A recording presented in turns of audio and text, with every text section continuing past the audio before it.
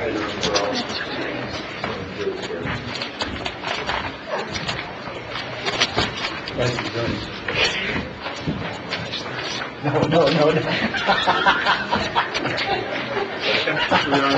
Yeah, we're pretty Ready, John? Yes, sir. Sorry.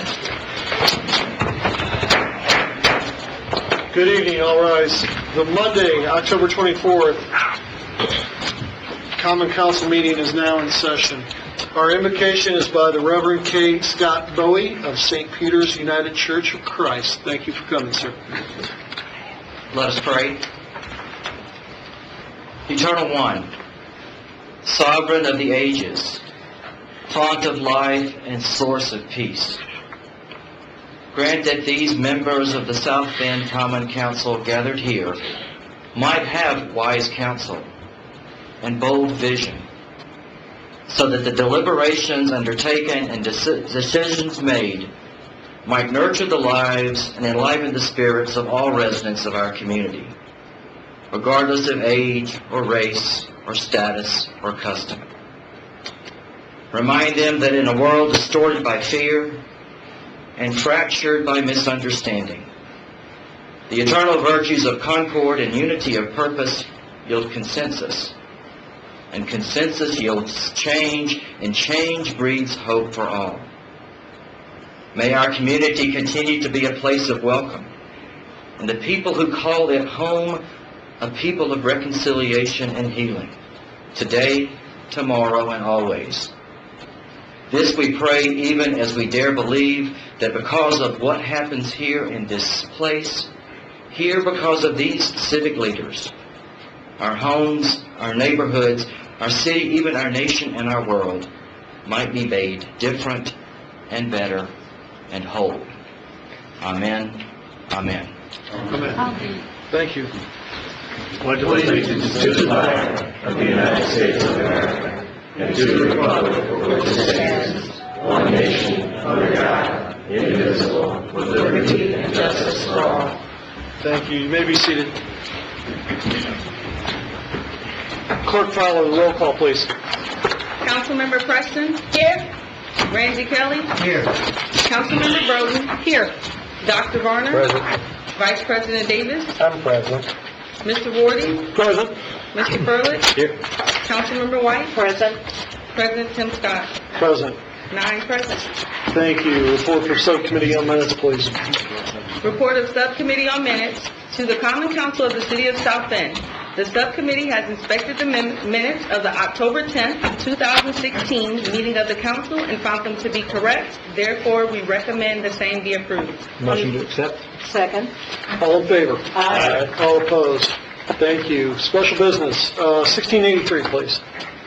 1683, a resolution of the Common Council of the City of South Bend, Indiana, publicly honoring and thanking Captain Chuck Steele for 50 years of dedicated service on the South Bend Fire Department. Do we have a presenter? Officer Steele. Any family members with you? Sure. Any family members?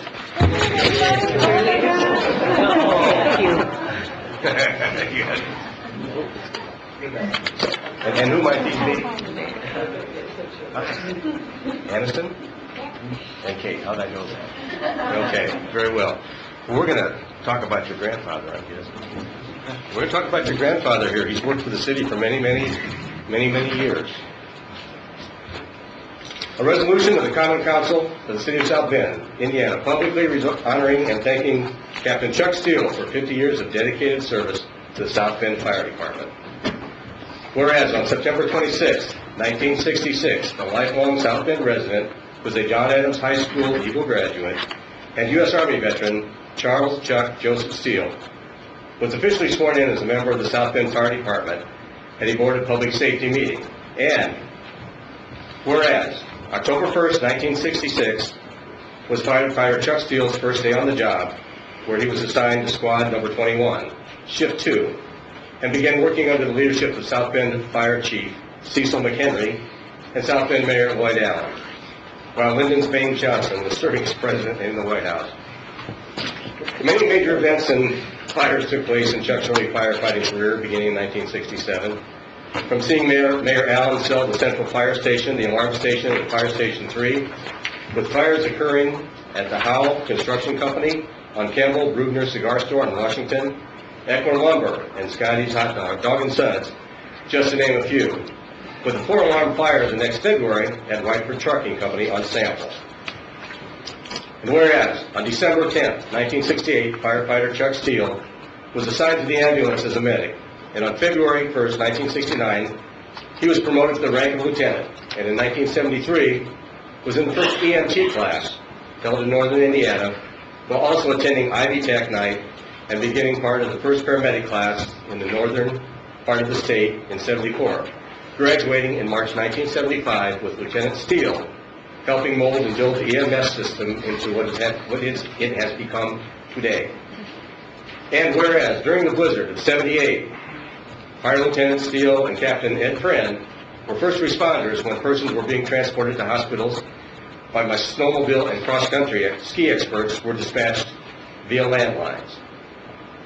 In 1985, Chuck was officially promoted to the rank of captain and became the South Bend Public Education Officer, and had a dual role between riding on the ambulance from Central Fire Station and additionally performing public education duties.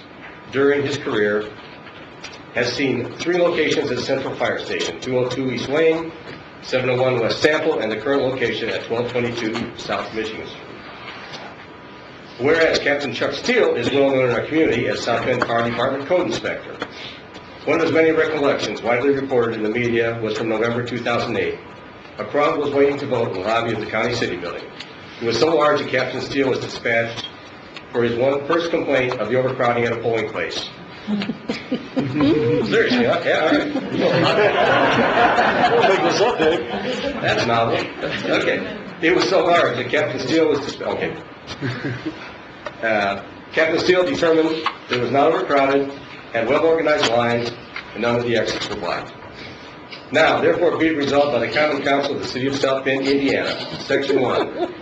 The South Bend Common Council proudly recognizes Captain Chuck Steele for 50 years of dedicated service to the South Bend Fire Department, which included fire suppression assignments on number 1, number 8, and truck number 1, professional services as a medic, services as a public education officer, and the last 17 years as services as an inspector in the South Bend Fire Department's Fire Prevention Bureau. Section 2, the Common Council wishes Captain Steele, Chuck Steele, all the best in the years ahead. This resolution shall be in full force and effect from and after its adoption by the council and approval by the mayor. What do you think about that, ladies? Awesome, huh? Captain, would you like to say something? Yeah, I was told not to say a whole lot because I guess you have a full agenda tonight dealing with the budget, so I'm not a speaker anyway, so I'll be very short and sweet, but I want to thank Dr. Varner and the Common Council for this resolution of 50 years of service on the fire department. They were 50 great years. I enjoyed every one of them.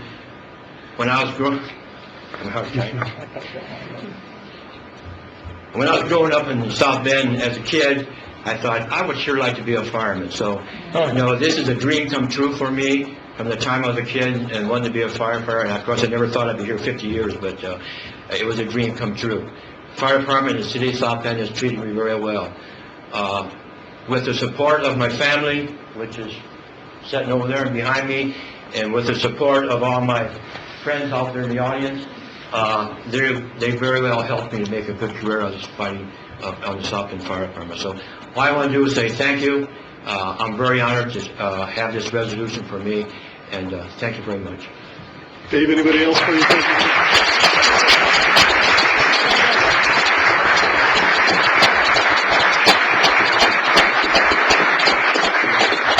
Anybody else for your presentation? I'm sorry? Yes, Anybody else? that is my presentation. Thank you, sir. Fire Chief, is there anybody from the public wish to speak in favor? Fire Chief. Ladies and gentlemen of the council, my name is Steve Cox. I'm the fire chief with the South Bend Fire Department with offices at 1222 South Michigan Street. Ladies and gentlemen of the council, Dr. Varner, I'd like to say thank you very much for honoring Chuck and in achieving this milestone with the city. To our knowledge, no other firefighter has served as a sworn officer for 50 years. It's tremendous, the amount of impact that he has had on the lives of thousands of people over the course of that amount of time in the city, both as a first responder, as a public education officer, and then additionally as an inspector. He can single-handedly say, and I know if those of you that know Chuck probably realize that he's so humble that he'd rather be anywhere except for here right now today, being recognized. But when you hit a milestone like this, of course, it has to be recognized. But there are thousands of people that have been impacted because of the service of Chuck Steele with the South Bend Fire Department in this local community.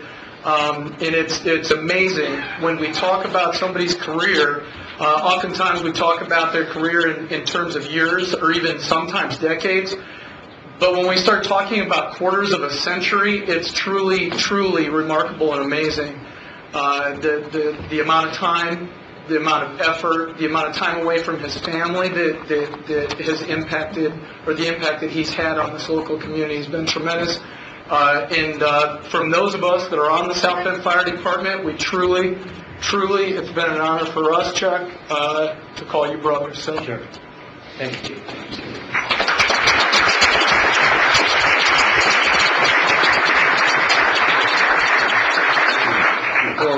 I'm kind of curious, how old were you when Chuck? Chuck got on the job in '66. I was born in '67. So. How does that happen? Okay. Anyone else wishing to speak on behalf of Mr. Buelow? Good evening, Chuck Buelow, Building Commissioner with offices at 125 South Lafayette. Not a lot of people understand this or maybe not even know it, but fire and building work very closely together to ensure that the built environment is safe for all citizens.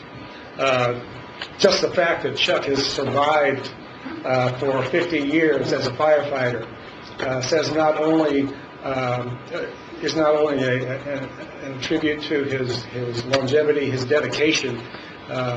It shows that there is something that attracts people to this profession that you can't put a name or a description on. I think a lot of it has to do with the fact that South Bend has and still has established itself as a place to live, work, and thrive. And I thank Chuck for his dedication to service and for all of his assistance over the years in helping the building department provide safe housing and buildings for the citizens of South Bend. Thank you.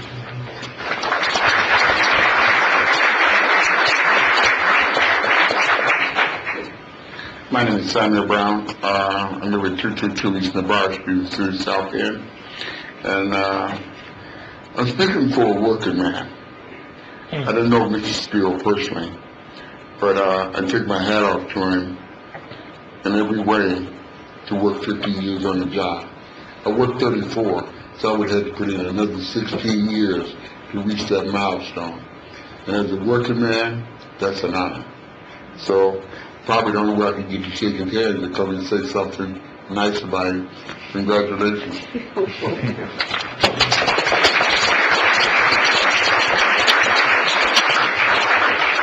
Anyone else wishing to speak in favor? Seeing none, anyone daring to get past all the firefighters to speak against? Seeing none, before I take a motion from council members would like to make a comment. Mrs. Preston? Wow. So you were helping to save us all the winter of '78.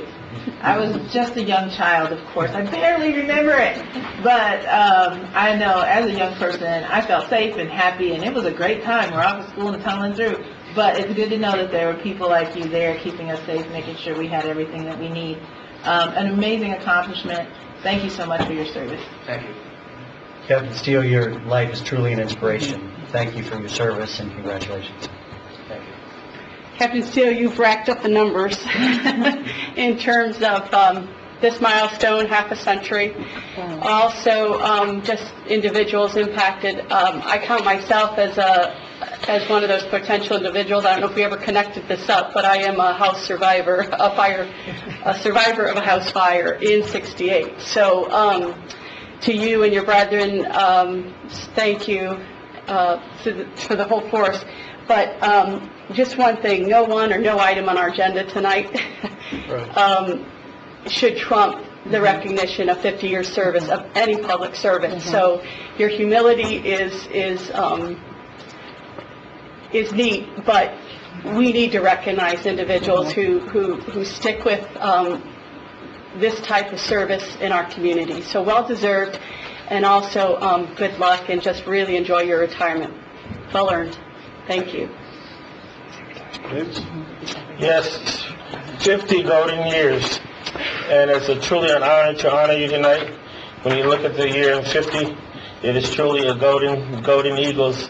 You are an eagle. It's from Adams, and so I love the outfit from your daughter and granddaughter. She has on a fire truck right there, honoring the fact that she honors her.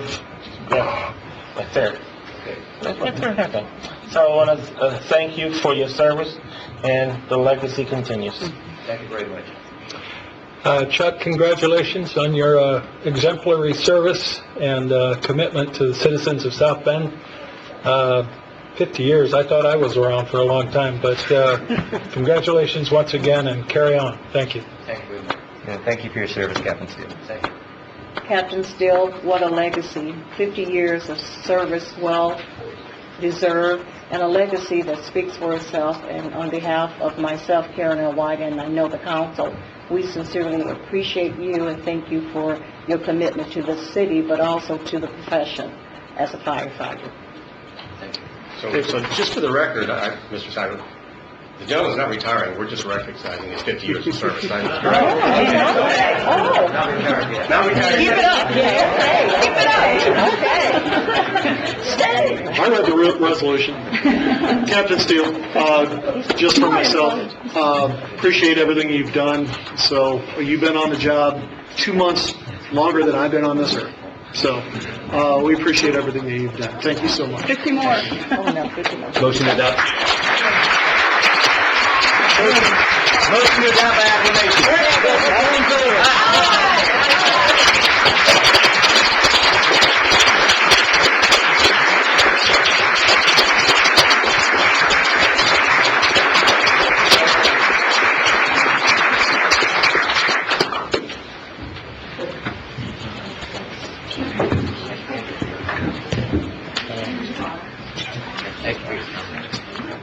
Thank you.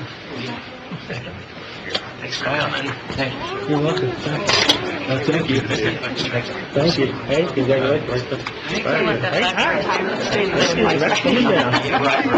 sweetie, how are you?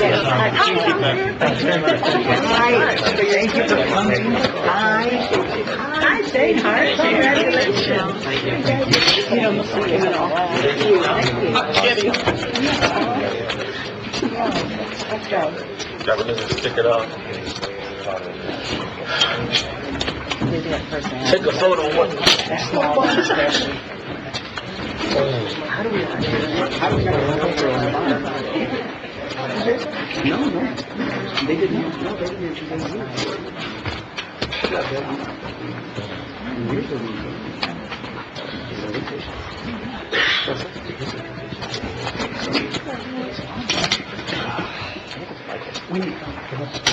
Thank you. Clerk Fowler, 1684, please.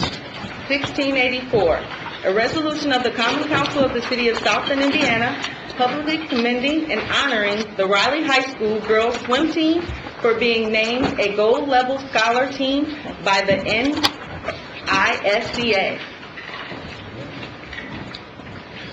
Presenter. Yes, my name is Karen White. I'm currently an at-large council member with offices on the 4th floor of the County City building. At this time, I would like to ask the ladies of the outstanding swim team to join me at the podium. Don't be bashful. And also the representatives, the coaches, the principals, if you would like to join us as well as I read this proclamation.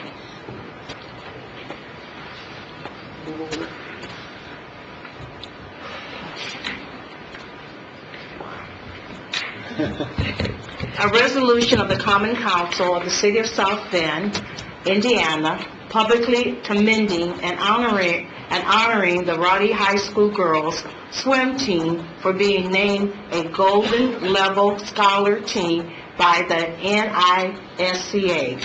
Whereas the National Interscholastic Swimming Coaches Association, NISCA, is a professional organization that supports high school coaches of the aquatic sports.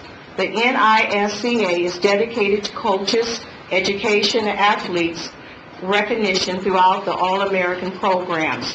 The NISCA allows opportunities for coaches to network and exchange knowledge and experience. And whereas the goal of the NISCA Scholar Team Award is to recognize academic success in the classroom for the entire swimming, diving, and water polo teams, as well as athletic success in the pool. The award is based on the average cumulative GPA of an entire varsity team of 12 or more athletes.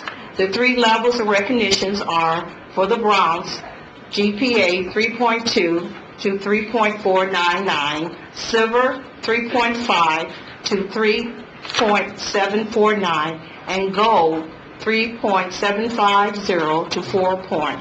And whereas the Common Council proudly recognized the 2015-16 Roddy High School girls swim team on a combined grade point average of 3.774. In addition to the academic accomplishments, this team earned a 13.1 regular season record and finished 12th in the state championship meet. The members of 2015-2016 girls swim team include, I'm going to ask them to come and to introduce themselves, starting with, we have 2,000, huh? The three that are in college are here. Well, we have three that are in college, and they're not here. So, let's give them a round of applause, okay?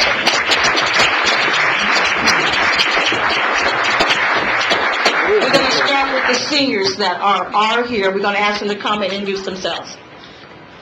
Hi, I'm Allison Walker. Anna Kirkpatrick. Abby Kirkpatrick. Jessica Vera. And now with the juniors. Alexis Joswiak. Katie Walker. Hannah Grant. Madison Blakesley.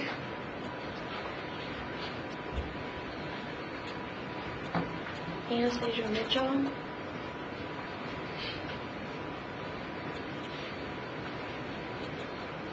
Megan Kramer.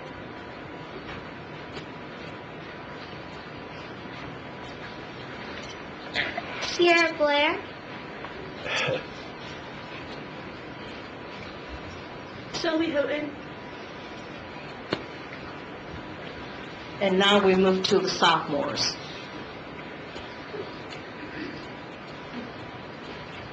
Peyton Strands.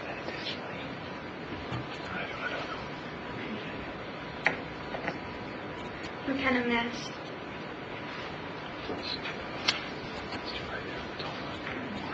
Melina Everett.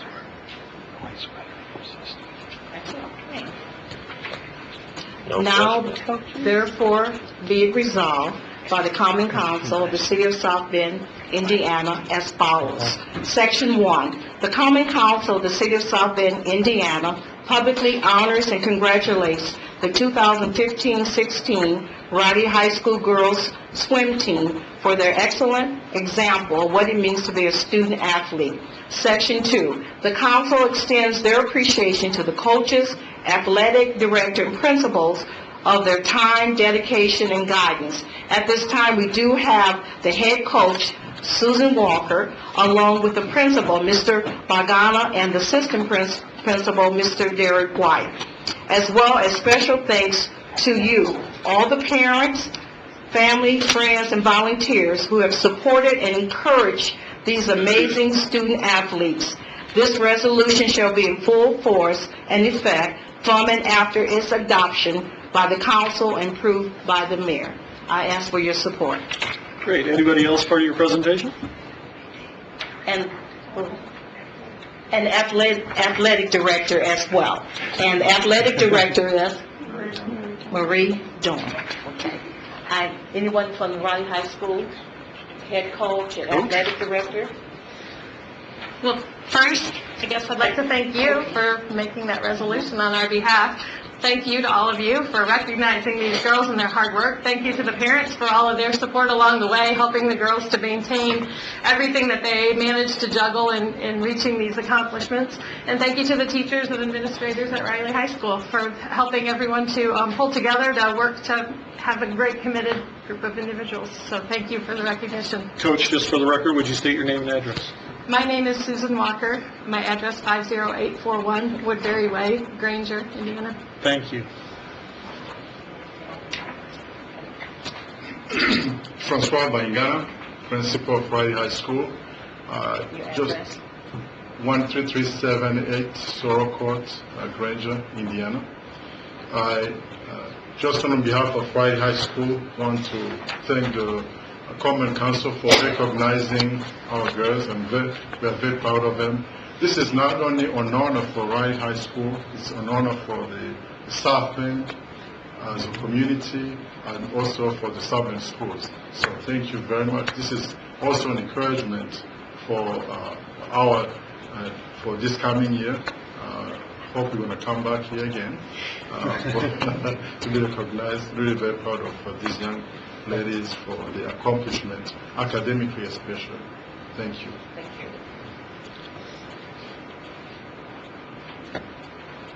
Anyone else?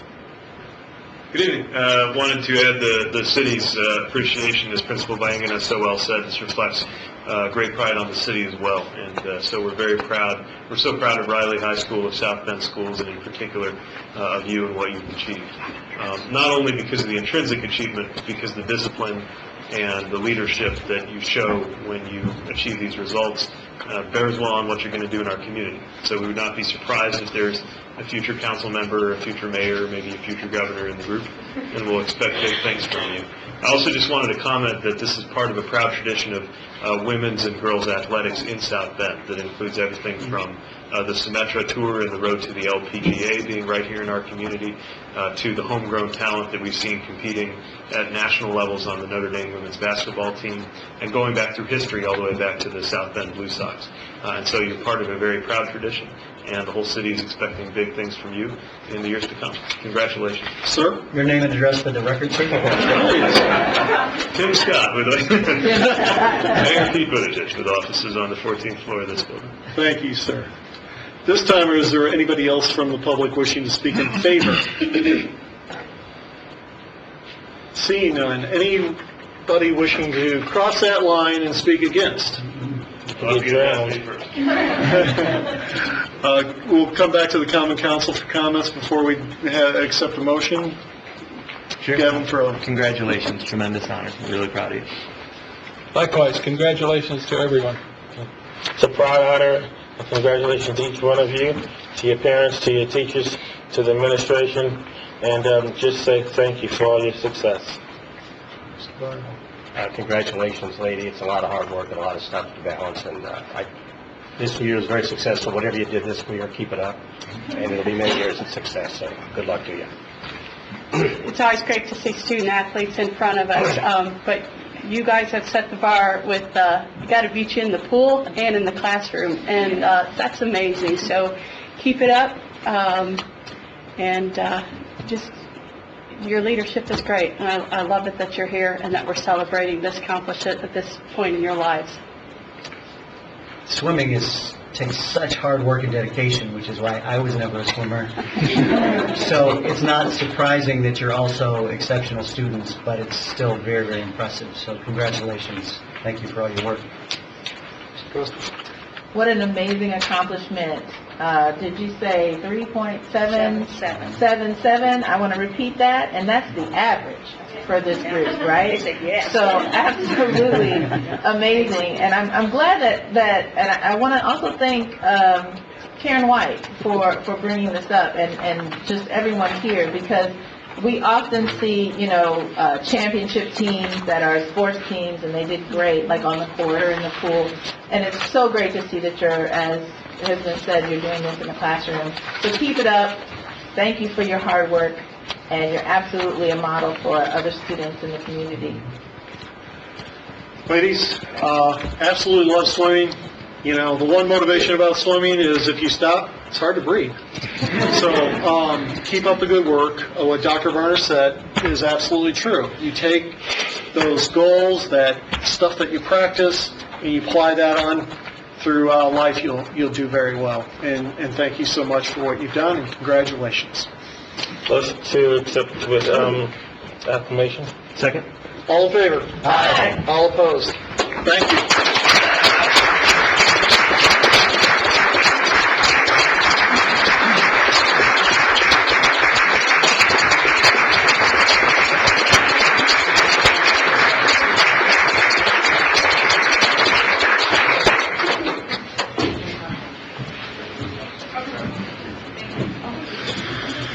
Congratulations. Thank you.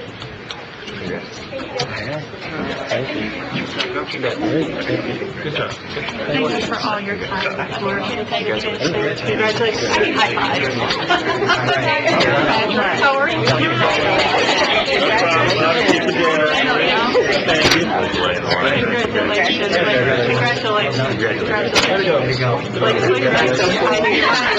Congratulations.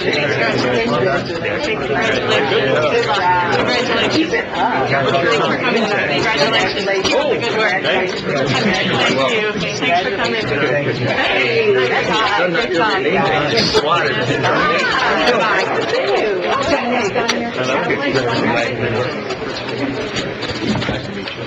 Keep sending us more. We won't hold it against them. Just get this outline. And I'll start with you.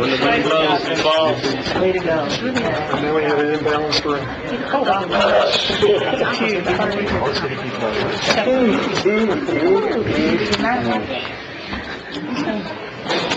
I'll get to my age, so I understand.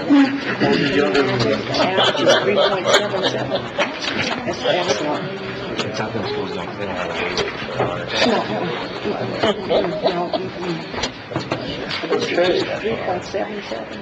At this time, we will have a report from city offices. I believe the mayor is going to make a overview of the budget. Your name and address, please.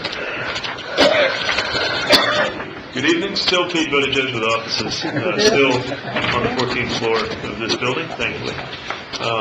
And I will try to have a brief overture because I know how much work stands before the council this evening, but just a few quick notes. First, a piece of very good news I wanted to share with the council that came out today.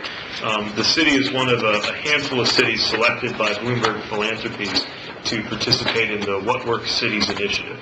That will lead to resources being committed by Bloomberg Philanthropies to assist us with performance management, as well as the use of a group called the Behavioral Insights Team, which has provided a tremendous amount of value to cities by helping optimize things like utilities and other city processes based on some of the latest research, and it's all about data and evidence-driven decision-making to better serve residents. So our Chief Innovation Officer is currently at the national convening with former Mayor Bloomberg and the other cities that are selected to participate in this initiative. We look forward to updating you more on this as the resources are brought to bear here in South Bend. Also, just two other things I wanted to quickly mention before a brief commentary on the budget. One, I know there's been a lot of interest in the issue of homelessness, and in particular, the emergence of the encampment in the downtown area. I know the team briefed you this afternoon, and just wanted to reiterate that what we're looking at here is a stopgap solution that we think will allow us to get through the winter while we continue to have a dialogue over the medium and long-run solutions with our community partners. And I'm really thankful to all of the community partners that have snapped into action in order to help us get ahead of the winter and think about what we can do while we're still waiting for resources like the Housing First Fuse effort, which we expect to be online later next year. I also thought it would be good to use this opportunity just to quickly address what may have been a little bit of confusion in the community around the city's direction around the future firehouse, Fire Station 9. So just to be clear, the chief, at my request, and his team have been leading a process to thoroughly identify any possible alternatives to the site at Potawatomi Park that's been discussed. Everything remains on the table, but the reason for this effort is to make sure that, if at all possible, we can find an alternative site, and that in the event that we are compelled for safety and function reasons to rely on that park site, we've done so only after truly exhausting every alternative. And that's what's going on in the department. We will, of course, continue to update you as any developments happen in that process. So that brings us to the budget, which I want to thank the council and the council leadership, and in particular the Personnel and Finance Committee for their great work, as well as the administration team. And just point, first of all, to appreciation for a process which has included, I believe, 8 public meetings since the meeting where we first presented it, one of which was geared toward public input, but all of which were open to the public. And we've really valued that process to try to make sure there's a good flow of feedback in both directions.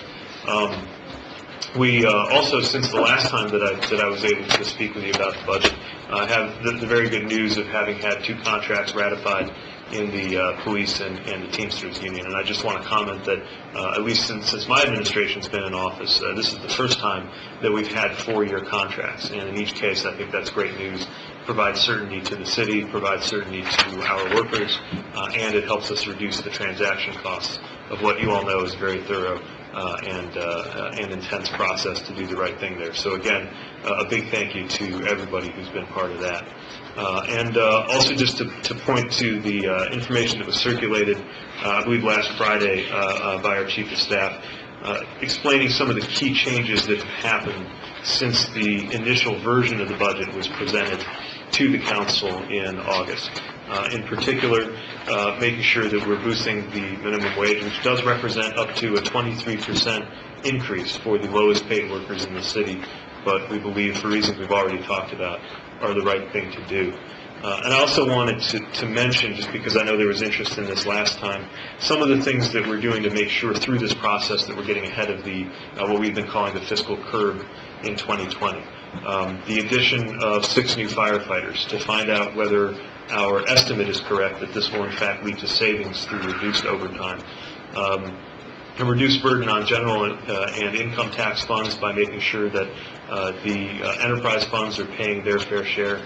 A reduction in overall IT expenses, which I know can be a little bit masked by the way the budget's presented since we're doing these allocations in a new way. But just to be clear, $300,000 less in overall IT requests through efficiencies and a reduction in the need for outside professional services.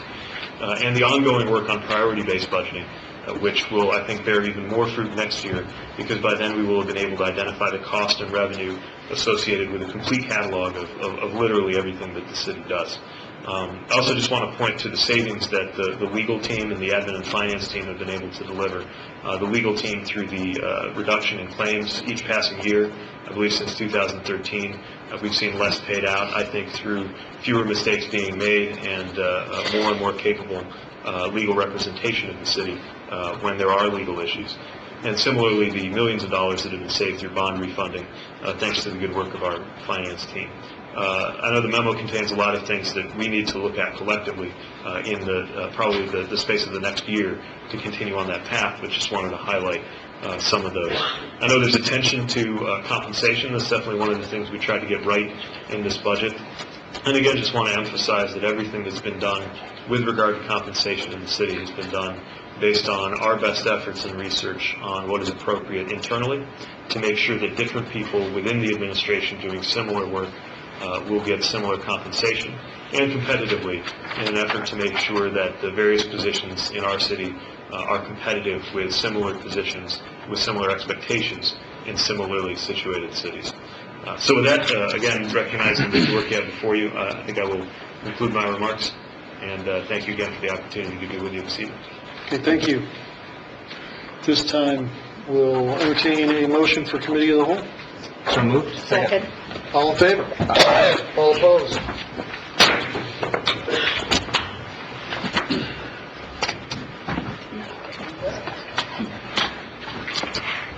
Thank you, John. The Committee of the Whole is now in session. This is the portion of the council meeting where the full council meets as a committee. After each bill is read, there will be an opportunity for public to comment on each individual bill, either in favor or against. Your comments will be limited per bill to 5 minutes. Would the city clerk please read Bill 5216? Bill 5216, public hearing on an ordinance amending the zoning ordinance and requesting a special exception for property located at 736 California Avenue and 808, 812, 824, 826, 828, 830, 832, 834, 836, 838, 906, 908, and 910 Portage Avenue, Councilmanic District Number 1 in the city of South Bend, Indiana. And I should first ask, is the petitioner present? Yeah. Great, fantastic. Oh, I'm sorry, this is the wrong one. Sorry about that. Is there a committee report? Yes, the Zoning Annexation Committee met this afternoon, and we bring this bill before you with a favorable report. Thank you. Their presenter.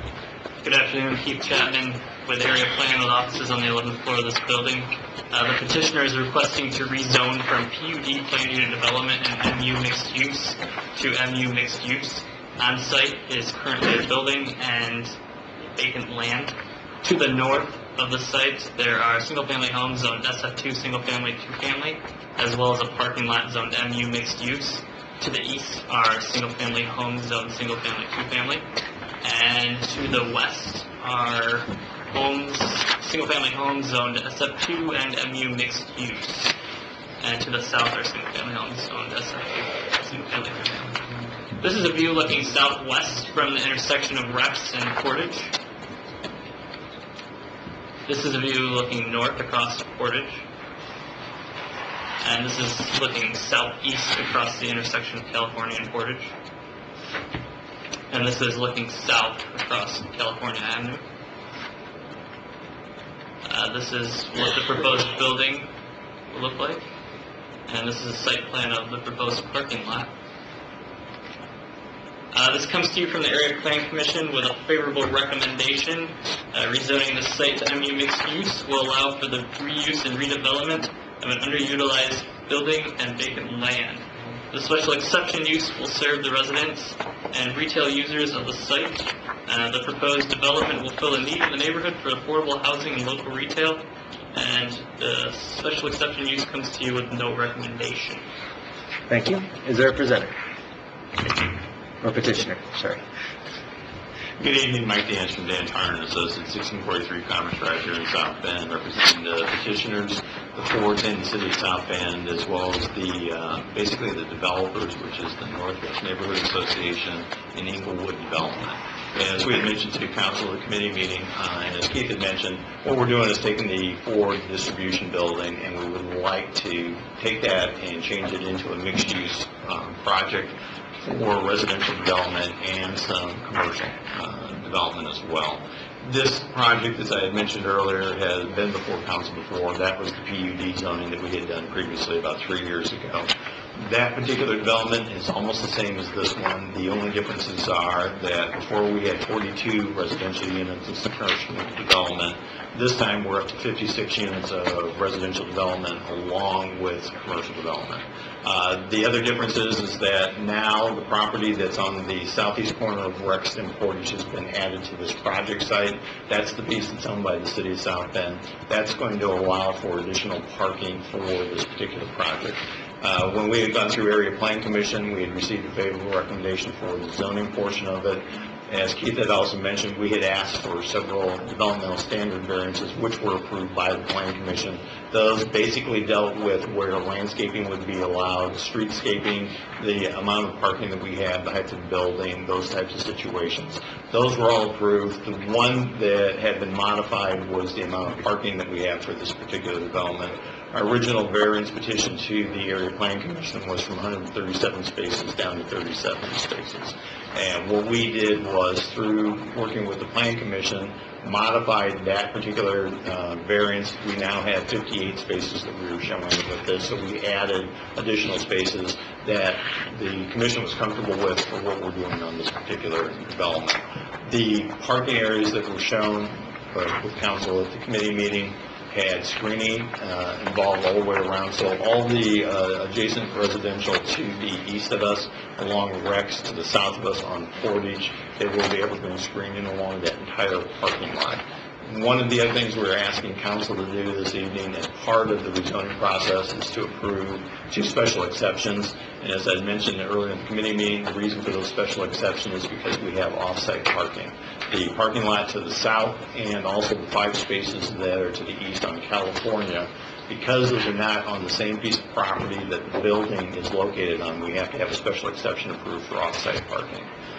The Area Plan Commission at their meeting gave you a no recommendation on that, and that was due to some confusion between what was approved for the parking variance. I had talked to commission members, and if they had realized before they voted on the special exceptions that they were allowed to modify the variance petition for parking, they would have sent those special exceptions to council for the favorable recommendation. And I think just because of the amount of things that we had done on the site, that was where some of the confusion ended up with. This will have some tax credits that are involved. Those tax credits are from the state. They are doing their application forms, and as we had mentioned in the committee meeting, hopefully those credits will be approved in March. Assuming that that all goes through, this development would then proceed. We're probably talking in the area of $6 million plus for the development. Any lighting standards that would go on this particular has to meet the City of South Bend standards. All lighting has to stay on site. There can be no spillage of lighting off site is one of the questions we had been asked. If you have any questions for me, I'd be glad to answer them. Any questions for petitioner or presenter from council? Seeing none, we'll move to the public portion. Is there anyone from the public wishing to speak in favor? Please state your name and address. Thank you, Council. My name is Kathy Schuth. I'm the Executive Director at the Near Northwest Neighborhood located at 1007 Portage Avenue. And in fact, I wear multiple hats when I speak to you. Of course, as Executive Director of the Near Northwest Neighborhood, we are part of the development team of this project, and we've been working for 4 years on this project. However, when I began, I was simply a resident impacted by this project. I live and reside at 911 Leland Avenue, which is the other end of this block. So this is a project near and dear both to my workplace and my home place. And I find that in the simple matter, what you have before you, of course, is a zoning request that makes sense for Portage Avenue. It's within an area that is a mixed-use zoning throughout this area as a node with the Near Northwest Neighborhood across the street, and also all of the surrounding parcels of land next to it are also mixed-use zoning. And then additionally, the special exceptions asking for parking are basically the only way we'd be able to reutilize this building at a zero lot line fashion and allow parking to be used in that area. I also wanted to mention that we've had, over the course of 4 years, over 20 meetings, public meetings, inviting neighbors to participate, give feedback, and to give any sort of indication of concern. Our most recent meeting giving updates about the project was in September 28th. Approximately 25 folks participated in that meeting, and at the end of that meeting, overwhelmingly asked what they can do to support the project. And then we ended up in basically an all-in conversation about how we as neighbors could support this project as we bring it forward to the state of Indiana for the tax credit application. Thank you, and we hope that you pass this. Thank you. Anyone else wishing to speak in favor?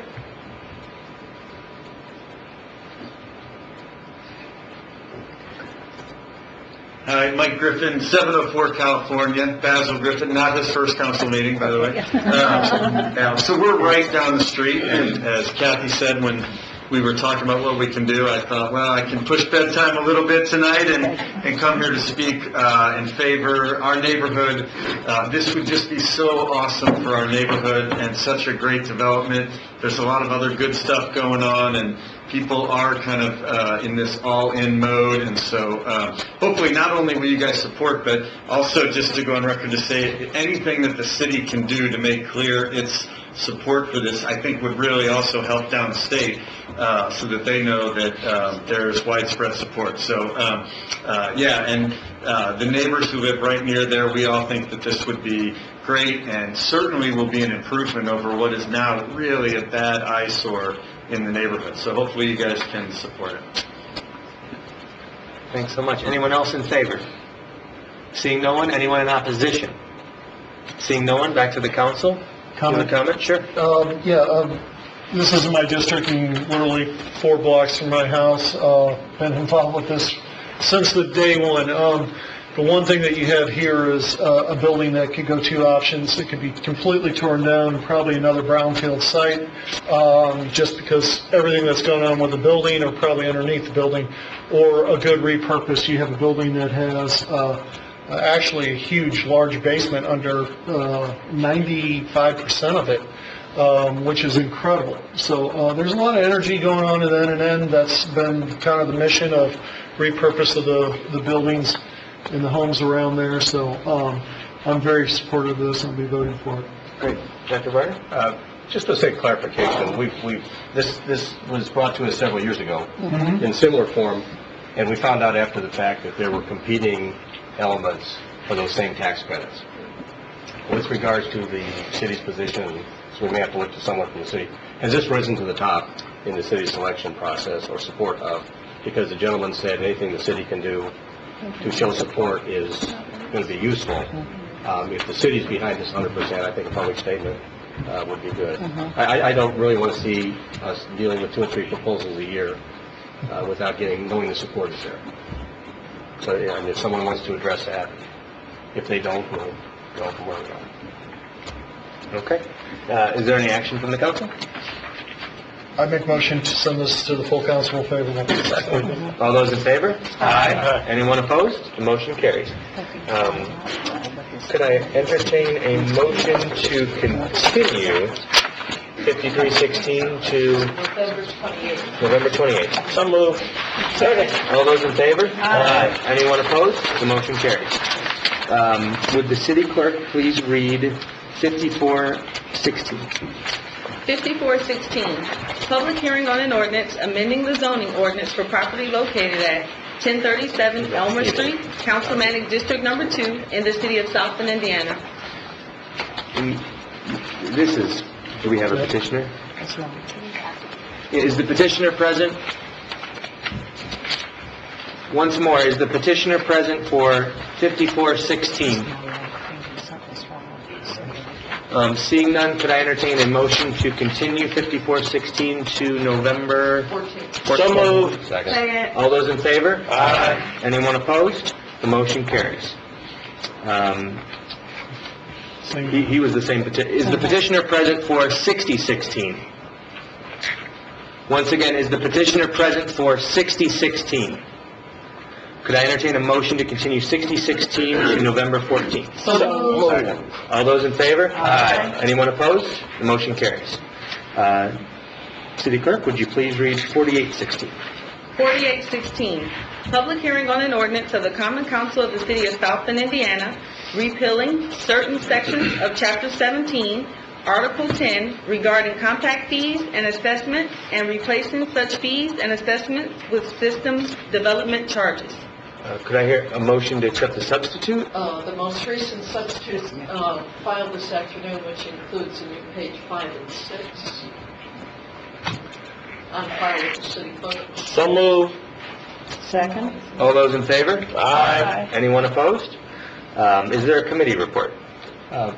There was a committee report. The Utilities Committee had a hearing for 4816. Did we have the most current bill when we had the hearing, or has there been modifications? There was a bill that was filed on Friday. Right. This bill was updated today. Well, what we were looking at today. And what is before you now is the most recent following your utilities committee meeting. So it's been modified. Has it been Yes, amended? but it's all on file. It's all on file now because none of these prior bills were accepted by the common council formally. Okay. So it's the last version. And the 554 is now on file. Great. That is correct.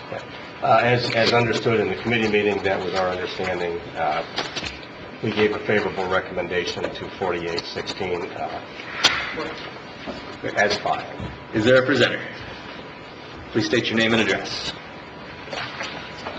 Good evening, Council. Harold Corvat, Public Works Director, office on 13th floor of this building. Appreciate your time tonight. I want to talk to you about an ordinance that we've had in place for many years that had compact fees and assessment fees with it that had been inconsistently applied over the years, which caused us to review those ordinances or those sections of the code and reevaluate them. And we submitted a draft ordinance a couple months back for you to look at, and we had a number of meetings both with the council and outside folks, and got tremendous input from folks. I want to say thank you to the council, to South Bend Chamber of Commerce, the St. Joe County, the home builders, the developers, and Town of New Carlisle, who all came together, as well as others, in multiple meetings to give input that we tried to take to make it a better ordinance. And so what you see in front of you tonight is an ordinance that hopefully is reflective of the input and comments that we received over the last couple months. And essentially, I'll briefly describe the ordinance. It eliminates all assessment fees that were on the previous books in the code and replaces them with a system development charge, which is it's computed on an equity method of determining the charge. So it should be a more appropriate charge for water. That system development charge is $500 per equivalent residential unit. For sewer, it's $1,145 per equivalent residential unit. This ordinance in front of you also eliminates compact fees for sewer and water that were on the books before, and it adds a surcharge for sewer, and that surcharge, as was just stated, is phased in, and so it'll be 0% till the end of 17, then it becomes 5% January 1 of 17 to December 31st of 17. Then it becomes 10% from January 1 of 18 to December 31st of 18, and then 14% from January 1 of 19 and on. Is that the way we wrote it? I have to question it. 5 and 4. Yeah, it's 5. But was it 5 of the 27, 5 of the 2017, and 4 of the 2017? Or are you allowing it to compound by doing subsequent years? No, it's 5% in 17, then starting in 18, January 1, it's 10%. So it's not 5 on top of 5. It's just 10%. It's good.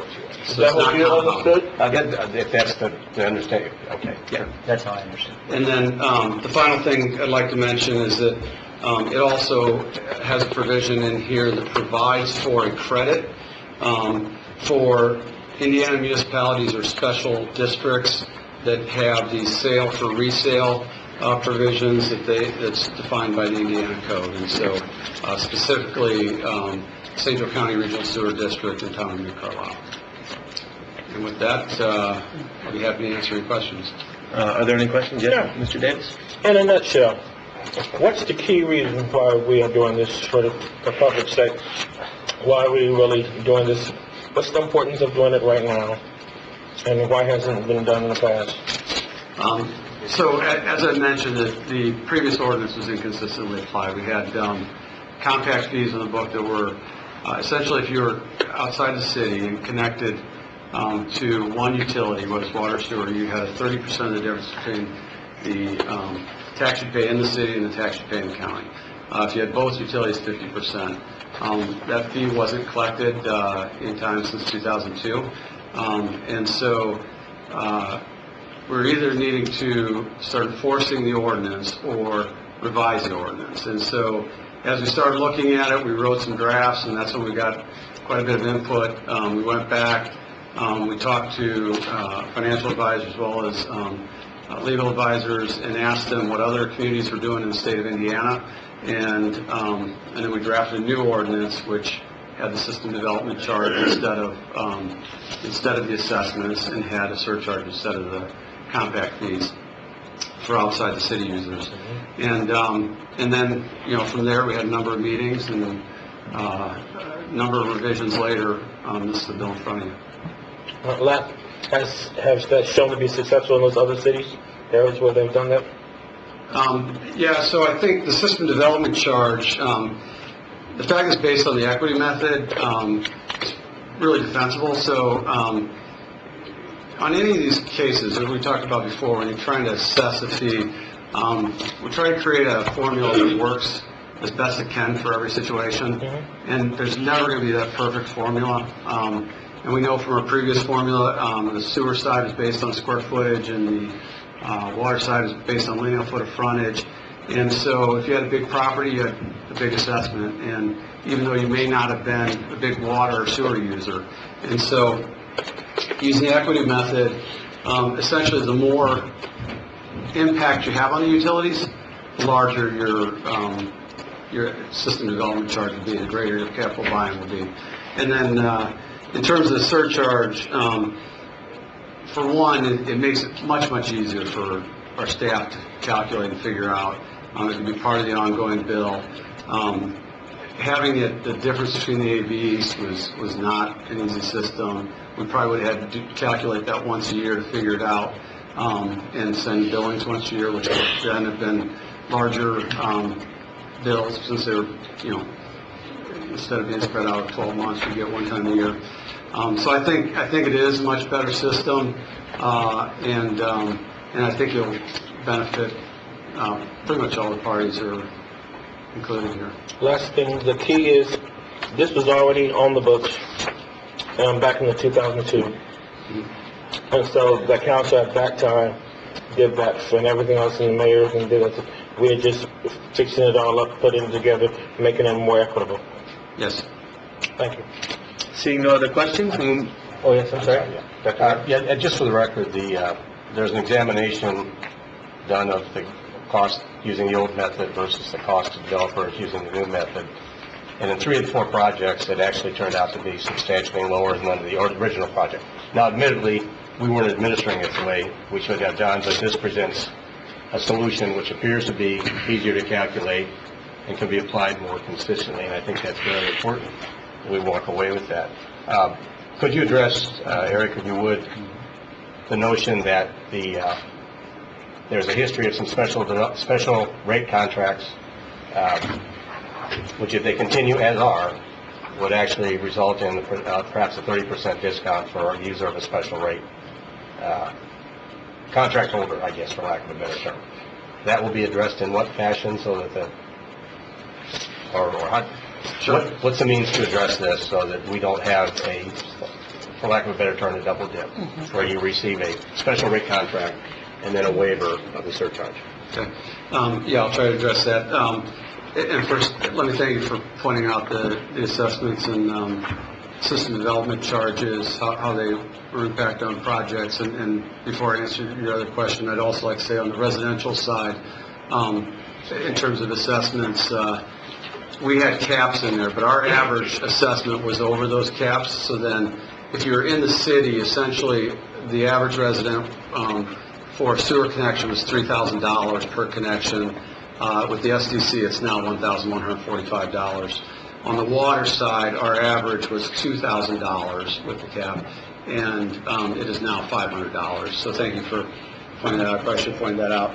And then in terms of special rate contracts, there's a provision in the ordinance. I apologize because I don't have it in front of me, and I don't remember it real well, but that allows for special rates. And there's some things that the city has to do and go through the council on those. To my knowledge, we have one such entity that has a special rate right now. It's under contract, and we're currently with legal department reviewing that with their legal department. But in terms of this ordinance, there's nothing in here that specifically talks about special rates, but for the credit that you have on the outside the city users surcharge, it's only eligible for Indiana municipalities or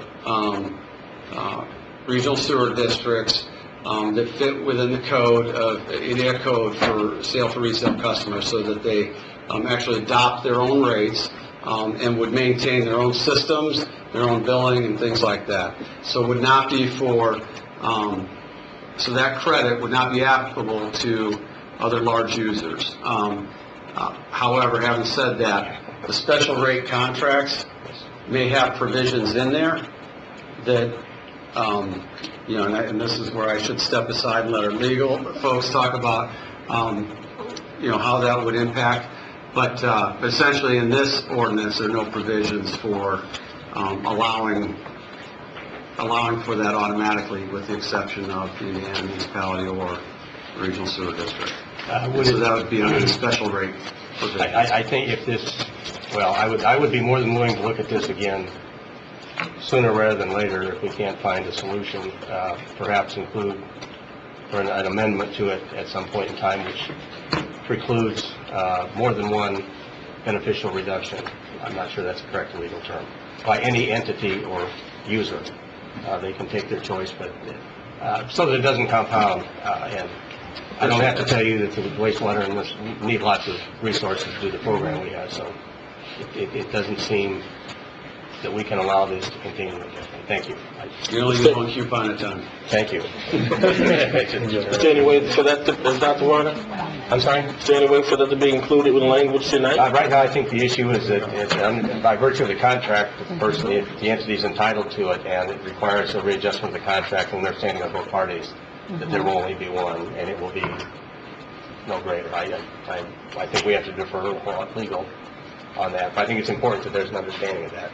Yeah. Thank you. Thank you. Is there anyone from the public who would like to speak in favor? Is there anyone from the public who would like to speak in opposition? Seeing no one, back to the council. What's your pleasure?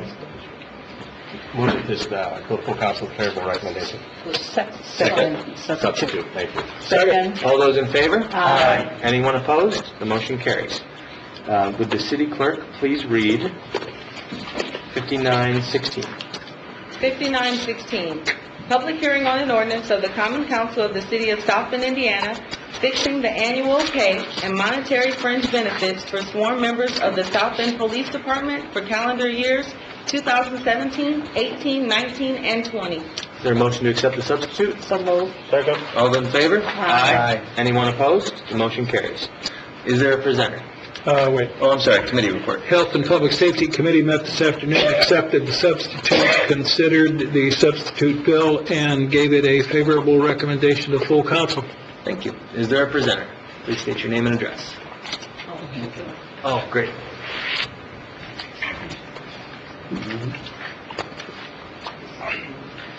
Good evening, Kathleen Sikansky-Farron, council attorney. I was just one of 10 individuals that served on the city's advisory negotiating team that included Councilmember John Bordy, Councilmember Karen White, and Council President Tim Scott. And there was many great individuals that served from the city administration, starting with Police Chief Scott Ruskowski, Operations Division Chief Jeff Reinierson, Deputy City Controller Jennifer Hockenhall, Director of Financial Services Ken Glowacki, HR Specialist Ian Spindler, Administration of Finance, the City Administration and Board of Public Safety agent Stephanie Steele, and myself. And for the past several weeks, if not months, we've had the pleasure of working with 8 members representing the Fraternal Order of Police, representing the men and women who serve on the South Bend Police Department. I'll just be very brief and invite Stephanie Steele and Scott Ruskowski and anyone else from the team to give remarks. But since 1986, the City of South Bend has used a combined system of administrators and Common Council's members working together on an advisory team so that there would be consistency and good reasoning behind the goals and objectives that were wish to be desired across the bargaining table. The proposed ordinance before you is a 4-year ordinance that sets forth between 2 and 2.5% over the next 4 years. But it reflects the goals that Chief Ruskowski set forth not only before Karen White's committee of the Personnel and Finance Committee when he presented the police budget for next year, but also to the Health and Public Safety Committee under Councilmember Vorty, that stressed recruitment, retainment, and reward. And as a part of that,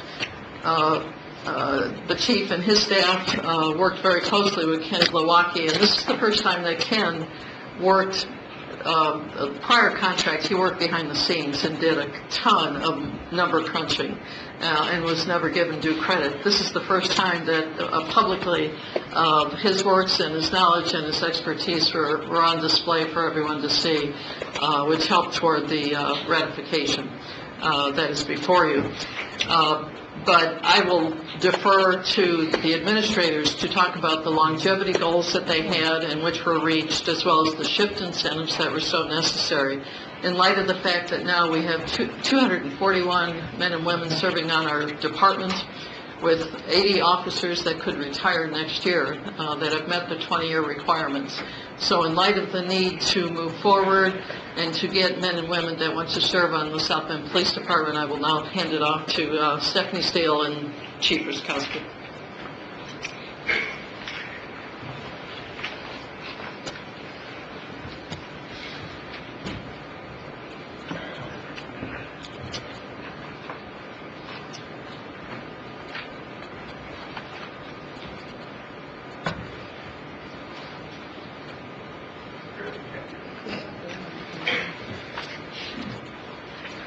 Good evening. I'm Please. Stephanie Steele. I am an assistant city attorney with the city legal department with offices here on the 12th floor. I'm Scott Ruskowski, South Bend Chief of Police, 701 West Sample, South Bend, Indiana, 46601. Ken Glowacki, South Bend Police, 701 West Sample. Thank you, Kathy, for that introduction.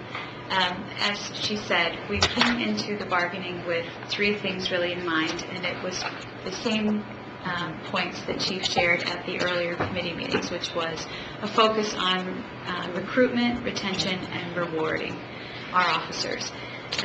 It is a 4-year agreement, and we were focused on that because we wanted to provide some stability and predictability in going into the year 2020. In that 4-year agreement, we've really accomplished several things. Taking first the recruitment, we have gotten rid of the patrolman 3rd class status. Officers now can come in at patrolman 2nd class, which makes us more competitive with other area police departments. Together with different incentives that we are providing, that really makes us now have the same salary bracket as other departments that are nearby. So in that way, we hope to really be more competitive. With the idea of retention, we have created different incentive categories, beginning with officers who have been with the force from 4 to 9 years, and going all the way up to officers who have more than 20 years. Different incentives for them that will create, a little bit of a more of a pull to stay and share that knowledge that they've gained over the years with the younger, newer officers. Also, we've increased critical duty days from 7 to 8. This allows officers to, it acknowledges that there are other holidays that are also, other employees are able to get.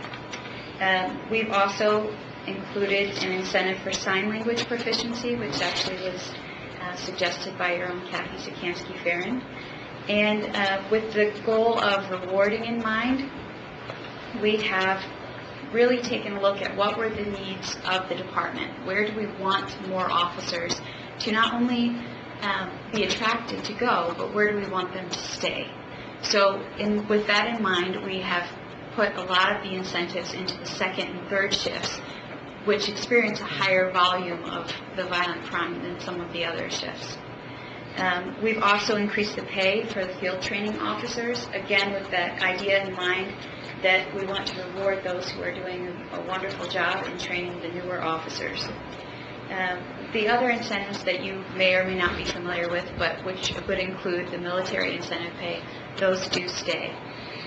And so we really feel that this has accomplished our goal of retention, reward, and recruitment. I'll just speak briefly to some of the reason behind the different incentives. Right now, the number of sworn officers is at 241 officers. We have budgeted 250. And going forward, we expect to lose, we know we're going to lose 8 officers next year because they're already in the drop plan, which means they've announced their retirement. So we're at already low numbers. Knowing we're going to lose another 8 officers next year, it becomes imperative to try to retain. We have 80 officers or more that have more than 20 years of experience, so they could retire virtually at any time. So we need to put incentives behind our experienced officers to get them to stay on the force. At the same time, to replace those officers that are retiring, we needed to have incentives to make sure we recruited new officers. And with the seniority, most of those new officers end up on second and third shifts. So to make sure that they felt rewarded for the time they had to spend on those shifts, we added incentives to those shifts. So we think we have a good balanced package to retain officers that have experience and recruit officers we need to build our force back up to the levels we need them to be at. I don't want to expound too much. It was a great closing argument by Deputy Attorney Stephanie Steele on that. It's supposed to be funny for you attorneys. But much appreciated. I know Kathy Skansky and I go back 20 plus years of doing negotiations. And last year, or the year before, I was able to sit in between on the table. Also an FOP representative and FOP president for many years. And now as the chief of police, a whole different perspective, whole different view, almost a satellite type view on how everything transpired. But again, unprecedented. With the 4-year contract, I haven't seen it in my career. I don't think many other people have it at all. I don't recall it ever being done. But with that, it was a painstaking process. And besides the obvious that Kathy had already mentioned, we have a representative from the FOP, Chad Gomez, here. I'll run him out and have him come up and say a few words. But there was a lot of behind-the-doors arguments and things that took place, not just with the wording, but with the structure and everything else that we're looking to do. And it was a process that we had never undertaken before, again, in the history of this police department. So, again, these were uncharted waters, and then looking to the future. And one of the things in mind is, what does 2050 look like? Now, I'm not going to be here, and probably most people won't be here, but there'll still be police officers, there'll still be our community, our family that will still be here, and that's the perspective we need to keep in mind. And what can we do now to benefit 2050 and beyond 2050? And just a personal note of thanks to Ken Glowacki, who was just up here. I will tell you that I challenged Ken on almost every day for hours and hours to go back and crunch the numbers again. Find a way. I know we can do it. I got council telling us it can be done. I got the mayor's office telling us it can be done. And then me telling Ken it can be done. And by golly, he found a way. He actually found a way and made that presentation. And it was not easy. I can tell you that we all lost a lot of sleep. But with that being said, this is what not only best for our department and best for the city, but more importantly, best for our community and getting the best bang for our buck with taxpayers' dollars that we are responsible for. And with that, I thank you. Thank you. Are there any questions from council? Yes. So, again, the question I shared today, but for the audience, you really fully believe that this is the best way for us to continue to attract, to retain all of our police, considering all of the different police departments in the local area where they can go off to Mishawaka County, Elkhart, state, whatever. This is the package that's going to be put in that's going to help minimize that and keep longevity going. The best that we can do with what we have. I mean, we had to lower our personnel to even get to this point. Comparative to any place around here, especially in St. Joe County, it's well above and beyond, and even in adjoining counties. And I would compare it to the state per capita from what we have with this package presentation to anywhere in the state, maybe even surrounding states. And I know the council did a lot of research, I know Kathy did a lot of research, and we are at least at minimum pretty darn close, or most of the time above all the other departments. Not just about money, it's about the want for officers to be here as well. This is only a portion of it. It's a large portion of it, because that's what people look at first and foremost when they want to establish roots in this great community we have. But not just that, as recruiting, retention, and reward. And we haven't done the reward, and we haven't done anything reward for the people who are staying or to reward people who come here. And that's what we look for in this package. Thank you, Chief. Thank you. Seeing no other questions, we'll open it up to the public. Is there anyone from the public wishing to speak in favor? Please state your name and address.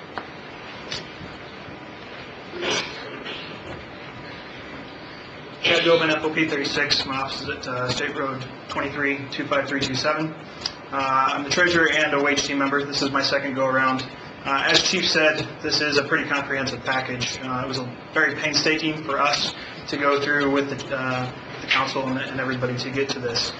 However, since it's been presented to our members, talking with members that have been on for 20-plus years, this is lots of great feedback. Several members have said this is the best package they've ever seen in their time as a police officer. We're losing officers on a daily basis that go to these other agencies, and since this has actually been out, since we've ratified this, I personally have had several members from other departments start questioning what we can do or how they start the process to come to our department. So with that, I think it has been a great incentive to recruit, retain, and reward everybody here in the police department and bring in new members. So to you, Mr. Davis, to hold the longevity, absolutely, with the members that are acting out and speaking out about this, I can see the retainment, longevity helping. I appreciate that. Thank you. Anyone else from the public wishing to speak in favor? Anyone from the public wishing to speak in opposition?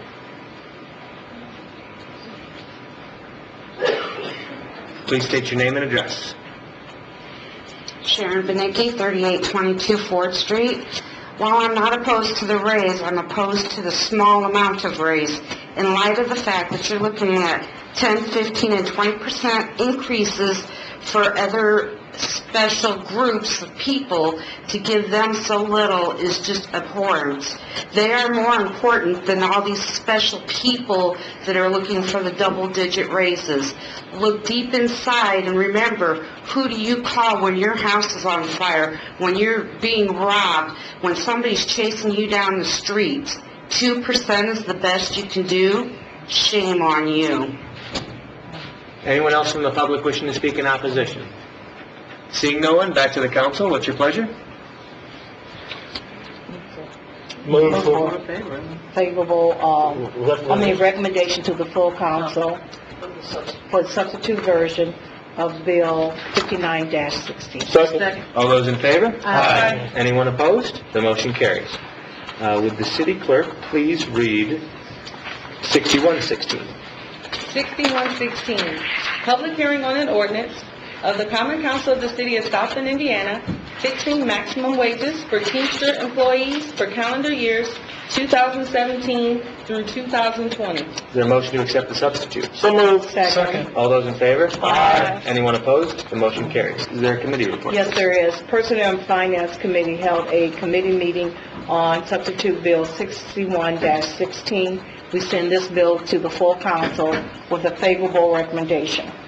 Is there a presenter? Please state your name and address. Good evening, Council. Michael Schmidt, Assistant City Attorney for the City of South Bend, with offices on the 12th floor of this building.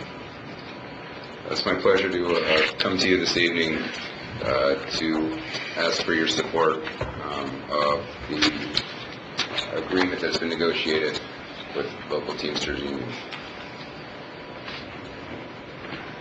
I come to you I come before you bringing an agreement that could not be presented without the help of a number of your colleagues and city employees. I'd like to give a special thanks to Joe Broden for her work throughout the 7 or 8 weeks that we've been at this negotiation. Your council attorney, Kathy Sagansky-Ferran, and her insight that she provided. Eric Horvath, Aaron Perry, as department heads, Jennifer Hockenholt providing the financial support and guidance, John Martinez, Jen Kane, Al Greek for providing their additional insight throughout the negotiation process. We came in with the goal of trying to find the best agreement for the city and the best agreement for the Teamsters. These are men and women of the city that provide a valuable resource day in and day out. We fully understand the value that the work that the Teamsters does for the city and what they provide. Warm weather, cold weather, they're out there in the elements making life work for the city. To that end, I'd like to just provide a couple of highlighted points, and we'll welcome any questions that you may or may not have. This is a 4-year agreement. We found that we believe that 4 years was a priority for us and also for the Teamsters. We wanted to provide stability, both with what wages would be for the Teamsters, but also in the city's management of having stability of knowing what our expenses are going to be, what the cost of benefits are going to be. This is important as we get closer and closer to the 2020 fiscal curve that we all have our eyes on. We're providing a wage increase over this 4-year agreement of 1%, 0.75%, 0.75%, and 1%. Supplementing that wage increase will also be additional funding of 1.5% through the state mandatory PERF funding. Second of all, we, through the help of council and through the guidance and leadership of Mayor Peep, the city has instituted the Activate Health Clinic. This agreement here is the first opportunity for the 240 some odd members of the Teamsters Union to have it specifically recognized that they have time to participate in this Activate Clinic. They are going to be afforded 8 hours to be able to spend time at the clinic, to be able to implement health plans offered by the clinic. This is, of course, a great savings to the city because a healthy workforce provides for a healthy work environment, but it also avoids things like overtime or having to call in additional workers or having work missed. Finally, the thing I wanted to mention is longevity bonus. We felt that it was important to institute a plan that recognized the dedicated service of so many employees in the union. Some of these employees have been with the city for 30 plus years. What we did here was find a financial way to reward this service and this dedication to the city. And with that, I welcome any questions. Any questions from council? Yes, again, just emphasize that this is the best package that you believe that we can retain, seek, and keep our Teamsters on a long-term basis. And when you consider our competition in Mishawaka, Elkhart County jobs, others, that this package is going to help them to stay here based on what you put together. And Mr. Suits, General, if you could chime into what he shared today, both of you all could talk to that. Well, first, I appreciate Councilman you recognizing Jim Seuss of the local union, the local Teamsters Union. His expertise and commitment in this negotiation process was invaluable. Having someone him across the table to be able to provide leadership to his team was imperative to our ability to get here. To directly answer your question, I believe it is. The vote was overwhelmingly in favor of this agreement, and to some extent that's really the proof in the pudding. These guys had an opportunity to sit down and listen to us. We put our offer up there, and it was overwhelming, the support that they had. In this particular agreement, adding things like longevity, looking into creative solutions about funding perf at 1.5%. Those are things that some other communities had, that the Teamsters spoke to. We would like to see this provision in our agreement too. We want to be recognized. We want this. We stepped up to the plate and found a way to fund it. Second of all, the wages, again, we're getting closer and closer to having a baseline wage that matches some of our other neighboring communities. However, what we did find in our studies is that our total compensation package between wages, benefits, longevity, perf, having the health clinic, put us at or even above communities like Mishawaka, Elkhart, Goshen. So, I fully believe... You're very competitive then. I fully believe we're very competitive. Okay. Thank you, Mr. Jim, add into that thought, please. Good evening, council members. Jim Seuss, SZUCS. I'm business agent for Teamsters Local 364, representing the Public Works and Parks and Recreation employees in the city of South Bend under the collective bargaining agreement. And please state your address. 2405 East Edison Road, South Bend. Let me open up by saying that I'd like to add a fourth R to the 3 R's that were discussed earlier this evening in relation to the police agreement. And I think this fourth R was a great role player in helping us be successful in this process.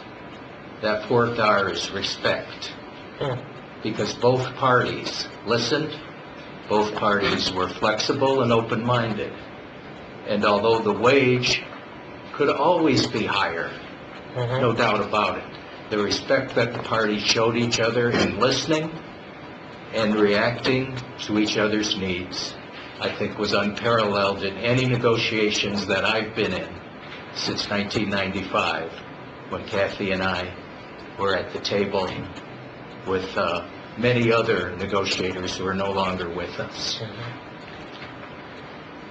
I'm open for questions. Any additional questions from council? So your Teamsters, your body feels that was very competitive. And how many do you completely represent in terms of employees? There are over 200 Teamsters in the bargaining unit, however, and we also represent employees in Goshen, we represent employees in Elkhart, and we represent employees in Mishawaka. And we are making gains to become competitive with those municipalities to retain employees. I appreciate your kindness. Thank you so much for your service. Thank you. Seeing no other questions, we'll open up to the public. Is there anyone from the public wishing to speak in favor? Anyone from the public wishing to speak in opposite? Oh, I don't believe as a... Not necessary? No, I don't know. Kathy, can a presenter then speak as a member of the public? We haven't had that before. You always set a precedent, Kathy. Jim Seuss, Teamsters Local 364, 2405 East Edison Road in South Bend. With the ratification of the proposal by the city to the Teamsters Work Group, I recommend that the ordinance be approved by the council. Thank you. Anyone else from the public wishing to speak in favor? Anyone wishing to speak in opposition? Seeing no one, back to the council. What's your pleasure? I move that it be sent to the full council. Substitute version be sent to the full council with a favorable recommendation. Second. All those in favor? Aye. Anyone opposed? The motion carries. Before I ask the city clerk to read 6316, we'd just like to outline the procedure. We will hear a presentation followed by questions from the council. We will open up to the public. After the... 6316 is the next one, right? 6316. Yes. Okay. That's what you said. Yeah, sorry. So after the public portion, if the presenter wishes a rebuttal, they will have that opportunity. After that, we will take comment from all council members if they want to provide comment. If you don't, no big deal, but please allow time to provide all comment. And then we have a council member, at least one who's express an interest in proposing an amendment, we will entertain that amendment. Only after that is complete would I like to request that the council make a motion then to either approve or do something with that. So with that, would the city clerk please read 6316?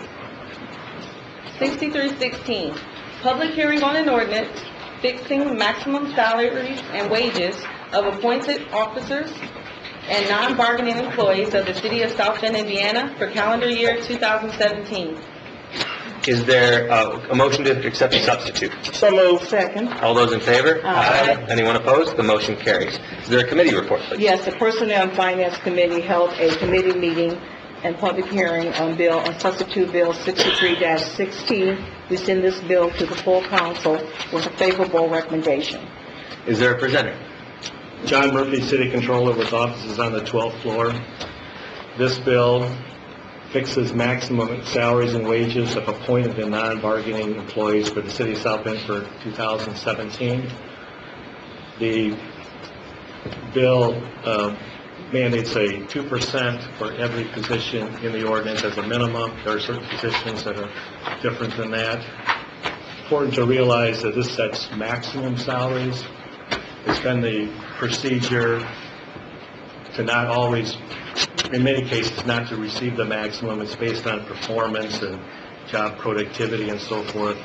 So that's important to realize.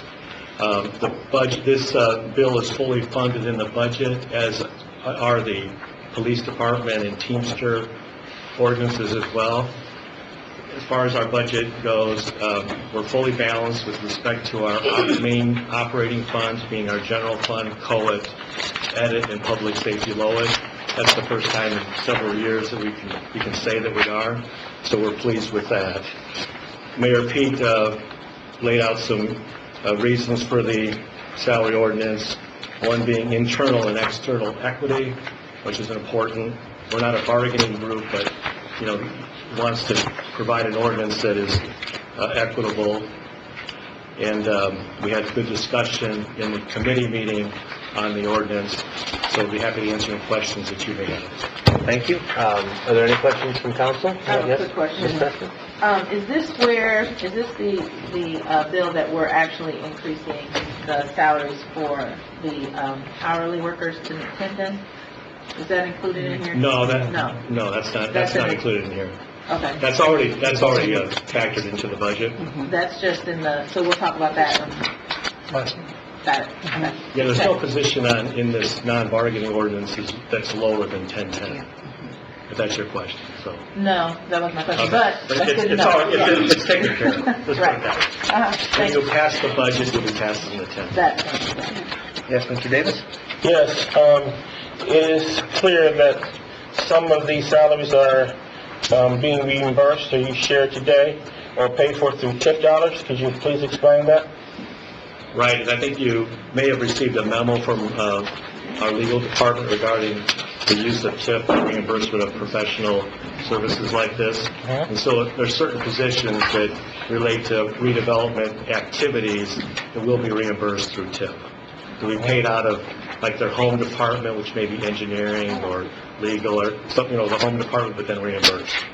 So that's a good way to help, the civil city balance this budget. A very creative, smart legal advice, able to do that. Do you see us doing that in the future? I would hope so. I think that makes a lot of sense when we're able to do it. And if you notice some of the questions I asked the police and Teamsters, based on their 2% raise and the perks that they had, they all felt that they were able to seek to retain and to have longevity of top talent at a 2% rate. And the reason why I bring that out, and I kept asking that question over and over again, is because it's been shared by the administration that this goal is to find and recruit top talent and retain all of that. And it based that for the justification for salaries of 10%, 15%, 20, 25, 30, all of those kind of things. And even a slight name change and everything else is based on that. And it said in order for us to get all of these talented people and keep them here, we have to give them these 10, 15, 20, 25 plus wage. Can you please explain to me why, in your opinion, the police and Teamsters were able to retain, recruit, and felt comfortable enough to have their body voted high overwhelmingly for 2% in perks versus, and they were saying they were able to retain everybody, but why is not the administration feel that they can obtain and recruit and have longevity of their top talent with a 2 to 3% raise themselves? Why does it have to be these 10, 15, and 20% in order for us to recruit and retain versus the police and Teamsters saying that they could do it? Why can't the administration do it? Well, I can only say that the purpose of the ordinance is for internal and external equity. So if a position is in a non-bargaining position is kind of out of whack internally with a similar position, maybe a deputy position, that would be one issue. Or if it's different than maybe what a Fort Wayne or somebody would get, that's another issue. I think they're different. The bargaining and non-bargaining are a little bit different. We don't have the extra perf that the Teamsters have, and that's great that we're able to fund that. But that's all I can tell you is that the purpose of this is similar. It's retention and attraction of good talent, and so that's the purpose of the non-bargaining ordinance. But didn't they not also look at, according to their testimony they did share, that they looked at the other cities in the other areas, Elkhart County, Mishawaka, other places for them to make sure that they were competitive? Right, and that's what we did also here. Why do we think that we have to have such double-digit rates in order for us to be considered competitive when our own police and our own Teamsters felt that they didn't have to do that? There were certain positions at the lower end as well that we felt were different than what they should be. The majority of positions were, the maximum salary was increased by 2%. And the total cost of the non-bargaining salary ordinance is estimated to be about 2.4%, which if you kind of look at it is kind of what we've been hearing is the cost of the bargaining units. It's maybe handled a little bit differently. Maybe they have some longevity in there, some difference in perf payments and so forth, but the cost is about 2.4% in total for the non-bargaining ordinance that you'll be voting on. And the last part I have on that part is the fact that, we say, well, we'll raise these salaries. We raised the chief of staff salary, I remember, up to $75,000 from what it was before. And that position has left. And I can name several positions that we raised and we increased salaries and everything else. And it did not retain and everything else. There's a role for public service, and I think this whole concept of us being in public service, that we have to compete against those in business is a misnomer, because there's a certain level of understanding that people have from the public service. And why do you think it is that even though we raised these kind of salaries, people still left? Especially, there's whole departments that left. We had a lot of great public servants in both the bargaining and the non-bargaining groups. I think I'm a pretty good public servant. I think you are too. I've been here almost 10 years, and I know Crystal and Eric and Aaron, and they're all great public servants. That's my answer to that. Okay. Thank you. Yes. John, just looking at the memorandum that we just received regarding the legal authority for utilizing TIF funds to pay salaries, give me a sense. I'm assuming that the yellow highlight is the areas that the authority is, that we're reading that the authority is deriving from that, and it's someone in corporate counsel. Michael, do you want to come up? He Thanks. put that together for you real quickly after our committee meeting, so you want to talk about it a little bit? And then maybe a follow-up question as he's coming up just to save time. There's several salaries that have been tagged as being funded 100%, specifically the assistant of city attorney, the engineer, and engineer one, director of redevelopment engineering. So how can we help me make that mental connection. How can we fund those at 100%? They would have to work exclusively on those type of projects. And is that where we're going with those?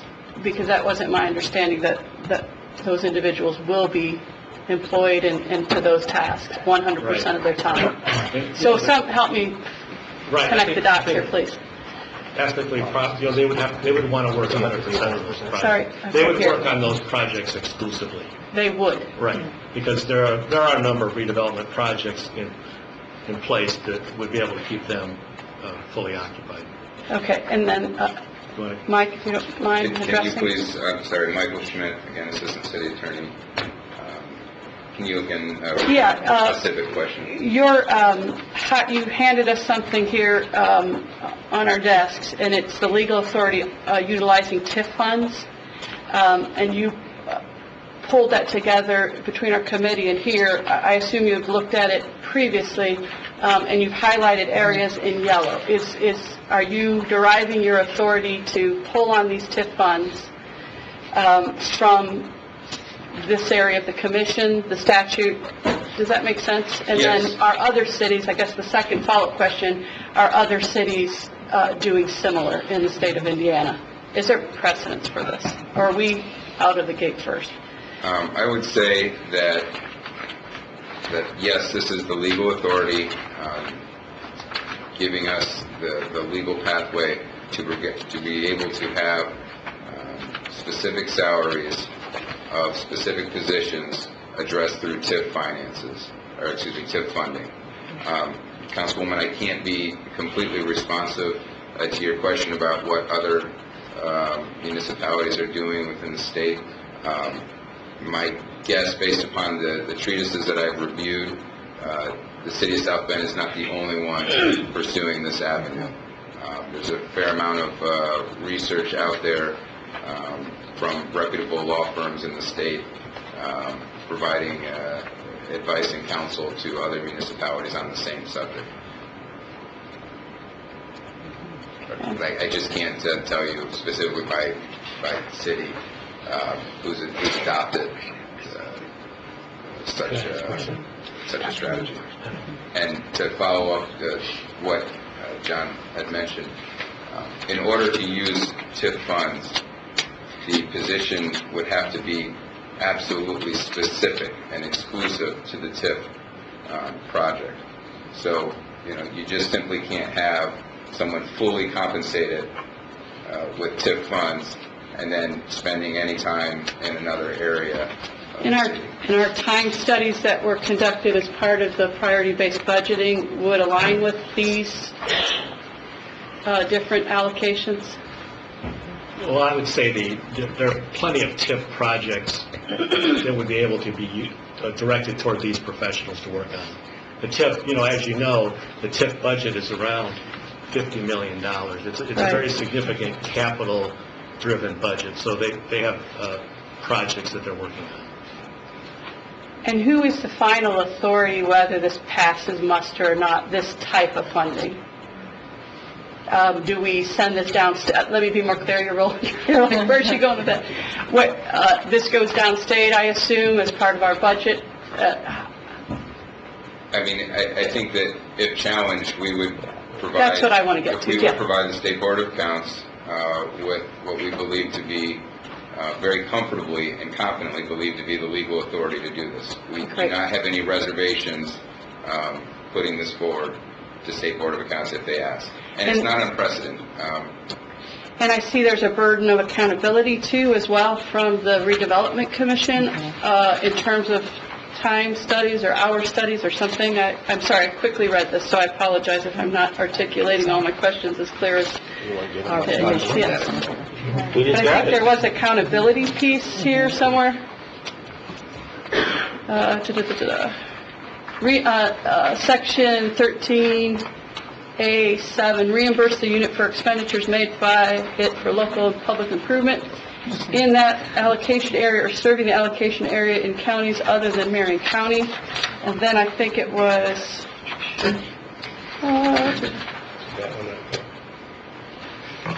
Councilmember Roden, if I may. Please state your name and address. Crystal Briscoe, Corporation Counsel, offices in the 12th floor County City Building. I can speak to how this works in practice now. Since 2008, the legal department has had a agreement with the Redevelopment Commission by which we keep track of the attorney's hours who's working on the Redevelopment Commission projects, and then those hours are submitted to the Redevelopment Commission. The Redevelopment Commission confirms that those projects were in a TIF district and were and add up to the total number of hours. So the billable hours like any attorney. Great. Exactly. Okay, excellent, thanks. And so that is how that process should work for the TIF engineers. Excellent, okay, thank you. Appreciate that added information. Yes, Dr. Gardner? So you probably know I've been a member, actually, Crystal. Crystal. And just for the sake of clarification, from my perspective, as a member of the Redevelopment Commission for the last 10 or 11 years, we've always seen bills in total. We've never seen billable hours or charges in that fashion. It always comes to us in the form of, which is simply a cost, a request for funds from the TIF district. It's presented to us that way. It's not presented to us usually as billable hours or in any way, shape. You may bill them that way, but we never see it that way. So thanks for sharing that with me. I know that since 2013, since I've been in the seat, May of 2013, I've made it a practice that the Assistant City Attorney actually provide the Redevelopment Commission with the sheet. So I will make sure that if it's not getting to the members, that we correct that. Okay, thank you. I think that's what's up. Thanks. What I need to clarify with Michael here, because I'm aware that we use TIF funds for private contractors for special contracts. And periodically, there would be a request for funds because someone in the legal department was, which was always in total, was being credited or charged to a redevelopment project. So that's, I guess, there'll have to be a declaration of some sort. If this is the memo that we're going to use, and I want everybody to understand what the rules are, so when we discuss it in the future, these are the rules that we're using, the policy that we're using. This attorney, this engineer, this director of redevelopment engineering, which sounds more like a title to me than an actual description of the job, are all going to have to do 100% of the work strictly for redevelopment. If I may, Councilman, I think that at least with what's been contemplated out of the, for lack of a better term, the TIF engineer, I don't know the exact position title, that is the case. I know that with the Assistant City Attorney, he's not exclusive to redevelopment. Is this Assistant City Attorney, Ben, Mr. Doherty? Yes, Ben Doherty. Okay. Is the $85,000 his entire salary proposal, or is that a portion? Because this says 100%, and I think this is where we run into problems. I think that's a portion. So what Crystal was talking about is the billing mechanism will take care of that issue, because if they don't work on, Ben doesn't work on redevelopment, then he can't bill to redevelopment. It's no different. So it may not be 100% as proposed here. It may be less. We could do a policy based on, we could do an accounting policy based on that legal memo. I think that's a great idea. I think that's probably a good idea, because there's a lot of clarification that we all can learn from. Right, we want to get it right, too. We want to bill it properly, because it's subject to audit, and, we want to make sure everything is correct. Okay, all right, thank you. Mr. Davis? Well, the only thing is that we're wanting to get it right. It just gives us a concern that we just got this document today, and through interview that was done, then it became more aware of the fact that this is going to be an issue. And so I just have concerns that when we have something that's this creative, recognizing we have to do our due diligence, it would be good for the legal department to respect us enough to give us time to review this, so we can have asked these questions and have reviewed this prior to tonight, and then we could have made better understandings of this, given the amount of positions that are coming from TIF, and this is the very first time that this is happening in the city of South Bend's budget history that I know. I've been here, and it seems like Dr. Varner's been here for a lot more, and so that's the concern I have. If that can be addressed, if there is any reason why there's been delayed for that, given that this is something your findings? We weren't aware of it. Eric Corbat, Public Works Director. I apologize for intervening here, but in relation to the TIF engineer positions, let me just say a couple things. One, last year we had a TIF engineer as well.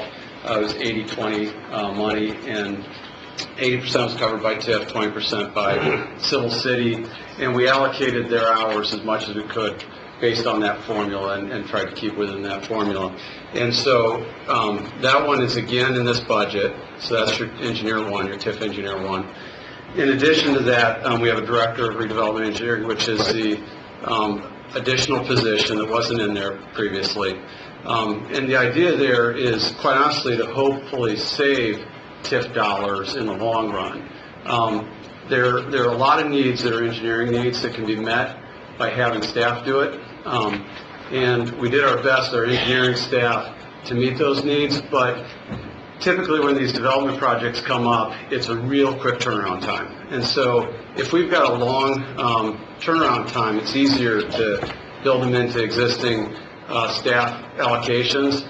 But when I've got something that needs to be turned around in a couple of weeks, it's almost impossible because we've got people already allocated out on projects. And so what we're trying to do is do some of these projects that would be hired out in the past. And so one of the recent ones we just did, utilizing the TIF engineer, was designing the Chet Wagner sewer and water extension. So it was actually a full-scale design of a road, sewer, water out in the Ameriplex that normally would have been done by a private company that we were able to do with in-house staff. And so it's that type of stuff, like the Berlin Flats, all these developments that come up. There's an immediate need, number one, to tell whether or not we've got capacity in the existing water and sewer facilities, to look at some of the other utilities and the right-of-way issues, and to have a person on staff. So this director would not actually report through engineering, would report through DCI directly to the staff of DCI, and would be responsible for making sure that they looked at long-range plans for sewer and water in terms of economic development, as well as being able to do design and being able to do quick turnarounds on these requests that come in for information when we've got a live development that's happening. A follow-up with that, one, do you have that in a written job description? And two, when you have other public works people who are working and providing services, whether it's picking up trash, whether it's cleaning it up, whether it's cutting grass for TIF areas, whether it's doing anything else, are you all tracking those hours to all the employees who are ever serving any time of their daily contract and working in the numerous TIF areas that we have across the city, whether they are picking up trash, cleaning up, doing anything else? Are you as a staff, as administration, tracking those hours? And if not, why? When you are just stating to us this, because we've been having this TIF conversation for a long while, and when we've talked about creative ideas, to my knowledge, it has never been brought to our attention that we have had other employees who have been paid out of this. As we look at the fiscal cliff coming up in 2020, we've been trying to say what kind of funds are out there to help us to be able to offset our general funds. And tonight we're hearing, really, for some of us for the first time, that we are paying employees 80% here or 20, whatever here to take care of that. Can we utilize this to pay more of our public works, people working our sewers and everything else who are doing work in TIF areas? Are you keeping track of those hours? Why or why not? So 2 questions. One, do you have that job and a job description? And number 2, are you keeping track? I don't have job descriptions. I think I can get those to you. I would appreciate that. And then the second, are you keeping track of all the other potential employees? And if you're not, are you going to start doing that for us to be able to track how many of our employee hours are working in TIF areas? Yeah, we are not doing that. We are not tracking how many hours we put in engineering in each individual district or any other way. Now, can you hold a second with that? Yeah. John, are you aware of any department, because we have public safety, we have anything, is there any department out there that's tracking their hours who's working in TIF areas? Based on the policy that you all are using to us here at this time. We're not allocating public safety or anything like that. But I'm talking, are you tracking their hours? I don't believe we are currently, no. Is there any reason why you selected certain positions to track and not others? We want to make sure it's in compliance with the statute. That's really our basis. Councilman, if I may, it's our understanding at this point that it's more of a professional services, that the statutory guidance relates just to professional services, your traditional accounting, engineering, architecture, legal. But what we can do is look into, see if there's other avenues available to be responsive to your request. Because where's the definition in state code or others that says professional services? That's part of the truth. It's really a multitude of statutes that come together. As you can see, there's the power to, under, I don't know if you have a copy of the memo in front of you. Go ahead. There's the power to appoint an executive director, appraisers, real estate experts, engineers, architects, surveyors, attorneys, under Indiana Code 36.714, 12.2, 13. There's also some authority there that speaks to the ability to appoint clerks, guards, laborers, and other employees advisable. That's my point. And so that's what we're looking at the advising. So that's a wider range than what we've been doing. Correct, but if you read it in connection with the regulations that we also provided, where it talks about supervisory level employees, that's why we have yet to give our full vote of confidence that it extends beyond the traditional professional services. But as I mentioned, this is something that we want to look into. But who has to give that full vote? Is it the administration or is the council that gives that full vote of confidence? My guess is that it should be probably a combination of all parties working together to make sure that we're doing something legal. So there'll probably be consultations with State Board of Accounts to make sure that this pathway is one that they're going to approve. Then thank you. Then as you do your research on that, could you please CC our council so make sure that she's in the loop with this so we can have that? Because it would have been really wise to me as you looked at that part that she would have been in the loop and then we would have been advised about that because, again, that was a much wider scope of professional services that could be working in TIF areas, who I believe are currently working in TIF areas, that we could help in our fiscal cliff issues. Thank you. Thanks. Ms. Preston? I'm just wondering if I understood that exchange correctly, but the way I was reading this, and it kind of gets at that point, is that basically it says here on page, what is my page number? But the one you were reading earlier, the power to appoint clerks, guards, laborers, and other employees as advisable, right? So that's what you're talking about in terms of this could be anybody. And so my concern, I guess, is what I'm hearing echoed from Councilman Davis. You know, where does it end kind of thing? But there's two ends to that. It's like we could either be looking at this as a way to increase salaries for some of our folks who make less. But then there's also my question is, don't TIFs end eventually? And what happens when we're funding something 100% and then the TIF ends? Well, then that person just goes. And if this is about attracting, retaining, and longevity, I mean, I don't know, I'm kind of new, so maybe I'm missing the point on that. But, you know, I'm just concerned about that because we could just keep doing TIFs forever, like redrawn and redrawn. But don't they, like, take away from other things? When that tax money is set aside, then it takes away from other, that money usually goes to other services in the city. Am I correct or am I wrong? Like things like schools, portions of it, right. So I just have a lot of questions, a lot of concerns about making kind of an executive decision and saying, hey, look, we found this, it's legal, let's do it, and let's bump up the salaries for a certain portion. And it hasn't truly, it sounds to me like it really hasn't been vetted maybe as much as maybe some people want, or it's certainly like what I want. And I'm all about attracting and retaining top talent.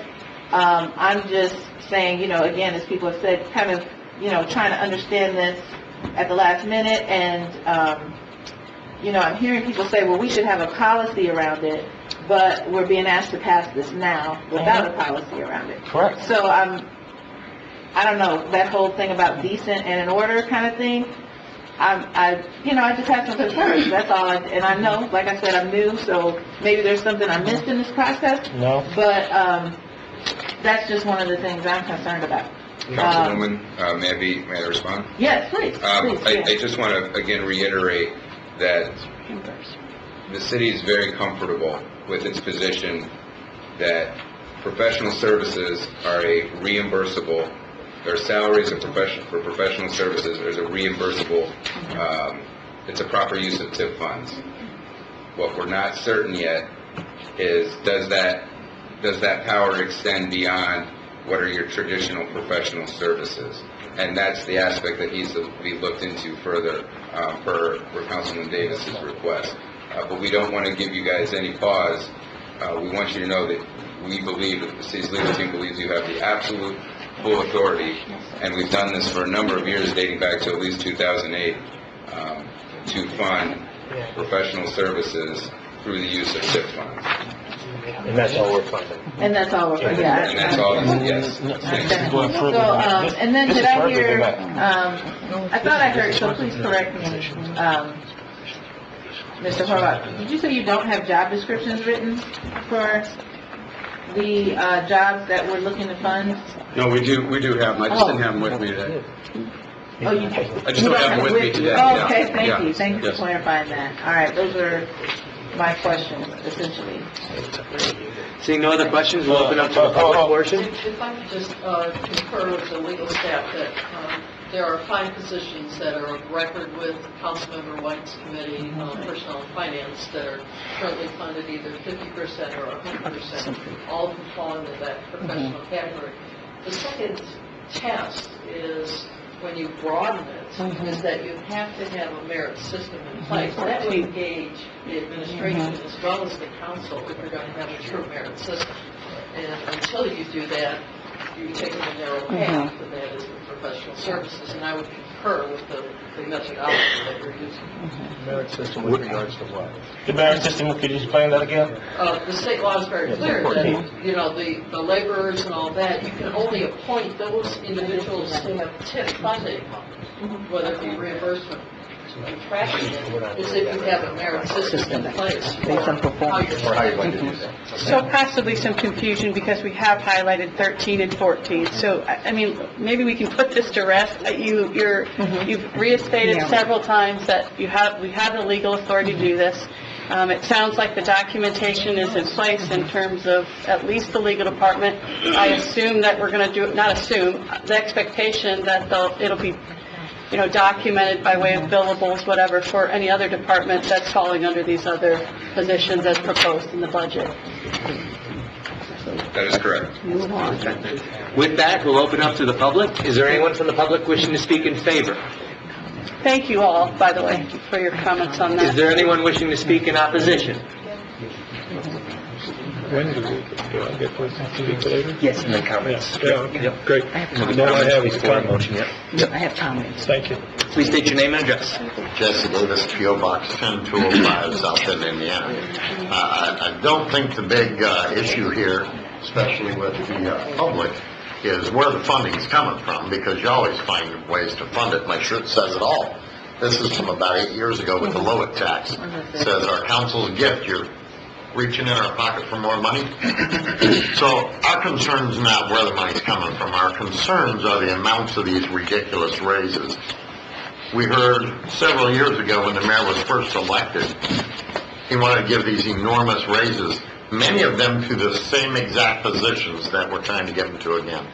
And we got the same excuse from the mayor for giving these raises back then. We want to attract top talent, we want to retain the top talent, and we want to reward people for what they're doing. We haven't seen that at all, man. We've had the community investment department. There was an exodus of people there not long ago. The IT department, how many chiefs of staff have we been through now? 2, 3? We're on a 4th one. I mean, we've not seen any retention. We've seen what's supposed to be top talent. But bottom line is they can keep flying. So we keep raising these salaries up. And every time we hire in somebody new, we're paying them this big top salary. But we're not retaining. We're not seeing any results for the excuses we're getting. We got people, 30-some people living under a bridge down the street. And you want to dole out raises that are 10, 15, 20, 30%. If any of you can sit up there and vote this through, I promise you, you will make sure if you're running for re-election that we will have people out there watching and making sure that you don't get the votes you need to be reelected, period.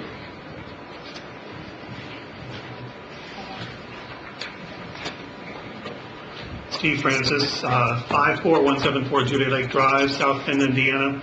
I rise to raise some questions about this and ask that you consider them. Back in 2008, 2009, many of you, some of you were here, many of you were not, when the local option income tax was approved, I spoke on behalf of a large organization in favor of that tax. And I assure you, it was a very lonely side in favor of that tax. There was a lot of people against it. I did so because I wanted to emphasize that the city was facing property tax caps, that we were going to really run into trouble funding particularly parks and recreation and keeping up with the maintenance and capital requirements of the city offices and for parks. I did not support it in order to okay raises of this amount in 1 year's time of 15 to 25% for top officials for the city. I think that the prudent approach would be to say, okay, you want to raise them to be competitive with other cities. Choose the other city, a similar sized city like Evansville, perhaps, not Fort Wayne, and then do it over time. Phase it in. You're facing additional problems in 2020. You're going to approve this apparently tonight. I actually take a step back. I've heard 2 council members at this point express opposition or even raise serious questions about it. Maybe there were more today. I wasn't able to attend the committee meeting. But I ask the rest of you to do so as well. You are the oversight for these types of raises. And I point out one raise particularly. And I don't want to pick on anybody. I think city employees are doing an exceptional job, particularly these in these positions. But the park director, and again, not picking on the park director, received, according to the Tribune, received a 17% raise in 2014, and it's going to receive another 23% raise in 2017. That is a 50% raise in 4 years' time. Now, maybe that's not accurate, I don't know, but that's what the media reported today. I also have questions, so I ask you to consider maybe a phase-in approach, 4 to 5% per year, see how things go. You do not know what the economy will be like next year. We could go into a softening period. You could see the income tax go down, and as a result, you could have some serious funding issues. So take your time. I think this is extraordinary. I would ask the rest of you to speak to this individually as to why you're approving it, if you intend to do so. And finally, I would like to just say on the Parks Director position, I do have serious questions which I'd like to engage about adding to their responsibilities, all the venues in the city, downtown, streetscaping, and so on, because I think it will be very hard to find someone who has the range of skills. Those are very different responsibilities between Parks and Recreation, the Morris, the Century Center, and so on. And so maybe that's a done deal now, but I think you've got to seriously look at that and make sure that parks are not going to be neglected. We had a problem with funding LBEL, we were told, last year because there were insufficient funds. We've got undercapitalization of that park as well as other city parks, deferred maintenance problems, and yet you're going to okay a $500,000 Sir, you have 1 city minute. raises.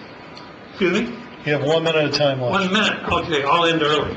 Thank you very much. Appreciate it. And I ask you to defer or continue this and consider a phase-in approach. Thank you. My name is Drew Duncan. My address is 1620 South Bend Avenue. I've been here before. We've kind of had these conversations before with the council.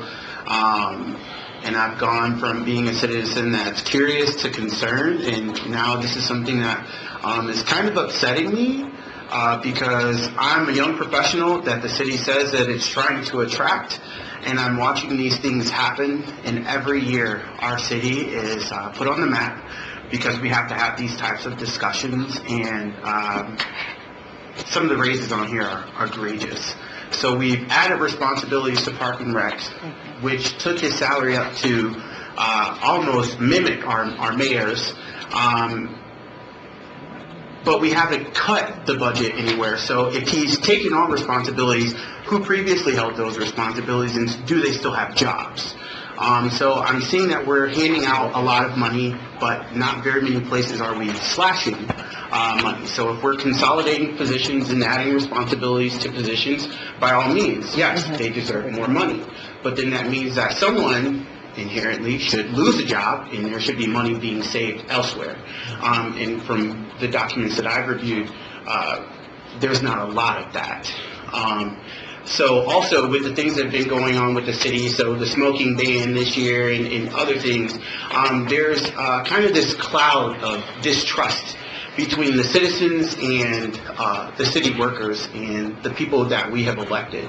And never once have I come here and seen something controversial, have large questions go unanswered, and not get voted through. And so here we are. We have shown that we will not do due diligence. We will not follow up. There will be no follow-up after today if this budget is passed. Nobody's going to check on the merits and performance of these people. They're going to get money, and then that's going to be the end of it. So when, I would like to hear some explanation. Are the citizens finally going to get their questions answered, and when is there going to start being some transparency between our local government and its citizens? Because this is an awful lot of money to go out for an awful lot of citizens to be here and still be upset about the services that the city is offering. And one of the things that I saw is that we're adding a position to code enforcement. Code enforcement has been an absolute disaster this year. So let's give them another position and more money. So I think that the city and the citizens need to work together so that we are paying attention to where money is being spent, what our employees are doing, and I agree with a lot of what's being said. We're supposed to be retaining top talent, but one of the positions is getting a 31.81% raise. That's unprecedented. And I do understand that being a public servant does not mean that you should have to live hand to mouth. And if we do want smart and talented individuals, that we have to pay them to be here. But we also have to be smart as citizens and as public servants, and we have to spend money wisely, we have to give it out wisely, and we have to make sure that the talent that we're getting here is actually working. So we're not paying someone $81,000 to do a job, and then the next year that person is no longer here. So that money has been spent, now this position is allocated $81,000, and we've neither retained or gotten top talent for that position. So again, lots of questions surrounding money going out. Lots of questions surrounding this talent that we're bringing in, this talent that the city is supposed to be retaining. But we're also having a lot of issues with many of the positions that are listed as getting more money. 1 minute, sir. Thank you. When you have an individual that was supposed to give a presentation on the budget and they cannot answer all of the questions concerning the budget, that should be a huge concern about whether we should go ahead and pass the budget, because there's questions that haven't been answered even from the people who have presented the budget. So I will stop. Thank you. Thank you. Sharon Benecki, 3822 Ford Street, Barnes and Thornburg, April 2014. TIF funds may not be used for the operation expenses of redeveloped commission. To me, that means that if you've got an engineer on staff, he would be part of your operational expenses. Therefore, how do you justify paying him with TIF funds at the same time calling him professional services? To me, professional services are outside contractors that come in, they're limited, they're independent contractors, they're not on the payroll, they're not grabbing benefits, and they're not here long term. I think by the shell game of playing with the TIF funds, you're playing with fire. If you're worried about maintaining or recruiting top talent. You're not doing it now anyways. There are so many people here, underemployed, unemployed, that would jump at the chance to work for the city for half of what these people want. If you don't believe me, go out there and ask. Anybody can be a good public servant at $100,000 a year. See how good of a public servant they'll be for $50,000 a year. All right. My name is Charles Smith. I live at 2023 South Taylor Street in South Bend. I came to you guys plenty of times about issues here in South Bend. The number one answer I get, plenty of people get, a lot of people are kind of confused with this budget, is we don't have the funds. We don't have the funds for our problems. We don't have funds for the budget. I do back the fact that we do need an increase for certain departments, just like the law enforcement, and emergencies, just like Chuck was here tonight. He dedicated 50 years, and I wonder how much of an increase he actually seen during those 50 years. I'm very concerned as to reality. Where's this money coming from?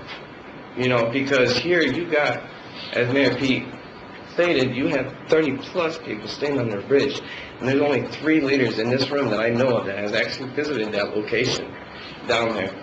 And I see that we're trying to pass this budget through so quickly, so fast, but our real problems we'll talk about next year. So with that, thank you very much.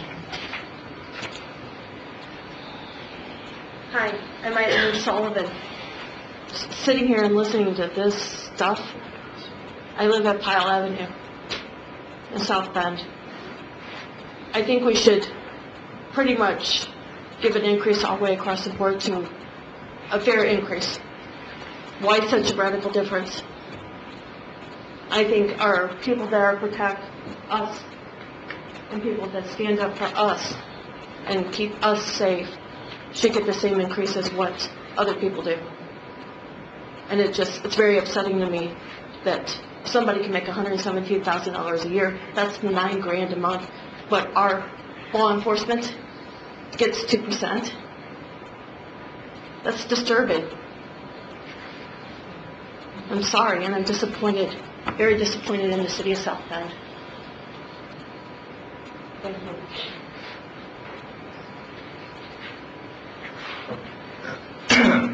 Hi, my name is Jerry Fry. I'm a resident here for about 4 years. Please forgive me, I'm a little confused. I was out of town for 3 weeks. I was in D.C. Please state your address, sir. Currently, it's 401 West Madison, South Bend. So I came home and I'm plumbing through all the newspapers, and boy, Mr. Davis, to sit here and start, I'm not sure if I'm for or against. I think I get the whole battle here. Nobody wants to pay to retain their people. That's the argument. Mr. Davis said it was a misnomer that people don't stay in public service. They're there for public service, but not for the money. I've been in the United States Navy, a fireman with the city of Valparaiso, janitor at Porter County Courthouse, library, Hageman Library in town of Porter. And for a short stunt, I worked as a janitor here in St. Joe County, 1, 2, 3, 4, 5. Graduated Ivy Tech and IU. I know government entities backwards. We do move around when you don't pay us. Let me just tell you, fortunately, I don't work for anybody today. I work for me. We move around when nobody pays us.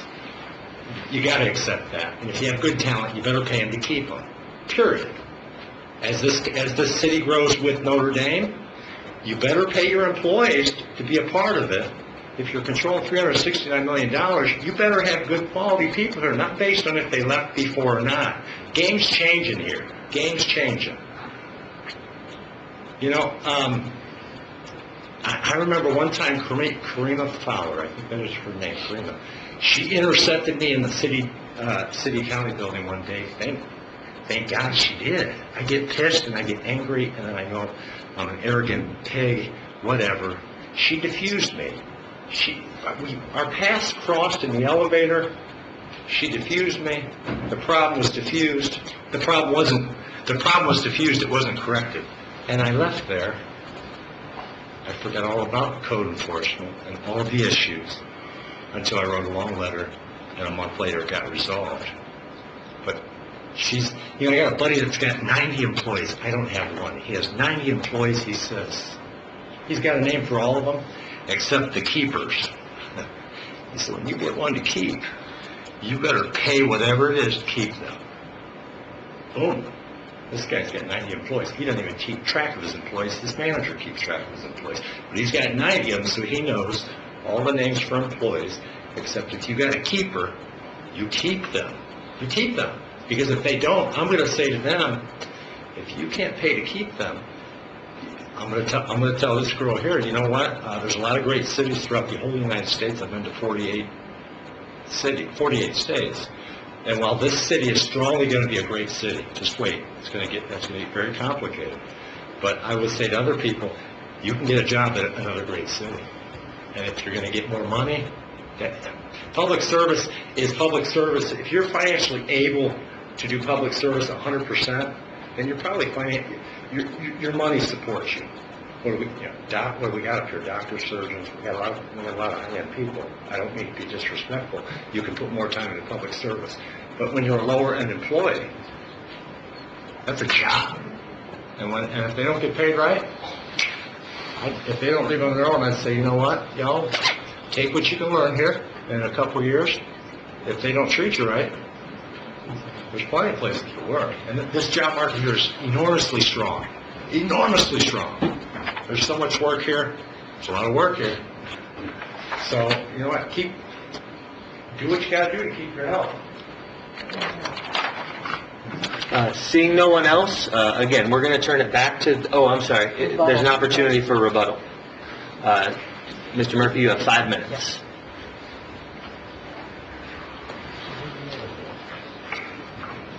John Murphy, City Controller. Wanted to mention a couple of things. I know the Director of Venue, Parks and Arts kind of got singled out a little bit.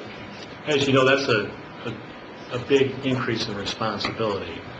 It's no longer Parks and Recreation Director, which when we talk about Fort Wayne, I know you don't like to maybe talk about Fort Wayne all the time, but their Parks and Recreation Director makes about $119,000, and that person is not likely to be supervising a convention center, also the best performing arts center in the area. So it's a big responsibility. There's been some savings. We talked about savings.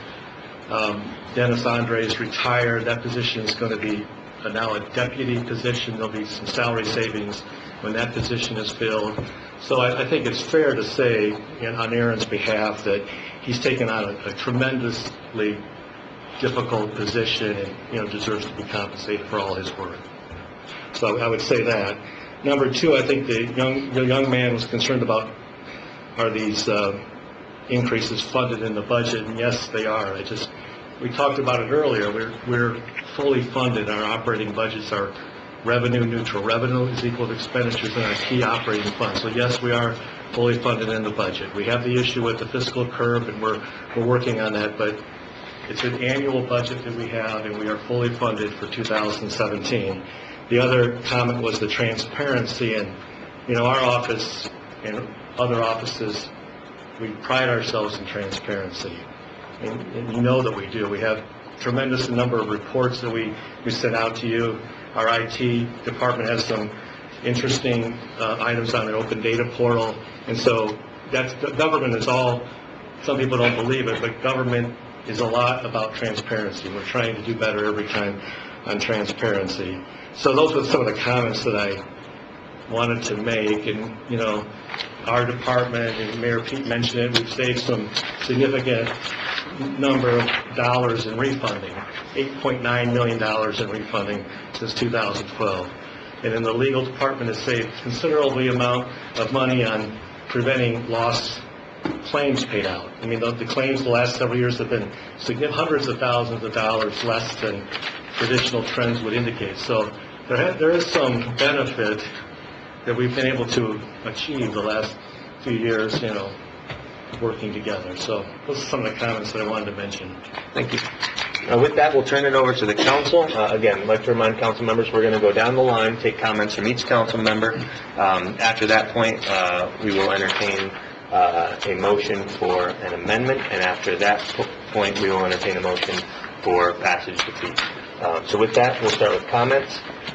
Again, please, no motions or amendments during the comment portion. We'll reserve those for after. Ms. Preston.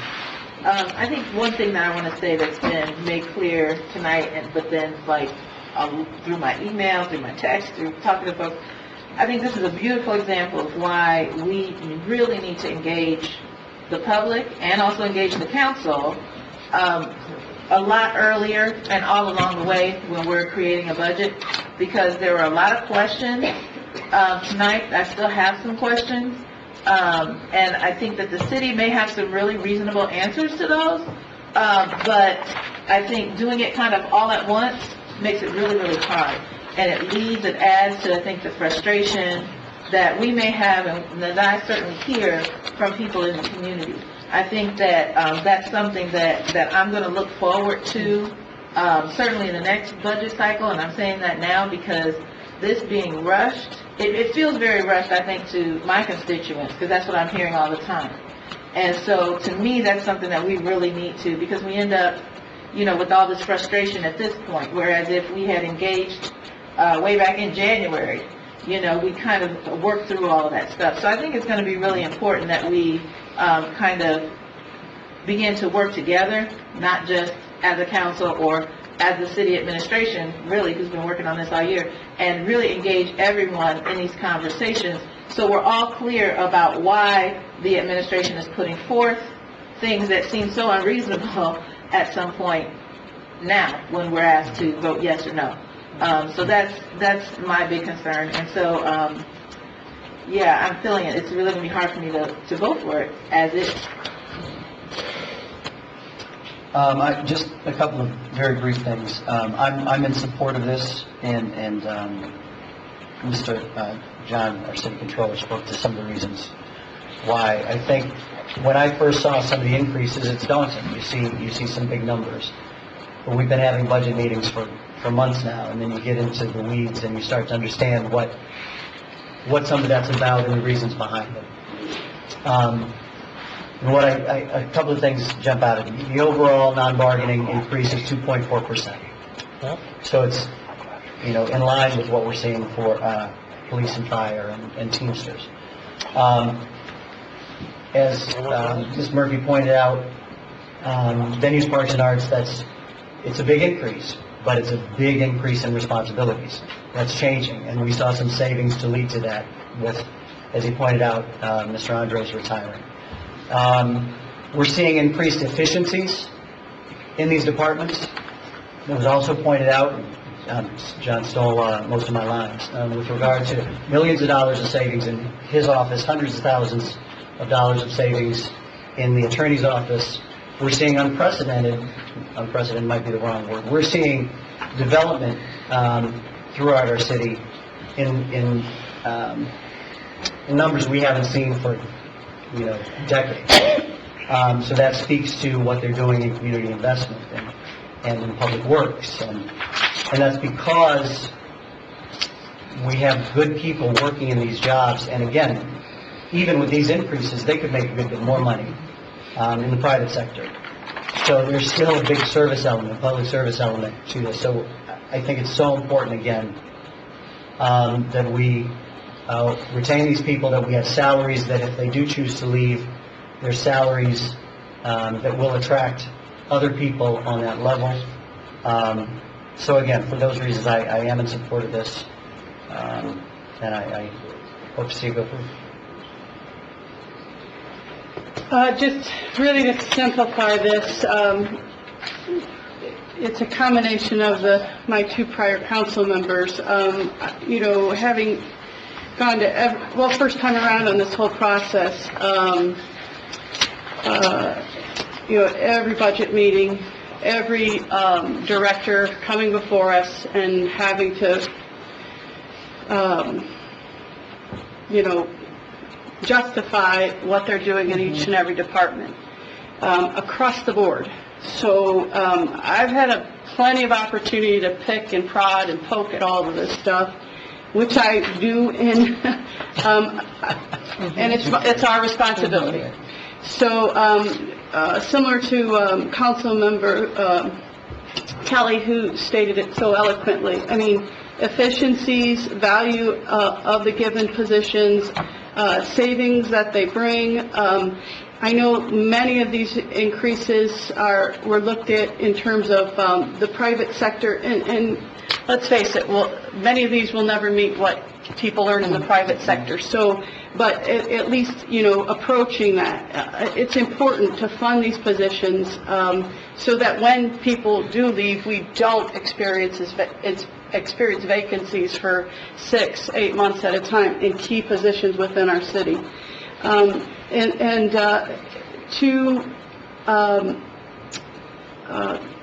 Councilmember Preston's point,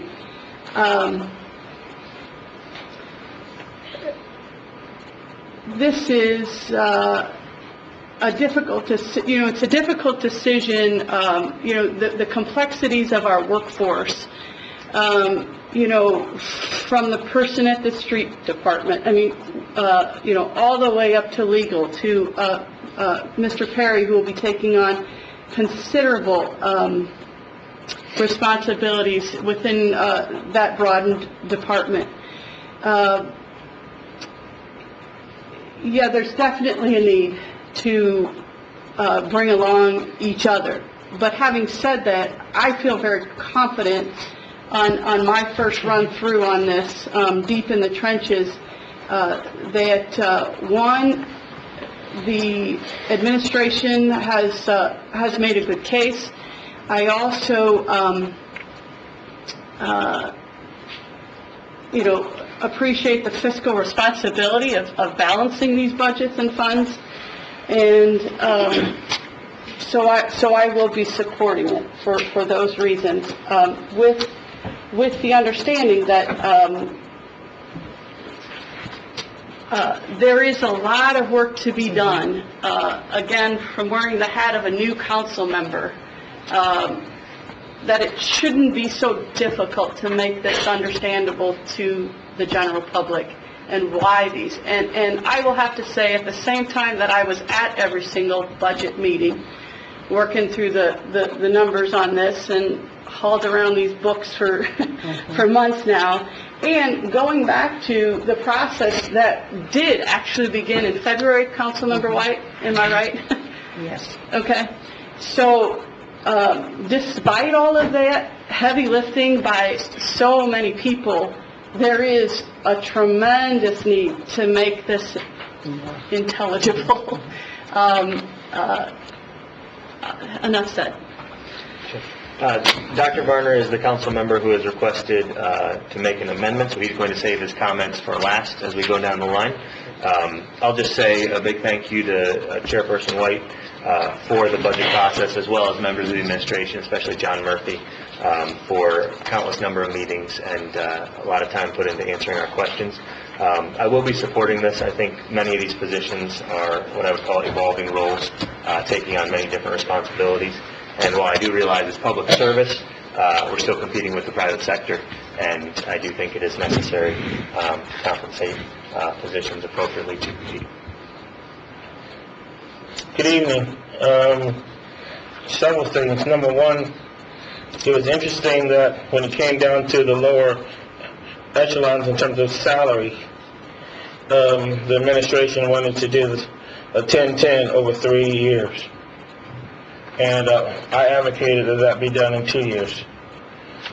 The people who are getting paid the lowest in the city wanted to have those positions done over 3 years.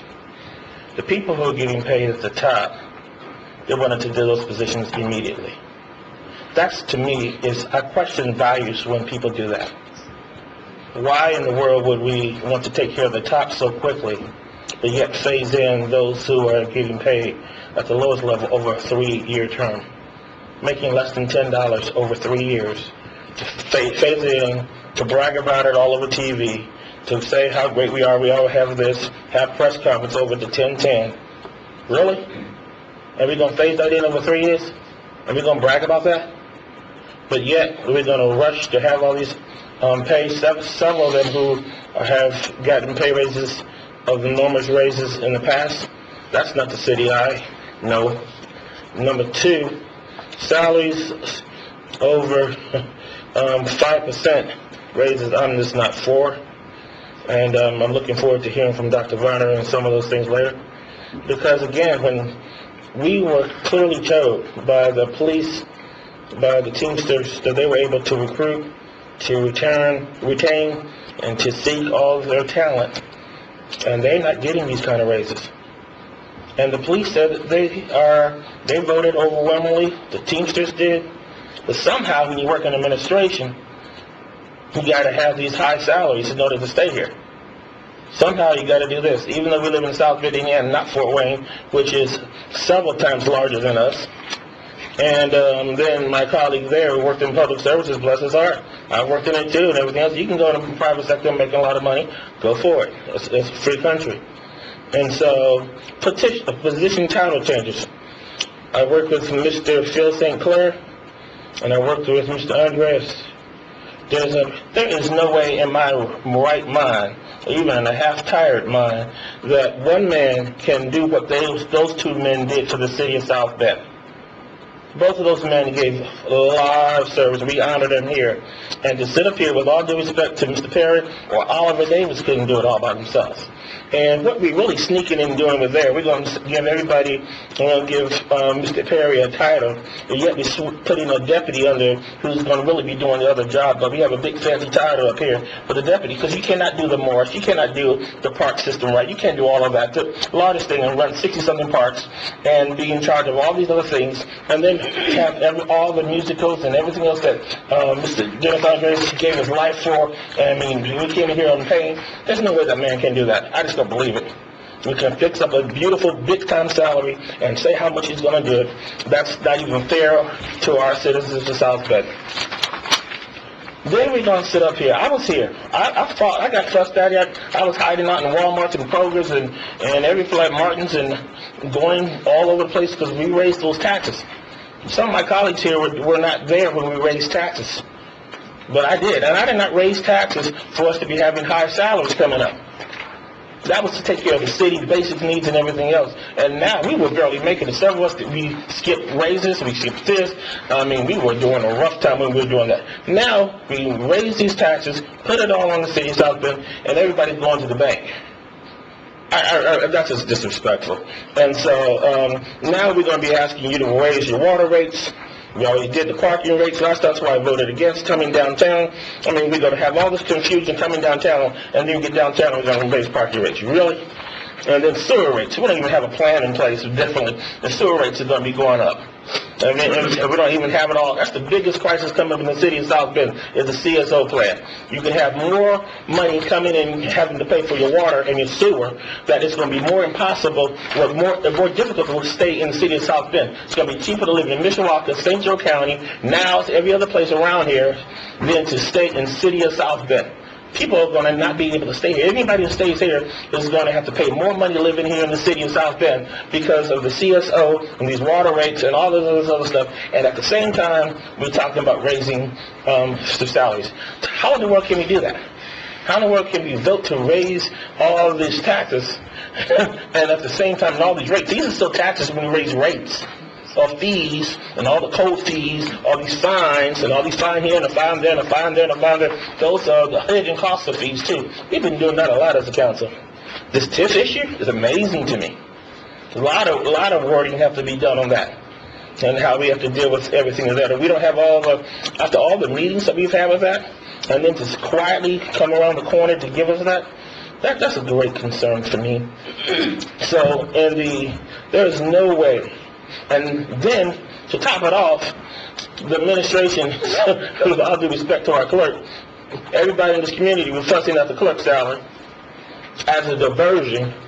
Most of my colleagues or whatever, or whoever out in the administration, most of the city didn't even know all these folks were getting these high salaries. It was only in the last few weeks that most people in this town knew. Thank you, Aaron, for writing that report for the South Bend Tribune. Most people didn't even know. What it was a diversion. Everybody fussing at the clerk, and then all these other salaries were coming in right behind it, and everybody was supposed to be there. And when I did it, and when we started, the mayor said, oh, you didn't come to the meetings, you didn't do this, you didn't do that. The disrespectful because I had breakfasts and I had meetings and I had everything else. For him to go out there and say that, and I already warned him personally at breakfast and many other times not to do that. Because we need to do in stages. And so it is not the best way. And then the final thing, well, we can do it right after our election year because people will forget about it in 3 years. Let's do it right after the election. And then, since we all got voted in last year, let's do it the year right after. And then we won't worry about it since we're not going before the ballot. We go before the ballot every single day when people come up before us. Every day we're on the ballot. And we got to be there. So there is no way the people of 6th District want me to vote this way. Can't go home tonight if I have to see them and see them in Walmart. We'll be voting no. Briefly, I hope. First of all, I don't think this is a rushed process at all. As Councilmember Broden mentioned, Chairperson of the Personnel and Finance Committee, Karen White, started this process working with the administration months and months ago. The mayor proposes the budget. He starts by talking to his department heads, getting an idea of what they would like to have, separating needs and wants way back when. The council is also polled by Karen and by the administration about what they want, what they think the priorities are. The priorities, I think, are not, even though the budget is balanced as it has to be, I don't think the budget reflects the priorities to the degree that the council asked those priorities to be incorporated. For example, at the very top of the list of council priorities were quality of life issues. Quality of life issues include curbs and sidewalks and lighting and street repairs and things like that, things that people can see. While this council and the previous council has been more than compliant in giving the mayor a free hand to remanufacture this city and its services in his vision, I'm not sure the council's priorities are there in the current budget. For example, was it $250,000 for curbs and sidewalks? That's 1.5. Oh, I'm sorry, yeah, 1.5. That was there last year. When the budget was originally proposed by the administration, it was less, and now it's come back, it's put back in. It's not an increase, actually, or a reflection of the council's priorities. It's a status quo. In my opinion, and I think in the opinion, I can't speak for fellow council members, but I would imagine, at least in terms of some of those projects, that they feel the same way. In terms of the salaries, which is almost a separate issue, even though it all comes out of the same pot, I think we have more talent and more hard-working, bright folks working for the administration now than we've ever had. Sure, there's been turnover in the Community Investment Department, but that's because they are so good. That's because they can go other places and make more money. And it's not, obviously it's not always money that leads to job satisfaction, but basically they're young and talented and want to grow in their professions. And people on the outside see the talent we have and they want it. And God bless them. I hope they all do well. At the last meeting, I singled out several departments for the good work that they do, and I was remiss in not singling out the Department of Administration and Finance under John Murphy. That department has been more forthcoming and more transparent, though I get awfully tired of that word, than any I've ever seen in my 30-plus years of involvement here. And maybe it's because everything today is online, but there are more reports and more displays and more information in general online than any citizen can possibly want. So I guess overall, the budget is a reflection of the administration's priorities. In my opinion, the mayor was elected to run the city. The council oversees that. The council can influence and hopefully, influence all the different parts of that go into the whole. But I think the mayor ought to have a chance to make over this city in the way he and the people he's brought in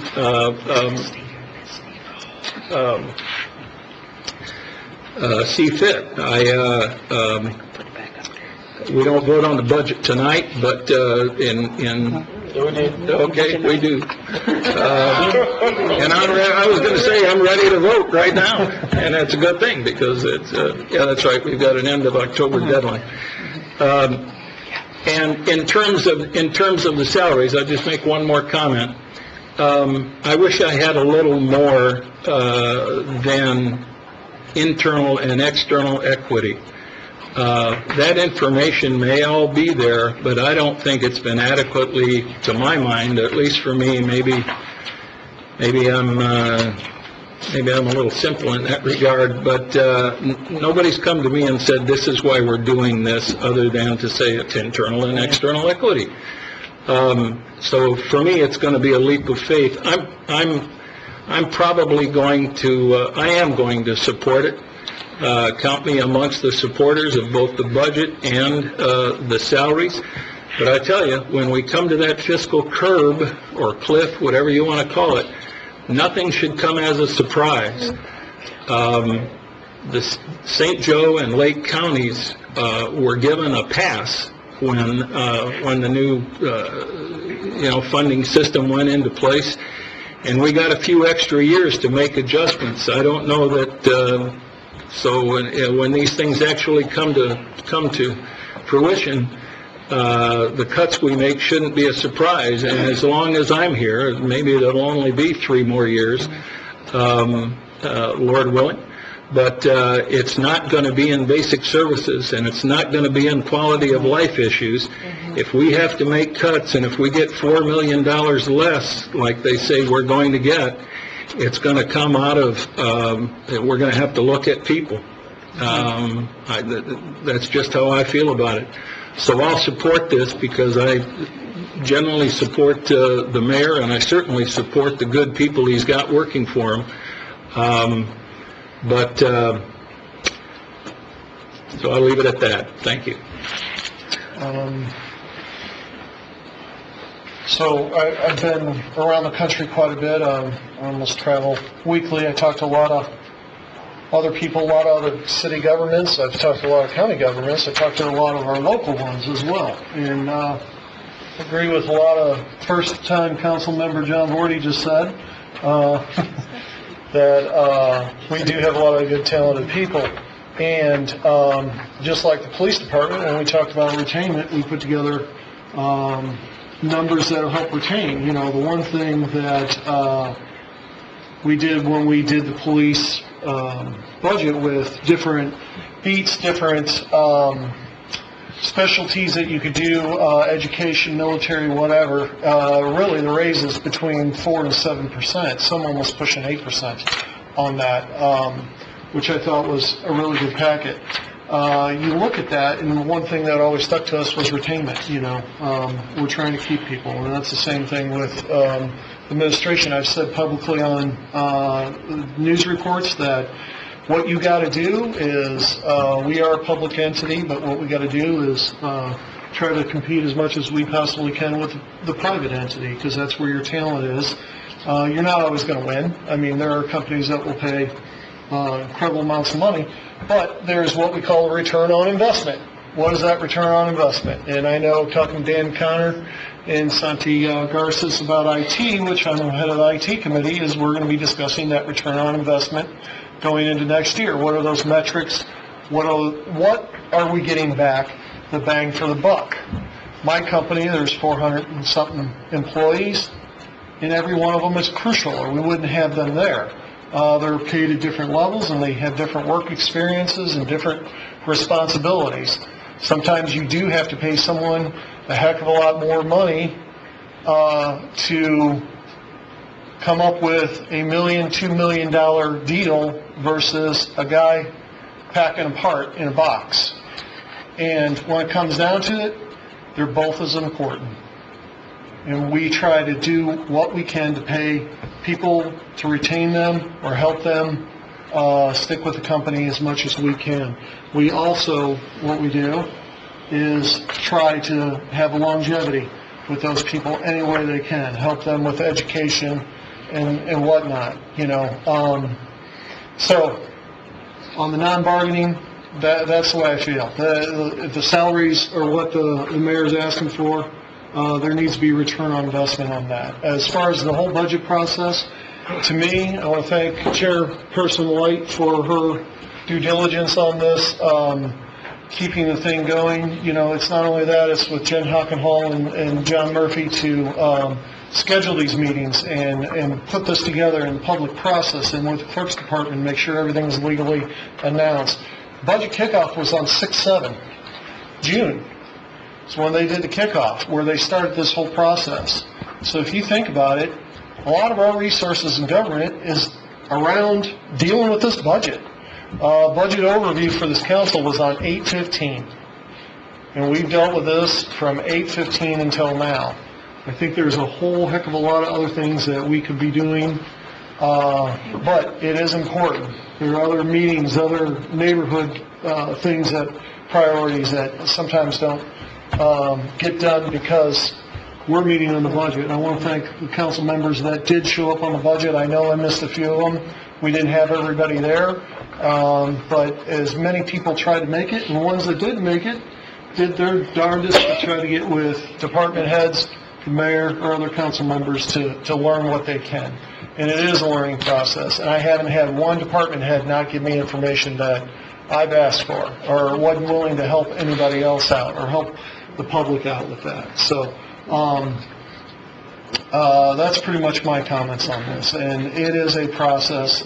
I've seen other governments, I've seen some local ones, and other places around the country, and darn it, go out and talk to some of those people, because we're light years ahead of a lot of people that in cities that are our size too, and there are some talented people doing what they need to do. Again, my thing is return on investment for 2017. I would just like to say, once I would like to thank not only the council members, but also the administration, department heads, the city clerk office for their support during the budget process. I've heard a lot about engagement and about transparency and communication. As many of the council members have stated, we started this process early on in terms of, one, sharing with the council members and asking the council members for their feedback in regards to the priorities that we as a council, that we wanted to be part of the budget itself. Many of the priorities that were given to me really were on the lines of public safety, in terms of quality of life issues such as curbs and sidewalks and other areas that we believe were important in terms of ensuring that we had strong neighborhoods that should reflect having a strong city. Engagement continues to be a concern. We've had 8 budget meetings and 1 off-site meeting at that time, and it was also suggest that we need to look at better ways in which we can engage the community, better ways in which the community and our citizens can give us feedback. Even though we've had 8 budget meetings, and all that information has been placed on the web page as well, we had probably 10 pages of questions that council members had asked of department heads, and we did get into the weeds, if I can use that analogy, in terms of trying to get as much information, trying to make sure that that information was as clear as possible. And still, you know, we're at the point that we're thinking about how can we as a council start this process earlier in terms of trying to get feedback and engage our citizens much earlier. Just recently, I was invited to present at the River Park Neighborhood Association after the off-site meeting, in which we talked about engagement, which we talked about ways in which each council member can stay connected with the various citizens within our community. So again, we've had 9 meetings. Unfortunately, the level of public participation was not at the level that I thought that it should have been. But again, it causes me to go back as an individual council member to say, how can we, as a council, do a better job in ensuring that we have the level of public participation that I think that we needed to have? Clearly, as we look at TIF, and part of my comments and recommendation would be that we would not leave this meeting after action has been taken on the ordinance that is before us, that we need to identify the next steps in terms of the TIF discussions.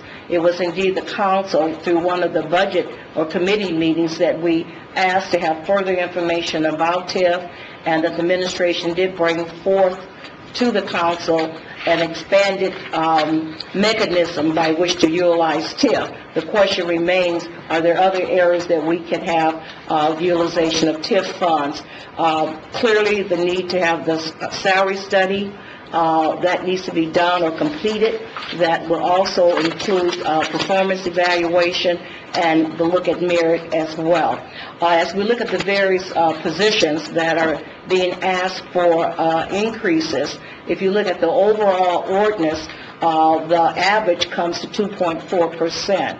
This is not unusual, because even at the university level, we have a number of positions. Some are receiving higher, some may have just what the parameters have established, but we're looking at the positions, we're looking at the expectations, as well as we want to make sure that these positions are in line with market value as well. So when you look at the total ordinance, you're looking at an increase of 2.4%. Or 2.7, I want to make sure. So again, there's certain positions within this ordinance that have not been budgeted properly. And I think it's important for those positions that they do receive the level of funding that justifies the work that they are currently doing. So again, these are just some of my comments. Again, I thank everyone for their efforts. There still is work that remains, but I think that we have a great beginning to move forward, and I will be supporting this particular bill. Dr. Martin, do you have any comments?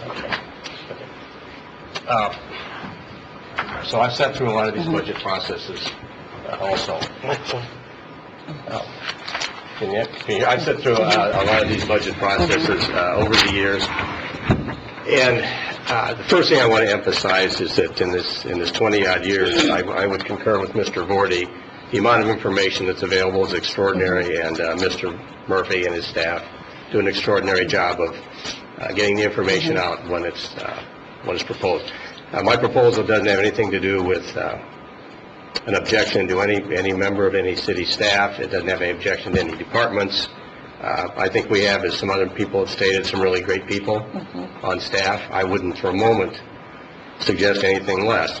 What I'm suggesting, though, that the fact that you have a long, drawn-out process doesn't necessarily give you the best outcome. It simply means you had a long, drawn-out process and you've arrived somewhere. I think the proposals, as they came to us, I would point out that as we talk about transparency, the salary ordinance came to us while we were in meetings in the middle of our last meeting 2 weeks ago.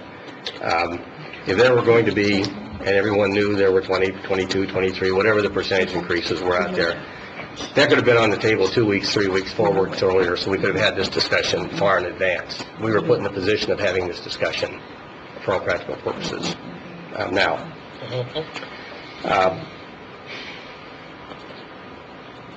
I said earlier I find it a bit incongruous that in the same budget proposal we can discuss the fiscal cliff, which we've known about for 8 years. You know, this fiscal cliff has been there. And I don't think you walk up to a fiscal cliff by spending as much money as you can. I think you walk up to a fiscal cliff by being as conservative as you can. That's me. That's my approach to things. So my proposal, I think, should be considered. I don't know what the outcome will be, but I'd like to see the salary ordinance reworked for, with regards to the 400 positions or whatever it is that are listed, that any position on the salary ordinance which had an increase of 2 to 5% proposed will receive the increase as proposed. Any proposals on that salary ordinance which exceeded 5% or were less than 10% shall receive a 4% increase. It's an even across-the-board number for those within that range. It's 4%. Anyone with a greater than a 10% to whatever the maximum number was, and I've forgotten exactly what the maximum number is, greater than 10% to balance, would receive a 5%. I chose 3, 4, and 5 because by and large, the numbers we're working with everyone else is 2, 3, 4, and 5%. Whether it's the police or the fire. You could probably find one or two circumstances whereby someone received a higher amount. But by and large, that's where we're going. That's where we've been for the last 10 years. We have increased some salaries in the past, and while we have some very good staff, I believe in many cases we have some very well-paid staff. That is the proposal. It's a simple recalculation of the salary schedule as it is, and that's what I would like to put on the table for discussion. Is that a motion? We have an amendment on the table. If there's a motion, is there a second? I'll second it. Do we need to do a roll call vote, or do you want to just say? Yeah, I'll you just can have do discussion. voice. All in favor? No, you have discussion. Oh, okay. So, Dr. Varney, then you basically... After a motion and a second, we typically vote. No, but we have to have discussion before we have a vote. So basically, Dr. Varney, you're saying, okay, those who have the 2%, we still stand at the 2%, correct? 2 to 5% would receive whatever the proposed salary ordinance had in, which would be anywhere between 2 and 5%. All right. Any proposals between 5% increase, on the salary schedule as proposed, between 5 and 10% would receive a 4%. Okay. Anyone beyond the 10% increase would receive a 5%, which puts everyone in the same numbers. And I would point out that 5% of an $80,000 salary is a $4,000 increase. If that happens a couple of years in a row, you go a long way towards bringing people up to where they might be. I think that's a conservative way to go about it. It recognizes that there's this fiscal cliff, and it allows us to work our way to it, and perhaps through it in any way we need to do in the future. What I don't want us to do, and I've seen this happen, is we continue with raises, we continue with spending, we reach the fiscal cliff, and it's like, well, now we've got to raise a tax because we're at the fiscal cliff, but we all knew about it. We all knew there were other ways. We all knew things could be done. So I would guess this would be up for discussion, and then... Okay. So we have a motion and a second on the floor. All those in discussion? Huh? Or no? Pardon me? You're allowed to have discussion until someone calls for question. Did anybody need a question? Go ahead. I have a question. I'm not calling the question. You can ask a question. Okay. So, Mr. Varner, you're not, I just want to be clear, because I thought I heard something, I want to make sure I'm hearing this right. So you're saying, right now, that this ordinance would be modified to the increase that you talked about. You said that you like to, and you're imagining that if you do this over time, you're going to end up being where you wanted to be eventually. So you're not proposing that we're saying that your amendment or whatever is saying, we're going to do this over time. You're not saying every year we're going to do it. You're just saying this year, this is it. Next year, if we consider it, we consider it. We might not. We consider it in the context of the circumstances next year because we have to be presented with the salary ordinance every year. So you will see this again in some way, shape, or form every year. I'll have to call a question on the motion. Okay. So there's a motion and a second on the floor. All those in favor? I'd like to call for a roll call. We still have questions. Oh, I'm sorry. I didn't see y'all down here. I apologize. I will rephrase my question. I know you like it. So, Dr. Varner, do you have, this is a net impact, if you look at these salaries, what would be the dollar amount? We'd have to have that calculated, which would come with the recalculations if this is adopted. And then also, those positions that are not funded correctly, So, And I didn't understand your explanation of that, so we could clarify yeah, that. because you would actually have some inequities with some of these positions because they've not been funded at the level that they should have been. Right. We can come back in appropriations and those. I just want those questions to be part of the record. too. Thank you. I just want to make a comment. While we got a summation of all the salaries that were being changed to basically their delta, I would say 2 weeks ago, they were all part of the budget. Hang on, let me finish. They were all part of the public package, the presentations that go back to day one when we started the council budget. I was fully aware of what legal had presented in their PowerPoint, in their yellow sheets, when those came up. So, I just want to, no disrespect, Mr. Varner, but I just want to make sure that we were fully aware of what these salaries were as they came down. It is a very nice sheet to have, a summation of those salaries. I'm sorry? It's very nice to have a summary of those salaries and having it that way. Yeah, I was concerned about that too, but they were all there. Yeah, I didn't suggest they weren't. I suggested that in the summary, in total, for review, which is when we end up with, we did not have anything to look at. Mr. Ward? Yeah, I agree with Tim. They were all there. The light's not focused on it until we see it in a salary ordinance. However, the problem that I may have with some of this, though I am going to support it, is there seems to be a tendency to look more and more at tax incremental finance monies to fund general operations, and I think we have to be very careful about that. Years ago, when the council said we ought to expand the possible uses of TIF, I think the council probably meant in terms of capital projects. And public safety. We were looking at public safety as well. Yeah, public safety too. So if we start to fund ongoing taxing city operations with TIF funds, we better be careful, because in the legislature, they consider every session maybe curtailing or putting restrictions on TIF funds. So in terms of reliance, we better be careful about that. That's all. Okay. Yes? I guess I'm just, and I think what Councilwoman White was talking about is what is stopping me on this.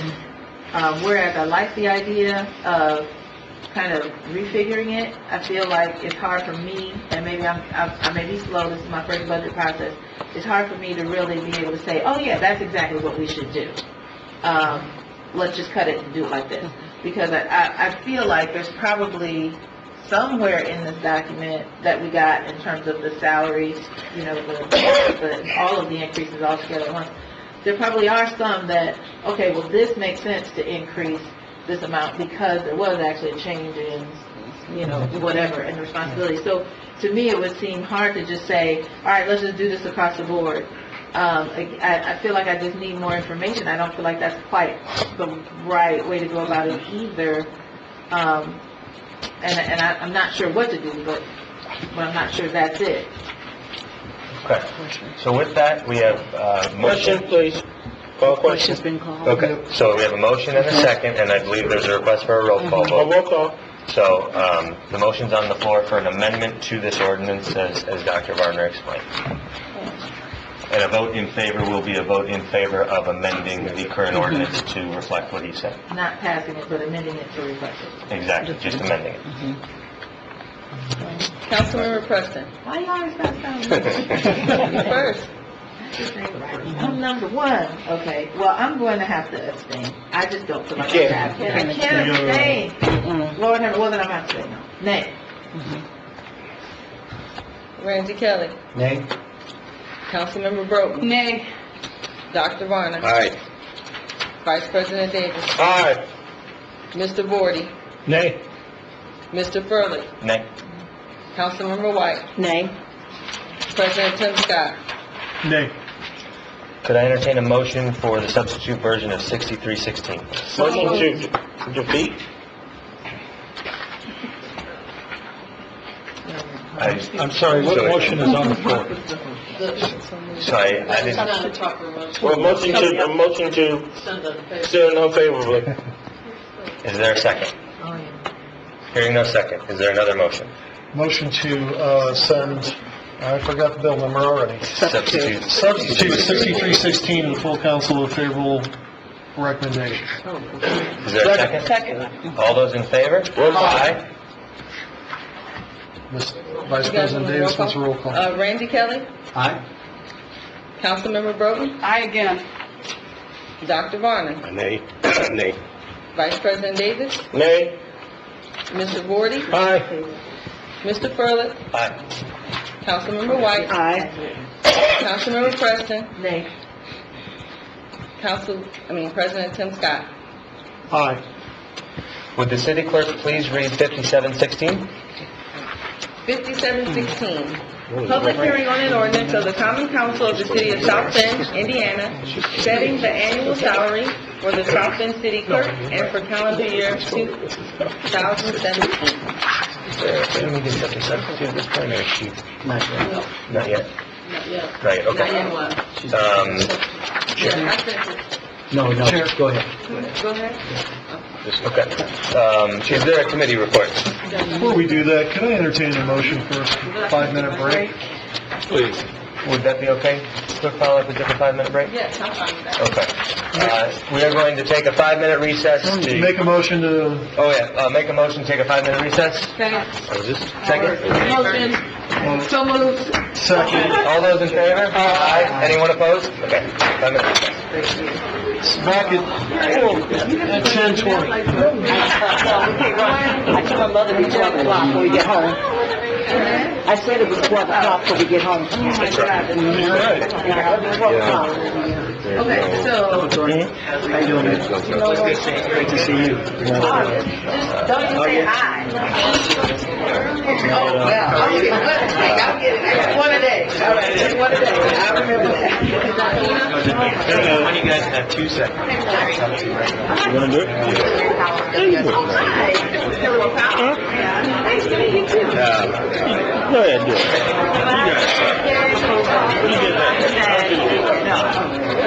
Right. So, how are your feelings about the comment about that amendment? You mean about the proposal attached? I just didn't feel like I had enough information. I think that it's not as simple as saying, okay, so let's just take all of them, anything in this category, and give it that. I think that, even in looking over the salary and what that increases, there's such a diversity of positions that we're talking about. It's just, to me, too hard to say. It's way too blank on everything. Consideration. Again, I feel like we're kind of in this situation because we just kind of got this information.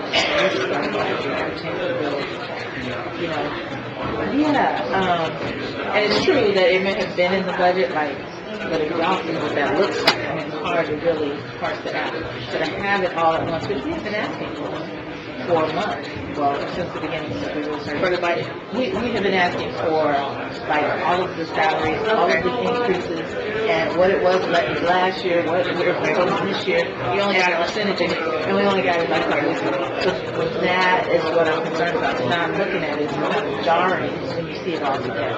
Got it. Oh, okay, great. Clarify. All right. Yeah, there's a lot of conversations to be had, Yeah. Oh my God, it's 10:30.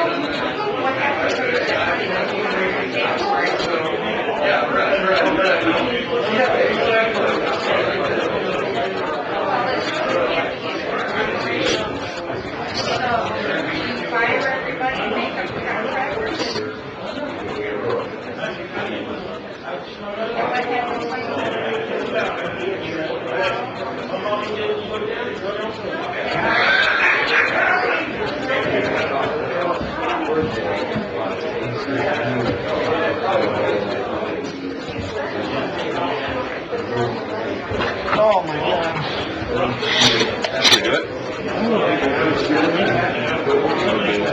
So happy. You wouldn't know what to do if you were me. You thanking yourself every time you got up in the morning? Most out of minute, guys. It's actually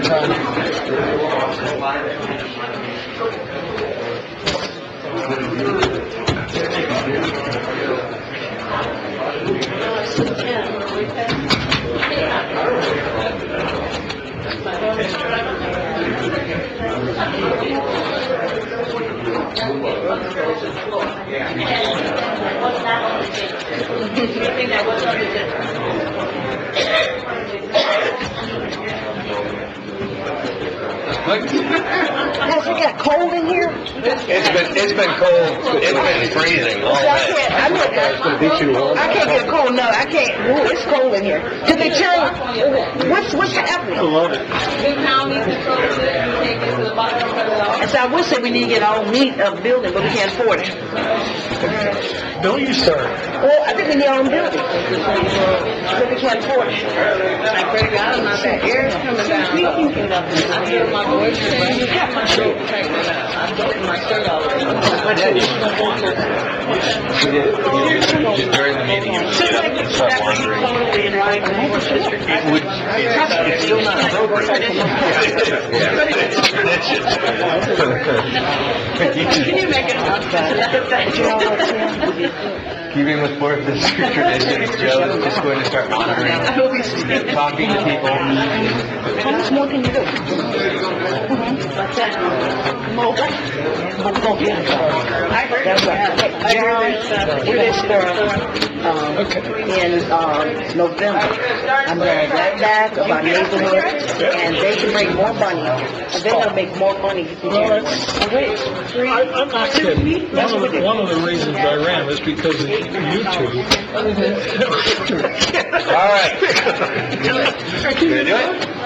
No, I All don't. right, would like to reconvene the committee of the whole, and the title has already been read for 5716. Is there a committee report from Personnel and Finance regarding this bill? Yes, the Personnel and Finance Committee held a committee meeting on this bill. We send this bill to the council with a favorable recommendation. Is there a presenter? Yes, Karima Fowler, South Bend City Clerk, office on the fourth floor. Tonight before you is a substitute bill, 5716. Dear council members, submitted for your consideration is a substitute ordinance that sets the salary for the South Bend City Clerks for the 2017 calendar year. The amount requested has been amended to begin the process of bringing the current salary to parity with the average city director salary, in which I deemed more appropriate than city department head salary. As the clerk's salary stands, I make slightly more than city clerks in some peer cities, yet under the average director salary for the city of South Bend. In the absence of a comprehensive salary study, fair comparison with peer cities are difficult to establish based on the varying degree of municipal clerk responsibilities and duties. However, the amount requested of $69,500 brings the city clerk's salary to parity with city directors and in line with the median salary of peer cities. As clerk, I am committed to ensuring that the salary of the city clerk is a fair reflection of the value of that this office represents. The city of South Bend and its residents. Your favorable approval is hereby requested. I move to accept the substitute ordinance. Second. All those in favor? Aye. Anyone opposed? Are there any questions for the presenter? I'm just going to go ahead and do my presentation. This Oh, was just sure. the letter that I submitted with the... I'm sorry. Yes, absolutely. Sorry. I would like to begin this presentation by stating that requesting a salary adjustment is a very difficult decision. Anytime one is asked to place a monetary value on a job, it is very uncomfortable. When you are an elected official, the spotlight shines even brighter. I do not take this request lightly, and to simply consider it a pay raise would be to diminish the value of both the office of the city clerk and its dedicated staff. As a longtime public servant, I am very aware of the need to respect both public trust and taxpayer dollars. This decision should be considered based solely on the position of the city clerk and not about any personality. If one looks at the organizational chart of our city, the office of the city clerk is 1/3 of the foundation of our government. It not only serves our citizens, it is the fabric that mends the connection between the other 2/3 of our government, the city council and the mayor. The city clerk is a full-time elected position along with the mayor. I would like to take a moment and point out some key monetary history of this elected position. It is historically underfunded. Part of this is rather unique, the way the clerk's salary is set. Over the last decade, the salary increases have been connected to the general percent of yearly raises for hired city employees who have detailed job descriptions and certain levels of both education and experience, which is required to qualify them for those jobs. Because this position is an elected one, there are very few requirements needed to become city clerk. I believe that the elected nature of the job and the unique way it's funded has worked against proper increases for several decades. The position represents 1/3 of the basis of all city government, yet based on the 2015 city payroll data, 31% of all city positions are funded or have the ability to raise above the pay level of the city clerk. The requested 2017 salary adjustment would bring the position in parity with other executive level positions within our city. The chart shows the percentage levels for the positions over a 44-year period, 1972 through 2016. Please note that from the 1990s forward, increases have been flat and sometimes decreased in a given year.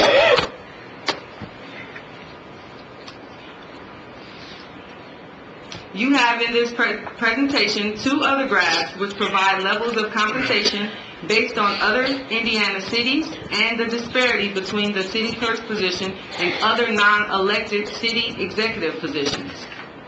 Currently, the city clerk's salary is the lowest paid executive level position in the city of South Bend. The average city director makes about $10,000 more than that of the clerk's position, and the average department head approximately $30,000 more. This request to increase the salary level of the city clerk is to place it in a competitive range that respects the overall responsibility of this position and the duties of the clerk. Workloads may vary from municipality to municipality. It is important to note that South Bend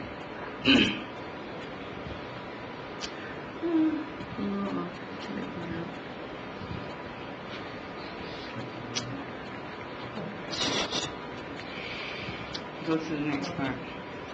I cannot and will not allow personal attacks to compromise my view of this office. My vision is that we cannot and will not retreat from researching for innovative advances to serve the city council, the mayor's office, and more importantly, the members of the public. Like through implementation of the 2017 amnesty program. I must consider the future of this position. No one knows what the future will hold, but when the time comes and I leave the position, it is my fundamental job to make recommendations that will encourage highly qualified individuals to seek this public office. Furthermore, I intend to make sure that the innovative advances our office has made and the direction we will continue to move forward. I'm so proud of the highly talented staff in the clerk's office and their deep dedication to public service as well. Finally, I must be clear that this proposal increase is about the value of the position, not the person. It is an executive level position that has been historically underfunded and treated as an employee position rather than an elected office. I thank the council for your time and your consideration. Thank you. Are there any questions from council members? Seeing none, we'll open it up to the public portion. Is there anyone from the public wishing to speak in favor? Okay. Please state your name and address. Samuel Brown, 222 East High Street, City of South Bend. And we have a watchdog group that we try to keep up with city government, education, and all of it. And when I seen there a personal tax on the city clerk, I was very upset. Then later on came the various salaries and different stuff from the South Bend Tribune, which I try not to read too much. I get depressed. But anyway, I will agree with Ms. Fowler, not because of skin color or anything else. The reason I agree with her, because she actually lives the job. When I go to that clerk's office, anything I want, they're very friendly, they're very helpful, and I feel they do a good job. So if a worker's doing a good job, that means she got to do a good job. And I mean it from my heart. I went to one person in this room and asked him one question. I didn't go to nobody with my skin complexion. I went to someone and I said, are we physically fit to okay this budget? He's a person I trust and I respect his opinion. He said, yes, we are. I said, are you sure? He said, yes, I am. And with that being said, I'm hoping that you will understand we have different opinions, but you are the governing body of our city. And if you broke these people's raises and they're not doing their job, then you got to recommend they be out of that job. Just that simple. Now, I'm going to just take you back to the 90s real quick. Since I got another 5 minutes, I'm going to use it. There's a guy called me to his tower up on that 14th floor. He said, Mr. Brown, we got a problem. I said, yes, sir. What is it? He says, I cannot see giving your basketball league funded police protection because we got other people that's out of work in the city government and so forth. And I was like, what are you telling me? He said, well, we're going to cut the funding for your basketball league because we don't have the money. And Mr. Brown, this does relate to the city. Yeah, but I'm going to get there. Okay. So anyway, where I'm going with this is real simple. I believe the guy. And it went on, we had a shooting at that basketball program. But what he didn't tell me was his best friend, who was over the Irish Rovers, he was giving him $50,000. The county was giving him $50,000. And it was getting free water out at the ice box. So what I'm saying is, I don't believe that this body here, the city going to go on. The funding is there. So let's get these raises and let's concentrate on something more bigger. They ain't doing their job, and we're not getting the service out of them that we feel they should provide. Let's figure a way to get them out of the job. Because I remember, and that guy went on to be lieutenant governor and the governor of the state of Indiana. He's not a bad guy, is he?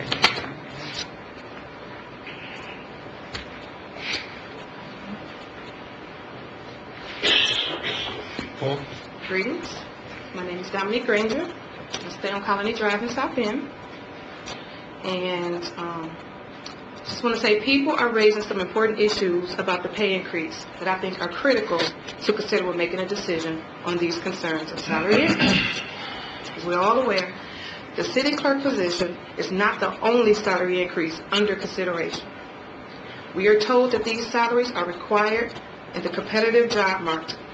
We are told that these salaries are required to be competitive in the job market and to retain top talent. As for the concern of the clerk's salary specifically, I conducted some research for information about the pay for department heads throughout the city administrations. What I have found is that the clerk's current salary is $59,000. That's the lowest paid of all department heads within the city. The average director or department head salary is around $95,000. The next lowest director department head salary to the clerk is $79,000. That's a $20,000 difference.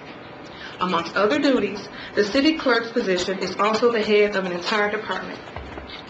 And the responsibilities of department heads, directors, in comparison to the wide range of responsibilities of the clerk's office, there's not much difference in the clerk's responsibilities with the responsibilities of other department heads within the city.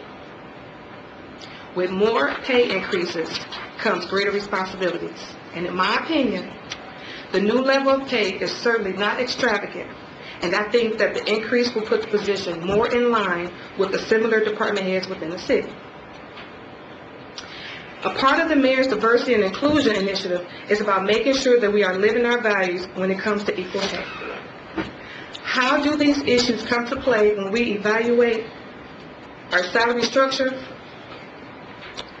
South Bend is a town plagued with poverty. Statistics show that over 35% of the people in St. Joe County live at or below the poverty line.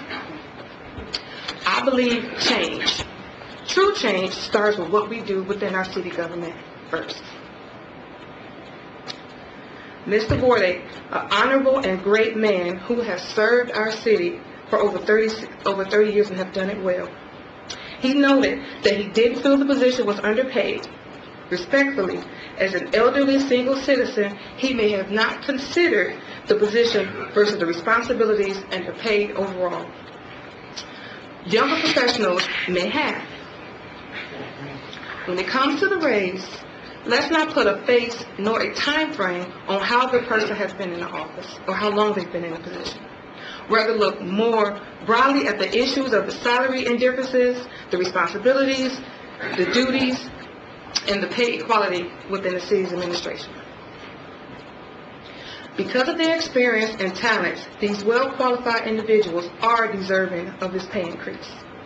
Having a knowledgeable and experienced city clerk, a great parks and arts director, and among other top administrative positions, and the city also has excellent business liaisons that are making decisions in the best interest of the people in South Bend.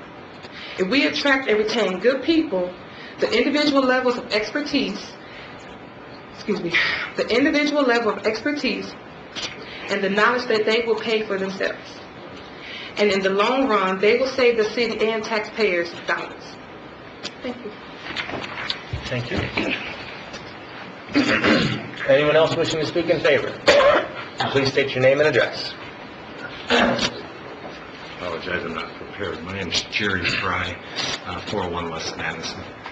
There's just a couple of things, and I'm really happy that the police, the fire, and the Teamsters have successfully, once again, maintained negotiations. I think it's important with those entities to keep in mind that they have gone backwards and tried to negotiate, I don't know how long, but quite a long time. And sir, please speak only to the clerk to ordinance. So when it's time to start negotiation, bargaining for people such as this position here, it's safe to say that that negotiation really hasn't started very long going backwards. So because of this big, quick change that's happening so fast amongst everything, this has become a really vital, important spot. But when we use percentages, it always scares me when people use numbers, because we can compare 2.5% on a poor salary from last year and from last year, and then we could compare 2.5% from a really solid salary over here that's been negotiated for quite a while. So we got to be careful when we use numbers to substantiate where we're going with it. This isn't about police, fire, or Teamsters, and I'm glad they got what they got. That's off the table now. This is about all the other people that don't have anybody to negotiate for them. So to rely on the 2.5% from the last year, well, if we haven't been paying them for the last 5 years adequately, don't be using 2.5% as that's just a garbage way to do it. So I'm in favor of, and you know what, 14s are not a good number. I like 5s, increments of 5. Give her $15,000. Seeing no one else in favor, is there anyone in opposition of the substitute bill? Please state your name and address. Jesse Davis, P.O. Box 10205, South Bend, Indiana. Obviously, I came up in opposition to the other large raises, so in all fairness, I have to come up in opposition to this one. I guess I was hoping the mayor would stick around, because I actually had a question for him. But since he's not here, I'll ask it of every council member up there, and I'm sure not one of you will even want to respond and answer it. Did the mayor come and speak to any of you about Karima Fowler's raise at the clerk's office? Because in the news, he claimed that he has nothing to do with other elected position salaries. So I'm asking any council member up there that wants to be honest with the public to go ahead and say yea or nay, because there is proof that he has been out and spoke to council members about this raise, which was wrong for him to lie to the public. So I'm in opposition to this just for the fact that the mayor lied to the public and said over the news that he did not and would not interfere with the issue of this raise, but yet he did. I know he went and spoke to you, Mr. Vorty, in southern Indiana at a convention. So I'll just leave that one out there. Please state your name and address. Sharon Panicki, 3822 Ford Street. I'm a little confused because there was a comment in the paper from Regina Williams Preston that was just read verbatim by somebody else and presented as her thoughts and ideals. And I had it here just because of the comment that Wardy noted that he didn't feel underpaid. He may not have felt it as a single senior citizen. When I showed this to somebody from the Human Rights Commission, they could not believe that somebody representing the city would have written this, because it crosses so many lines, and they've asked for a copy of it for further review and to look into this. The only thing left out of this is single old white guy, as opposed to young black female. She's trying to compare herself to a city director. You're right, it's an executive position appointed by the mayor and his choosing. They come with special skills, special education, and years of experience, not less than 12 months in on the job. She ran for city clerk. That's what she knew she was getting into. Now all of a sudden she wants to be the city director. If you want to be city director, Please address the council. resign and apply for city director. Otherwise, she's city clerk, and as such, Fort Wayne City Clerk, which is 2.5 times the size of South Bend, makes $62,000. Evansville City Clerk, which is bigger than us, makes $64,000. To jump us up ahead of towns that are bigger than us does not make sense. We don't have a fiscal curve coming, we have a fiscal cliff coming. You've got to stop giving this money away like it's a windfall. I'm not just singling her out. I went back to the others at 10, 15, and 20%. They should have all gotten what Doug Varner suggested. We ain't got this money to keep handing away, and when the money's gone, what happens to all this talent you've harvested? If they're truly dedicated, they're going to be here when you start taking back all these big wages. But if they don't stick around, then did we really need them or want them to begin with? Thank you. Once again, my name is Charles Smith, 2023 South Henry Street. This ain't no personal attack towards her or the position or anything else. I'm coming to you again because the number one excuse I keep on hearing for the major problems here, and I actually sent one today directly to council, well, actually to one of the council members, on a problem that's been ongoing, and it's pretty disturbing. The fact is, I keep on hearing this excuse. We don't have the money to fix the problem, and I hear directors are making more than her, but if I recall right, South Bend Animal Care Control Director has not been making more than her. And we actually just lost that spot, and the public's really confused to why we actually lost such a good candidate in a department that is very valid to the community, you know. But again, this isn't an attack on her department. Just boils back down to where's this money really coming from? Because the number one excuse is we don't have the funds, we don't have the resources, we don't have the solutions. And that's why I'm kind of confused at this whole thing. And for like a citizen to go to the City of South Bend's website and decipher all this information on there to try to pinpoint exactly what's going on today, I'm still that citizen where I'm confused exactly what's going on. As of right now, I don't approve saying, yes, let's do pay hikes when we can't fix our own problems. I gotta walk 2 miles south of here, and I have to feel for my safety walking down the street. I ain't gonna call you, I ain't gonna call the mayor, I ain't gonna call anybody else except the police if something happens. And pray to God somebody comes. Those are the people that really deserve such a pay hike or increase, because those people, it's a physical, mental, challenge to them every day. Not only that, it's a safety issue to them, and they're okay with 2%. So, I mean, when it comes to morale is not really there on this budget. For this increase, the morale is not there. Thank you. Would you like the opportunity for rebuttal? Only if you want. I think I said enough. I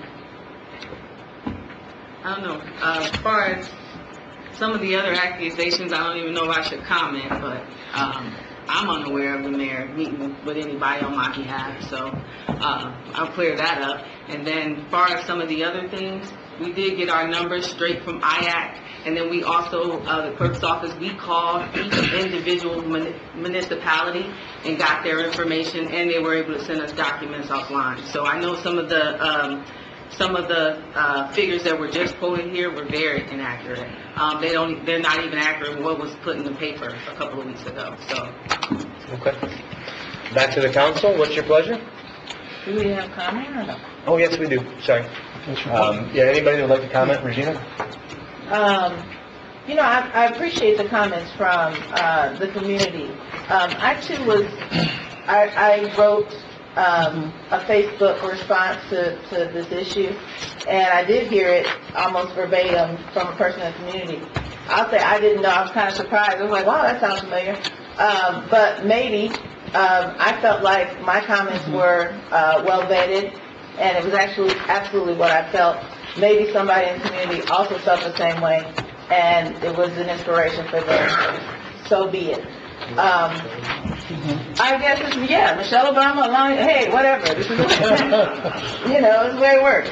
But, so I'm not sure, I wasn't offended by that. So that's fine with me. I don't know if there's any sort of problem, but we can talk about it later.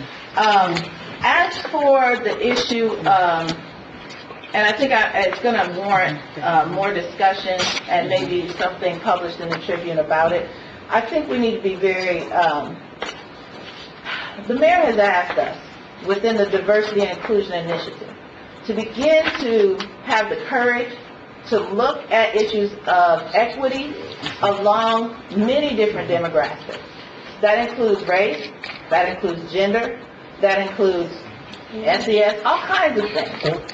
And I think that it's important that we do that. I was happy that he put that forth, and I for one am definitely going to be somebody who takes that step, who says, let's bring that into the light and let's consider it. I would love to find out who you talked to at the Human Rights Commission, because I want to be clear. If there's any way, shape, or form that we're expressing this in the wrong way or in a way that's illegal or against some sort of human rights or civil rights, I want to know that. To date, I don't think I've done that, but please let's talk so I can clarify that. But I think that those issues are important to talk about. I think that they're not as simple to say, oh, she's black, he's black, she's supporting him because of this. I don't think it's that simple. And I think that we need to treat those issues with the sensitivity that it requires, but then also, like I said, the courage to have the conversation and understand the nuances of those issues. Because race is a thread that runs through every single issue that you see in this community. And if we don't start acknowledging it and talking about it, all of those different things, race, age, ability, all of those things, then we're never going to get where we want to be as a community. And when we start having those conversations, I fully anticipate that we're going to make mistakes, that we're going to say things that, oh, well, we didn't really mean it that way. We're going to need to take some time to understand each other and work together towards what I believe our common goal is of equity.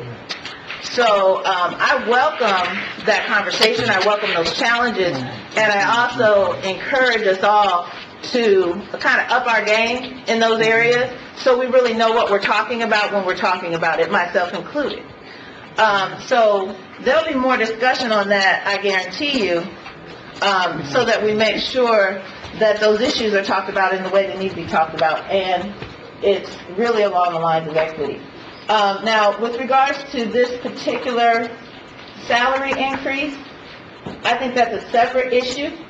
As it's been said many times, you know, this is not about any one particular person or personality. Yes, we need to look at that. Once this is done, we need to look at it in terms of diversity and inclusion. But right now, the issue is, in my mind, I think one of the things when we were talking about the last ordinance was how can we, you know, look at all of these different salaries and all of these different departments and all of these different positions the same way. It's kind of hard to do that because in some instances, as Councilperson White pointed out, you know, there's some corrective action that needs to be done. In other cases, it may make sense to you know, consider a smaller increase just based on kind of, you know, cost of living increases and things like that. So I think it's a conversation that needs to be had. But with regard to this position specifically, there are three pieces of evidence that to me says we need to fund this increase. One is, I think, we do need to look at the difference in the clerk's position and the directors throughout the city. And to me, when I first looked at that and was looking at that $20,000 difference between a department head and a clerk, I asked myself, is there really that much of a difference between those positions and their responsibilities. So that's one factor. Also, as been presented here and talked about, is the issue of parity with clerks in other communities around. And when I look at this information, it says to me that right now, the salary for the clerk is indeed is far too low, and that we need to look at some kind of increase to bring it into parity. I really appreciate apparently the amendment to say, well, you know, let's not even talk about the directors or the department heads. Let's talk about just the clerks, and let's find a place that's in the middle. I appreciate that, and I think that makes sense. The final piece the final consideration for me was learning that way back in 1984, the council saw fit to say, you know, the salary for the clerk's position is not in line with what it needs to be.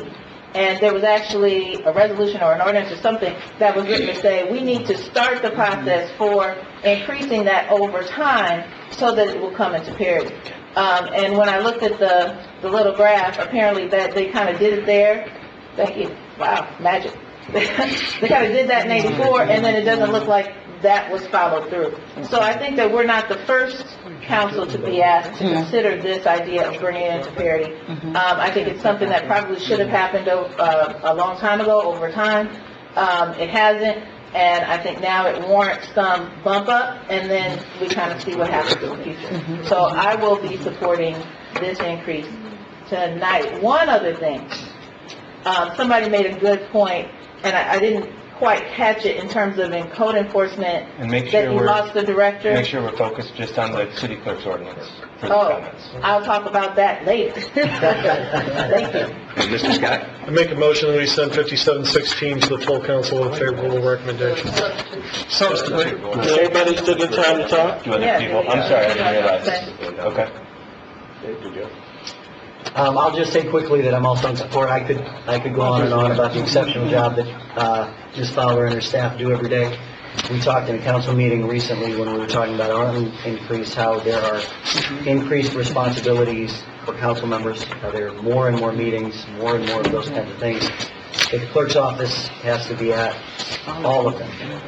You know, some we may split up meetings, they have to be at all of them. So there are increased responsibilities as well. They work very, very hard, very, very well, but I won't talk about that because I do believe that Ms. Fowler is focusing on the position. Because the reality is, she might not be doing herself any political favors. But she has to run for re-election in a few years if she wants to continue doing the job. So this really is about the position and bringing this into parity with other department heads. And we don't necessarily need to go down the line, but anybody else have any other comments? My comment would be that I gave a presentation earlier, or suggested an amendment, and if I followed that same amendment that I suggested earlier, the salary range would have been if it were, would be 5% for a $60,000 a year job, which would be a $3,000 raise increase for this year. If that was considered, that's what I would be more than willing to support. If we can get to some number, in the middle would be 67,000, not 50, not 60 or 50, 69,000. So we really didn't come to the middle when Karima, Ms. Fowler made her compromise offer or whatever.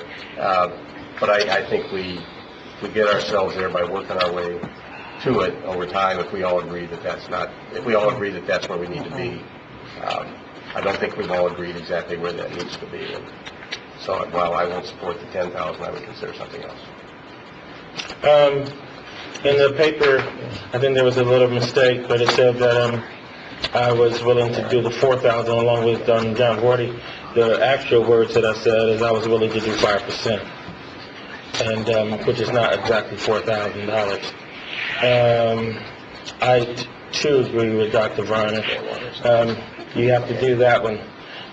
There's a way to cure a position, but again, given the whole concept of fiscal cliff and everything else, we did kind of know we all knew what we were running. We knew the position, we know the salary. For me to get here now and argue the fact that I'm on so many committees, I run around doing a lot of things that I really need about $35,000, okay? I don't think that's appropriate for me. And so, I believe that the proposal that we were trying to get passed, where it was 3, 5, 4, or 5, I think it was reasonable. I thought it was a good compromise considering all the discussion. And that's as far as I was willing to go. I've been very upfront with our current salary. I would like to say this. I knew Ms. Duda when she was in the office. I've known Clerk Vorty, Councilman Vorty, when he was the clerk. If any one of them, along with Ms. Fowler, would have come to me, I still would have felt the same way. I have really a big problem bringing up the diversity inclusion issue when it comes to the fact that we have an African American in the office right now, when we don't bring it up when there's other people there. I really do, because it turns it into a very interesting role. And from that standpoint, when I looked at all the other positions that we were looking at, it was not because Mr. Perry was white or Ms. Briscoe's black. That's not my issue. It's the position that we got to deal with. And the two people I compared them against were white. So I really have a hard time when we mix that inside of. I do recognize race like crazy, but we have to be very careful of separating the two and dealing with that, because that creates a big problem and creates a rift in this community when it comes down to that kind of stuff. Okay? And so we're not voting for higher salaries for the mayor due to the fact that he came out and openly gay. We're not going to do that. Or somebody comes out and votes for me more because I'm for African American. Be very careful of all of that kind of conversation in this kind of thing. Let's stay on point and let's deal with that. But that creates a whole milieu of more problems when we have dealt with that issue. And so I have major concerns, and I will not support that. John? Yeah, just a few words from the old single guy who had that job, who had that job for 12 years. I never thought it was terribly underfunded to begin with.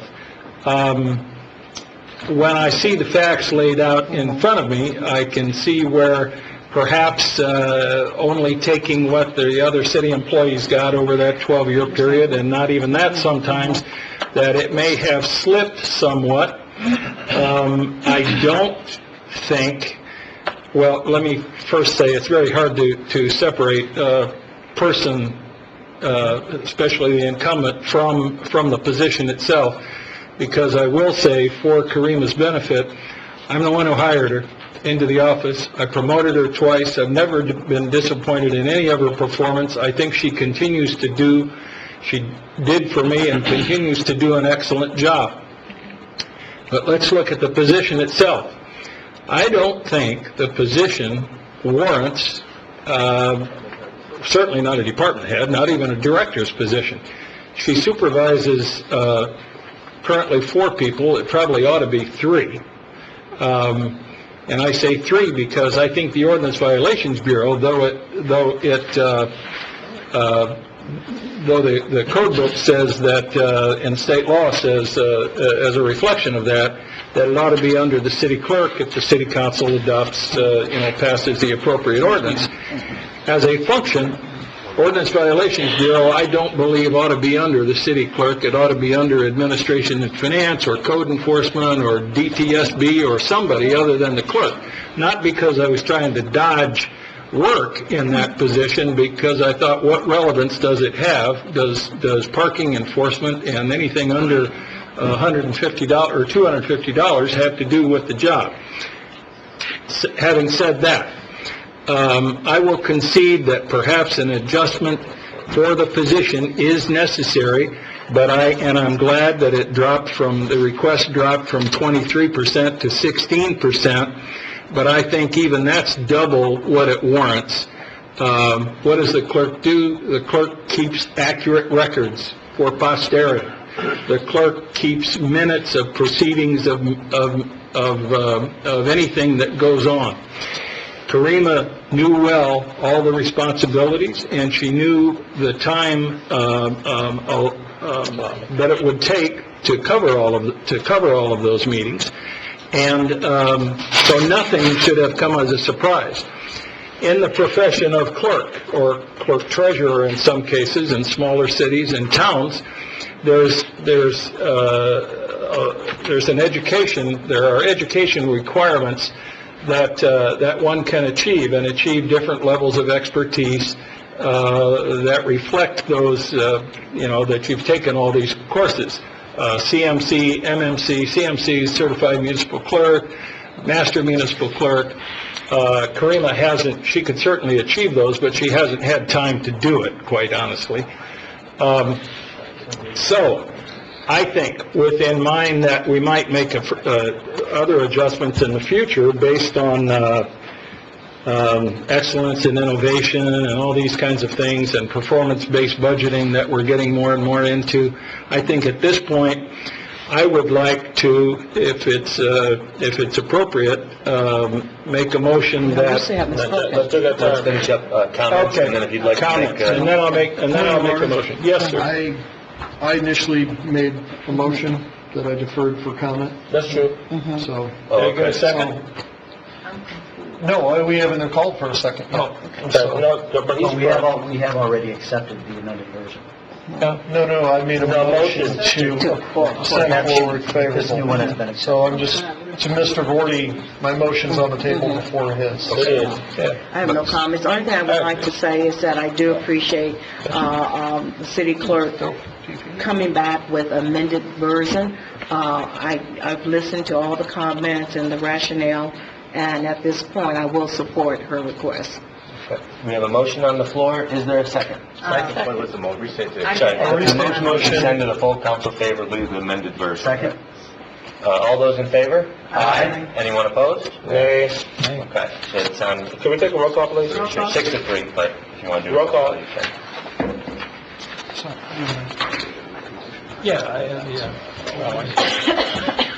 Councilmember Berman? Aye. Dr. Berner? Thank you. Vice President Davis? Nay. Mr. Gordy? Nay. Mr. Furlick? Aye. Councilmember White? Aye. Councilmember Preston? Aye. Randy Kelly? Aye. President Tim Scott? Aye. 6 ayes. Okay. We have 4416 that's been continued in the council portion only. At this time, we will again open it up to comments from council members. Councilmember Furlick, the proper motion would be to accept the substitute bill on file. So moved. Which represents the amended paper. Second. All those in favor? Aye. Anyone opposed? The motion carries. Again, this is in the council portion only. If any council member has any comments, please raise your hand to be acknowledged, but if not, I will entertain. Call the question. I'm sorry, you said... Do you have any comments? Comment about... We'll wait for... I make a motion to send 4416. Do quickly, does anyone have any comments? Your comments about this 4416? Yes. Okay, yes. If I understand correctly, this is the, where we talk about the issues of the amount we're allotting to curbs and sidewalks? Yes, that's in this portion. We're also talking about the code enforcement. She doesn't need to read it. New position. I just want to make sure I'm going to be commenting on the right things, right? The code enforcement position is under this? I think if it's continued, it doesn't. Yes. Point of order. And this is also the 1010? Sure. Point of order. Just one point of order, Yeah. Regina. Sorry. With all due respect, I'd like to defer to the Vice President because he did call for the question. But there wasn't a motion on the floor, so therefore... We didn't even have a chance to because it started... We need to have the title read first. Okay, all right. See, I just want to make sure we get the procedure down. Sure. So I heard the call for question, I just want to make sure we're in the right order. Let's make sure we have just, if people want to have an opportunity to comment, let's make sure we respect those people's opportunity to comment, and then we can take a vote. 4416, an ordinance of the Common Council of the City of South Bend, Indiana, appropriating monies for the purpose of defraying the expenses of several departments in the civil city of South Bend, Indiana, for the fiscal year beginning January 1st, 2017, and ending December 31st, 2017, including all outstanding claims and obligations, and fixing a time when the same shall take effect. Thank you. Does anyone have any comments regarding this bill? Yes. Okay, this is where we're passing the city budget, saying, yes, we pass it, no, we don't. Yes, in general, the whole, like, the big message. Yes, I just want to make sure I'm talking about the right thing. Okay, so, first of all, I do have concerns about as I think Councilperson Morty pointed out, the council had, in response to concern and constant questions from the community about curbs and sidewalks specifically, we had asked very early on in this process to make sure that we are actually increasing that, and we have not seen an increase in that. In fact, it was decreased and then brought back to what it was last year. I have a concern about that. I really feel like, again, what I'm hearing from my constituents is that we constantly put other things in front of the critical needs of the people in this community. And when you talk about curbs and sidewalks, I've become more aware of what that means. 23% of the curbs and sidewalks in our community are rated poor or very poor, and most of those, I would guess, I would love to see the data, might be in communities that are within my district. Poor and very poor means that there's actually a trip hazard. With an aging population, what I hear often is we can't even go outside to visit each other because the sidewalks are in such a bad shape. So it's a health issue in my mind, it's a quality of life issue, and I think that it's really important that we start just, listening to what people are saying about what the needs are in the community. So when I hear that is something we have said from the very beginning, it's like, dang, just give us something, I'm not seeing that, and so that gives me some pause. The question, one of the constituents talked about, he was concerned about the animal control position going away. I would just question, because I also had a question about code enforcement. I just don't know, and so I would ask, if we're getting rid of one position, but we're adding a different position for $75,000. You're not getting rid of a position, it's left.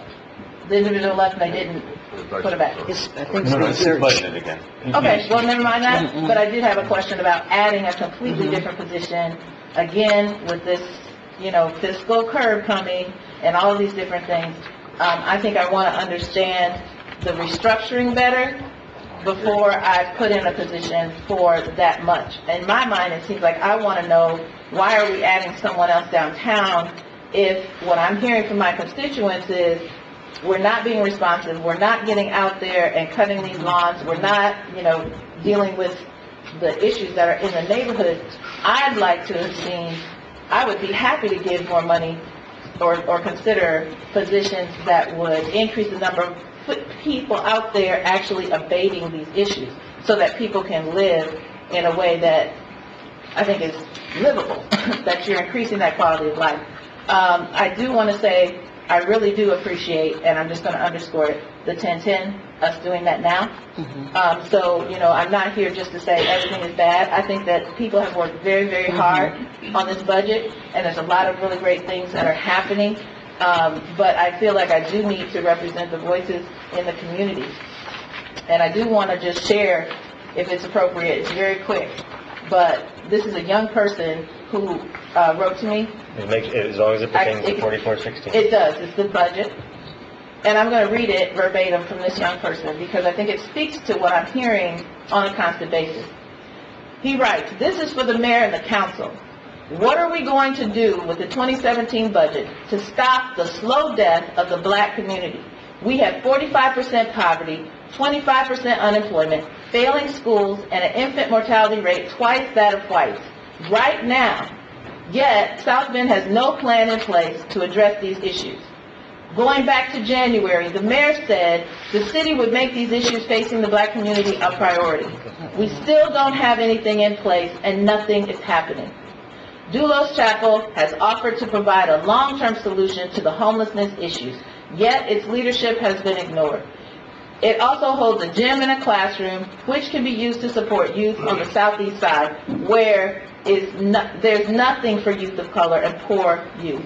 We've asked for a citizen review board. We've asked for a community needs assessment for our community in particular. At this point, we don't want broad statements. We want tangible, concrete, youth and community-driven solutions. Why are Dave Matthews, an individual, and high-ranking staff more of a priority than the slow death of black people in South Bend. Black lives don't matter in South Bend. Where in the budget have we appropriated resources to stop the death of our community? That is my question.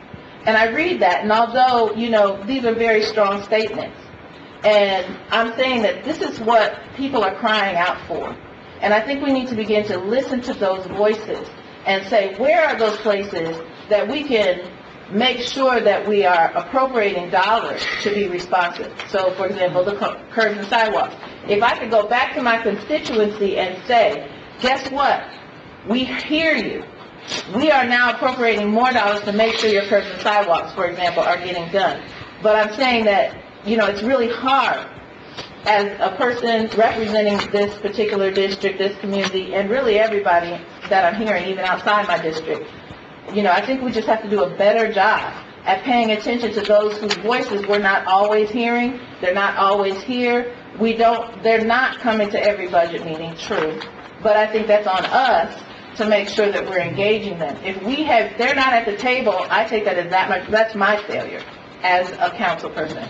And so I'm challenging us to, as we move forward, that we begin to engage, as I said, residents on another level. And if we have a budget hearing, for example, or any kind of meeting, and nobody shows up, rather than say, well, people don't care, I think we need to pay attention to the fact that there's a lack of trust, a sense of apathy in our community, that, well, if I do show up, nothing's going to change.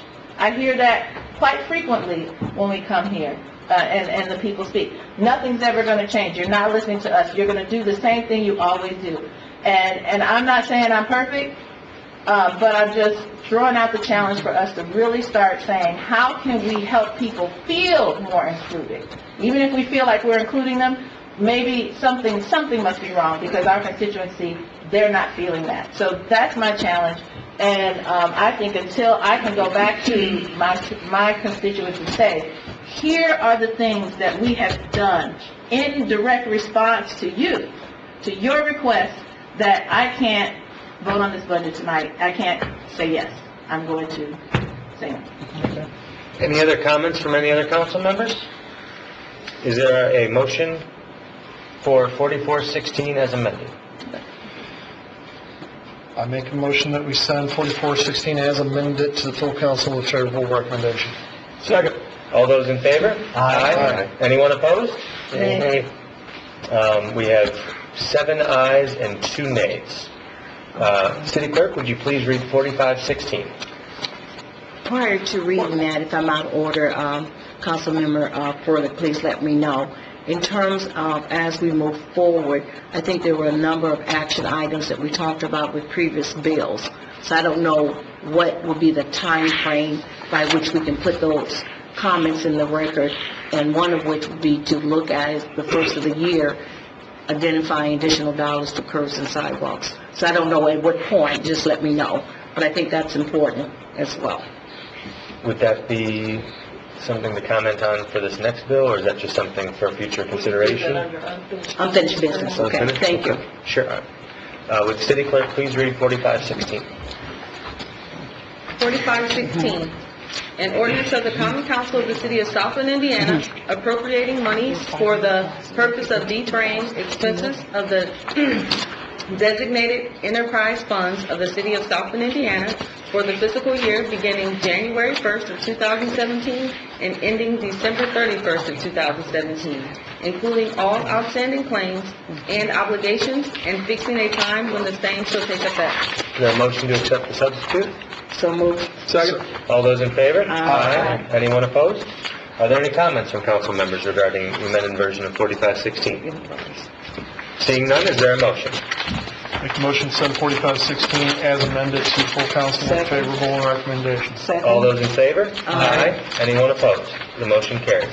We'll now entertain a motion to rise and resolve from the committee of the whole. So moved. All those in favor? Aye. Anyone opposed? Motion carries. You got a midnight snack ready for us? Shoot. Coffee?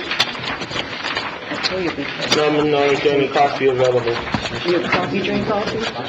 Councilman Davis, you drink coffee? I'll tell you, on a night like this, I'll drink coffee. Whipped cream. No. I'm good now. I'll make it. I've taken me a Coke. Doesn't have to. Full council is now back in session. Ms. Fowler, would you please read 3516? 3516, third reading on an ordinance of the Common Council of the City of South Bend, Indiana, annexing and bringing within the city limits of South Bend, Indiana, and amending the zoning ordinance for the property located in German Township, contiguous therewith, Councilmanic District Number 1, for 22965, 24632, 24650, and 24700 US 20, 54270 Pine Road, and a tract of land adjacent to and east of 54270 Pine Road, South Bend, Indiana. Motion to amend as it was in the committee of the whole. So moved. Second. All in favor? Aye. Motion for passage? Second. Second. Ms. Fowler? Dr. Varner? Aye. Vice President Davis? Aye. Mr. Vorty? Aye. Mr. Furlick? Aye. Councilmember White? Aye. Councilmember Preston? Aye. Randy Kelly? Aye. Councilmember Broden? Aye. President Tim Scott? Aye. 9 ayes. Thank you. 4416, please. 4416, third reading on an ordinance of the Common Council of the City of South Bend, Indiana, appropriating monies for the purpose of defraying the expenses of several departments in the civil city of South Bend, Indiana for the fiscal year beginning January 1st, 2017, and ending December 31st of 2017, including all outstanding claims and obligations, and fixing a time when the same shall take effect. Madam Chairman. To amend as it was in the committee of the whole. So moved. Second. All in favor? Aye. Motion for passage? Second. Opposed? Vice President Davis? Nay. Mr. Vorty? Aye. Mr. Furlick? Aye. Councilmember White? Aye. Councilmember Preston? Nay. Randy Kelly? Aye. Councilmember Broden? Aye. Dr. Varner? Aye. President Tim Scott? Aye. 4516, please. Before that is read, I'm going to pass out the paper of accounts, and if you would report how you vote on this bill and the bill that you just voted on. This is for, This is for the state. State Board of Accounts. Right, the State Board of Accounts. thank you. 4516, please. 4516, third reading on an ordinance of the Common Council of the City of South Bend, Indiana, appropriating monies for the purpose of defraying the expenses of designated enterprise funds of the City of South Bend, Indiana for the fiscal year beginning January 1st, 2017, and ending December 31st of 2017, including all outstanding claims and obligations, and fixing a time when the same shall take effect. Motion to amend as it was in the committee of the whole. So moved. Second. All in favor? Aye. All opposed? Motion for passage? Second. Mr. Vorty? Aye. Mr. Furlick? Aye. Councilmember White? Aye. Councilmember Preston? Aye. Randy Kelly? Aye. Councilmember Broden? Aye. Dr. Varner? Aye. Vice President Davis? Aye. President Tim Scott? Aye.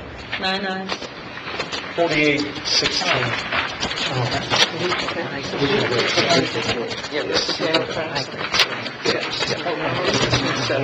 4816, third reading on an ordinance of the Common Council of the City of South Bend, Indiana, repealing certain sections of Chapter 17, Article 10, regarding compact fees and assessments, and replacing such fees and assessments with system development charges. Motion for passage? Second. Amend As as amended. To amend as it was in the committee committee of the whole. So moved. Second. All in favor? Aye. All opposed? Now, Motion for passage? Second. Ms. Fowler? Mr. Furley. Aye. Councilmember White. Aye. Councilmember Preston. Aye. Randy Kelly. Aye. Councilmember Broden. Aye. Dr. Varner. Aye. Vice President Davis. Aye. Mr. Vorty. Aye. President Tim Scott. Aye. 9 ayes.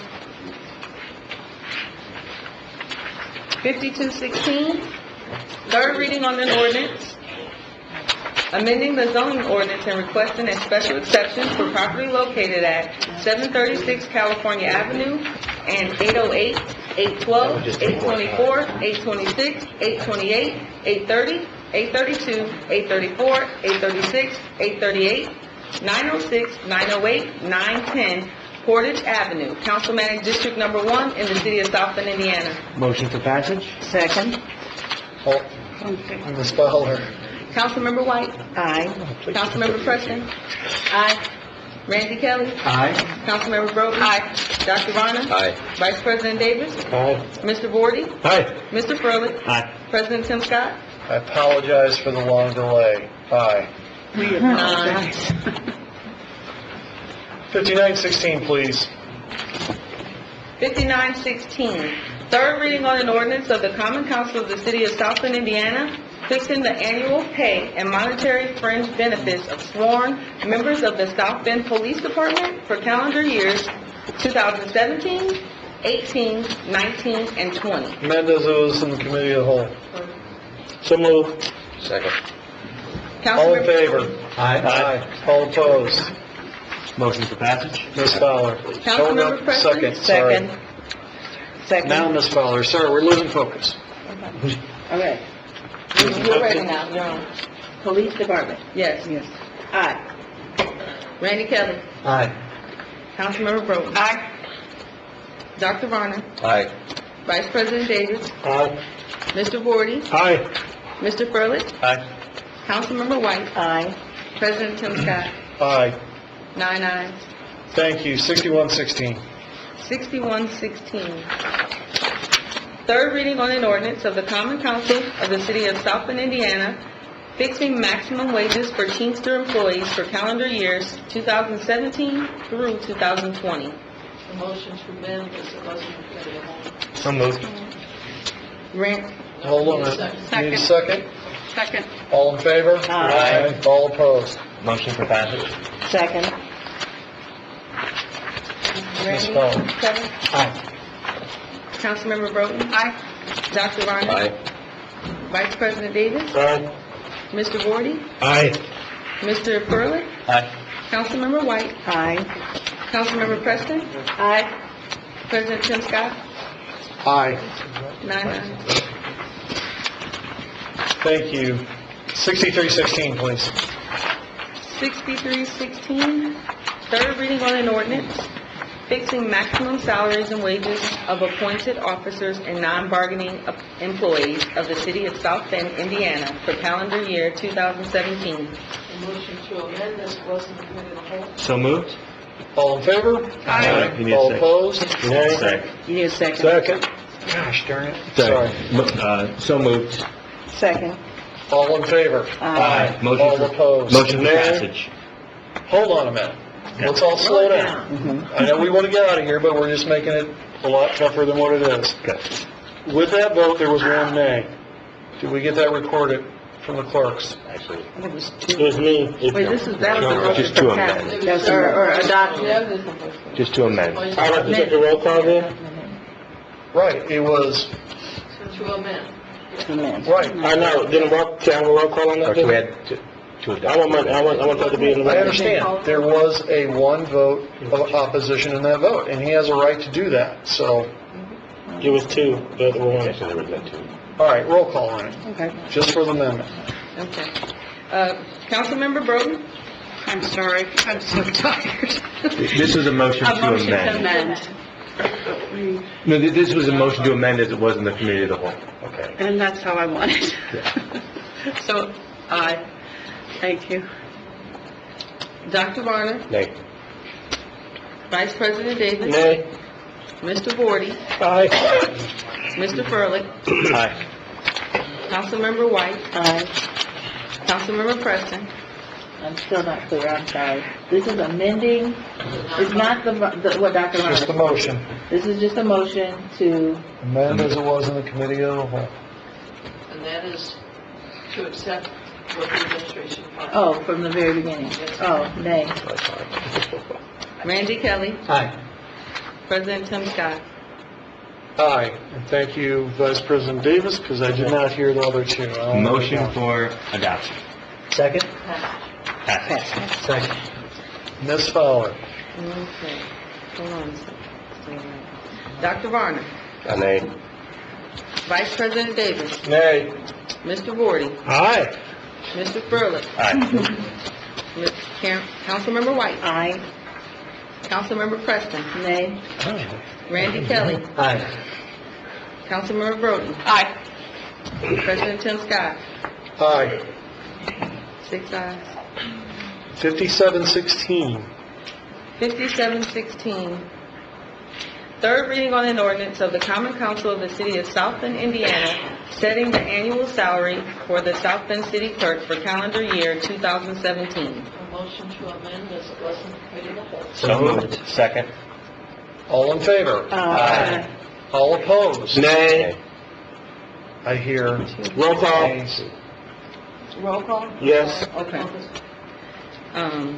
Vice President Davis? Nay. Mr. Vorty? Motion to amend. Aye. Mr. Furley? Aye. Councilmember White? Aye. Councilmember Preston? Aye. Randy Kelly? Aye. Councilmember Broden? Aye. Dr. Varner? Nay. President Tim Scott? Aye. 7 ayes. Motion Motion passes. passed. Second. Second. Ms. Fowler? Okay. Vice President Davis? Nay. Mr. Vorty? Nay. Mr. Furley? Aye. Councilmember White? Aye. Councilmember Preston? Aye. Randy Kelly? Aye. Councilmember Broden? Aye. Dr. Varner? Nay. Vice President Tim Scott? Or President Tim Scott. Oh, I'm sorry, President Tim Scott. You know, after tonight, you can demote me. Aye. Motion to demote. Mr. Varner, you are not recognized. Okay, thank you all. We got through that. Thank God there's no resolutions. We'll move to bills, first reading. 6716, please. 6716. First reading on an ordinance of the Common Council of the City of South Bend, Indiana, concerning the current refunding of outstanding waterworks revenue bonds of 2000 and 2006, each issued to finance construction of improvements to the municipal waterworks of the City of South Bend, Indiana, authorizing the issuance of revenue bonds for such purpose in the principal amount not to exceed $3,720,000, addressing other matters connected therewith, including the issuance of notes in anticipation of bonds and repealing ordinances inconsistent herewith. I make a motion that this be sent to the Utilities Committee and set for second reading and public hearing on 11/14. Second. All in favor? Aye. All opposed? Thank you. Unfinished business. Okay, under unfinished business, I would like to, as chair of the Personnel and Finance Committee, but also as a council member, there were a number of areas that we had discussed. I don't want to lose those particular issues as we move forward. The first of which, I'm asking the administration to come back to the council the first of the year after we have the opportunity to look through the budget per se and to see if they could recommend additional dollars for curbs and sidewalks. Second, I'm asking council members to identify ways in which we can engage the citizens, starting hopefully the first of the year, and so that would give you some time to check with your various constituents, but also with others, because I've heard that clearly during the process that we need to start early, we need to look at different ways in which to engage our citizens.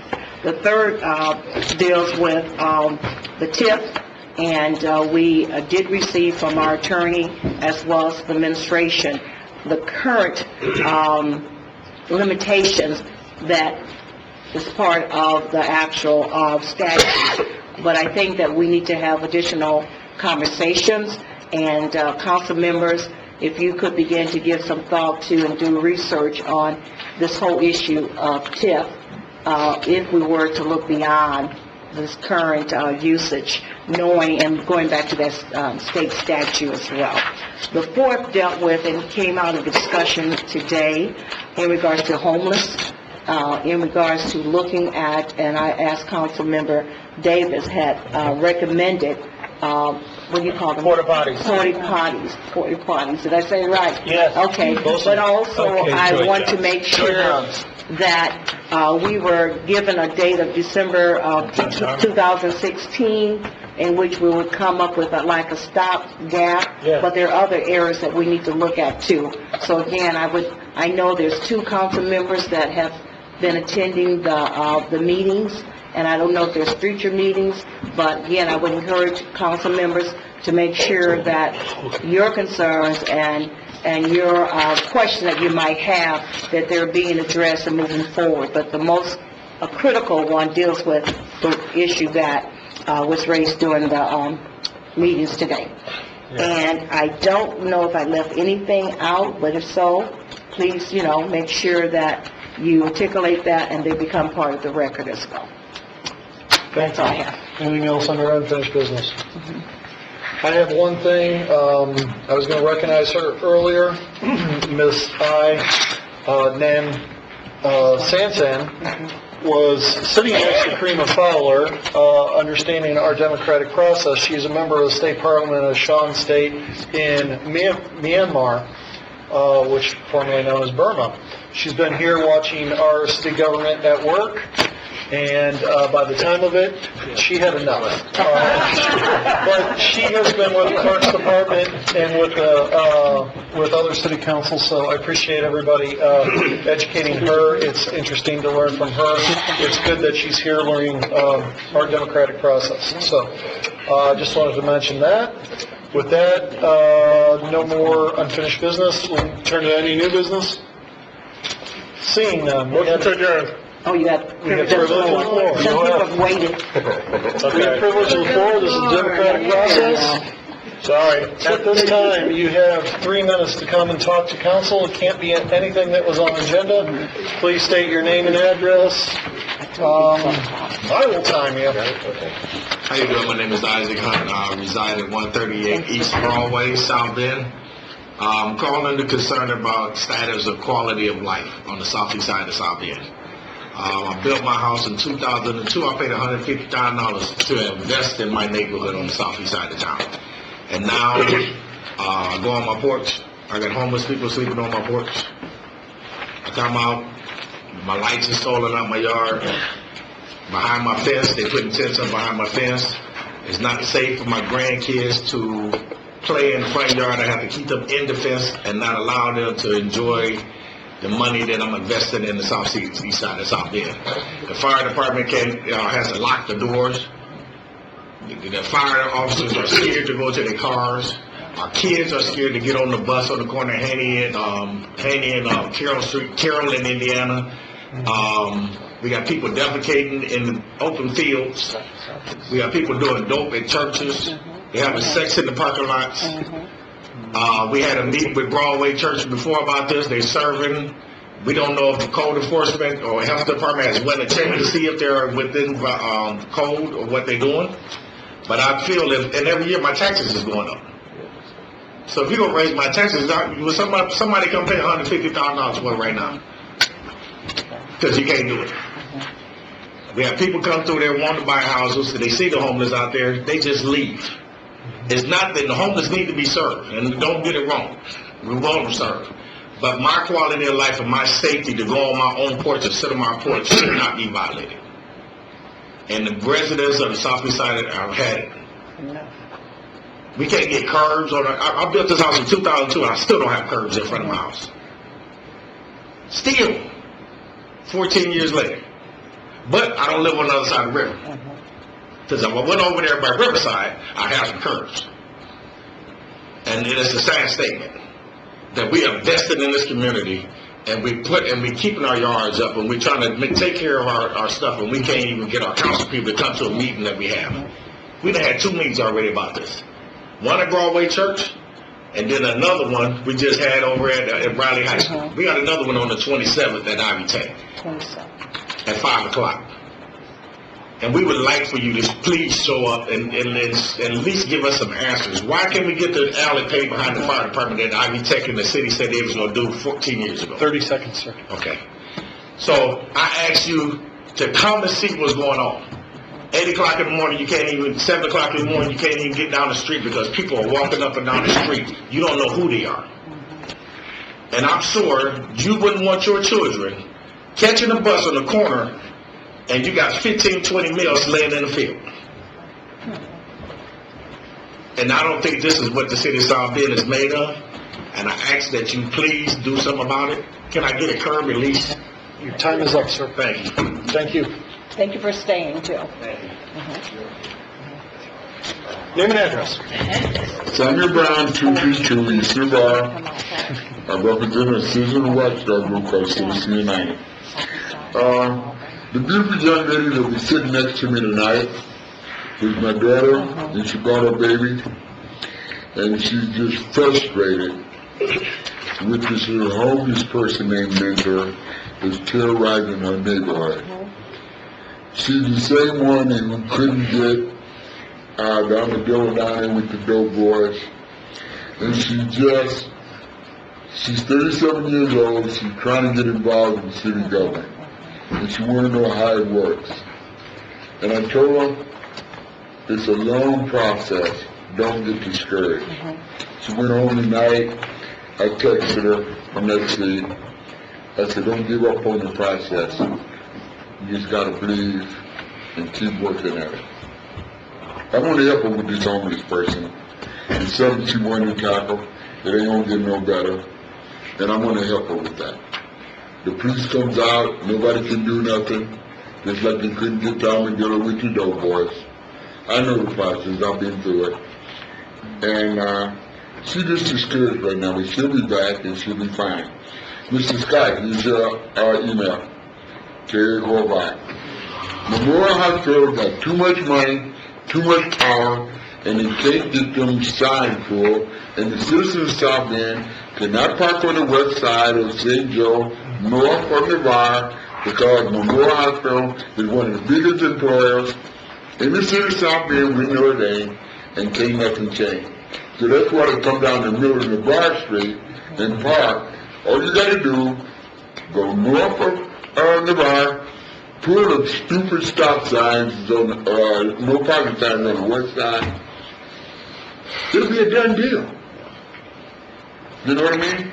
Yes, sir. Jay Moore got a copy of this. His name is on this. It's just an old rap. It's simple.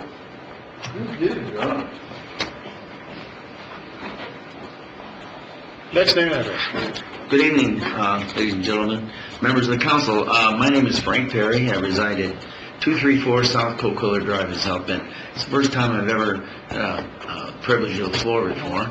It's been a long night, and I hope I can make this brief and hopefully ask your help in something that I'm currently working through and on, which is helping this community develop more resources so that we can in fact grow and grow efficiently and grow effectively.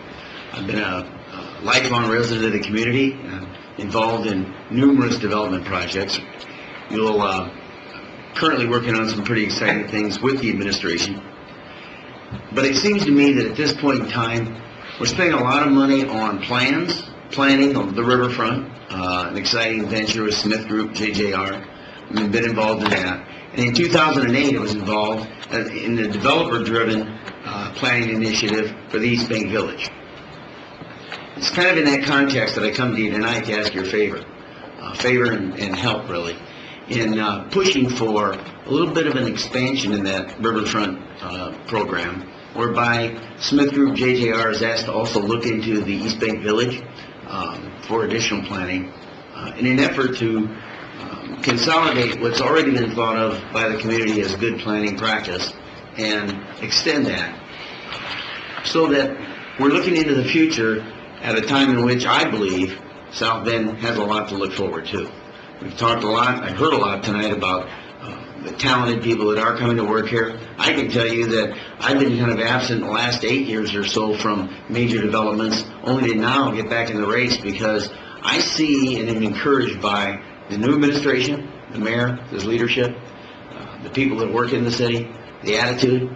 And although we have problems, and some of those have been pointed out tonight too, every city does.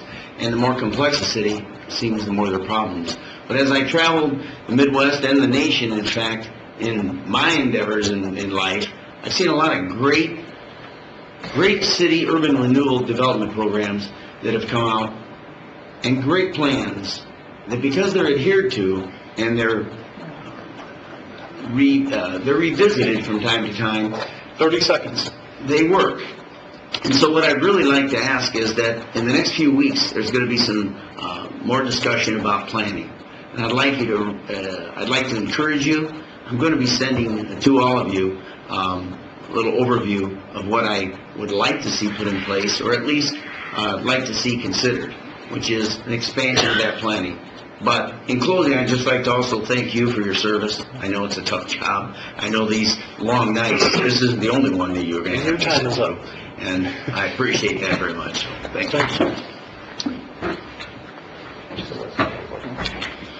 Jesse Davis, P.O. Box 10205, South Bend, Indiana. We've got a nuisance abatement vehicle,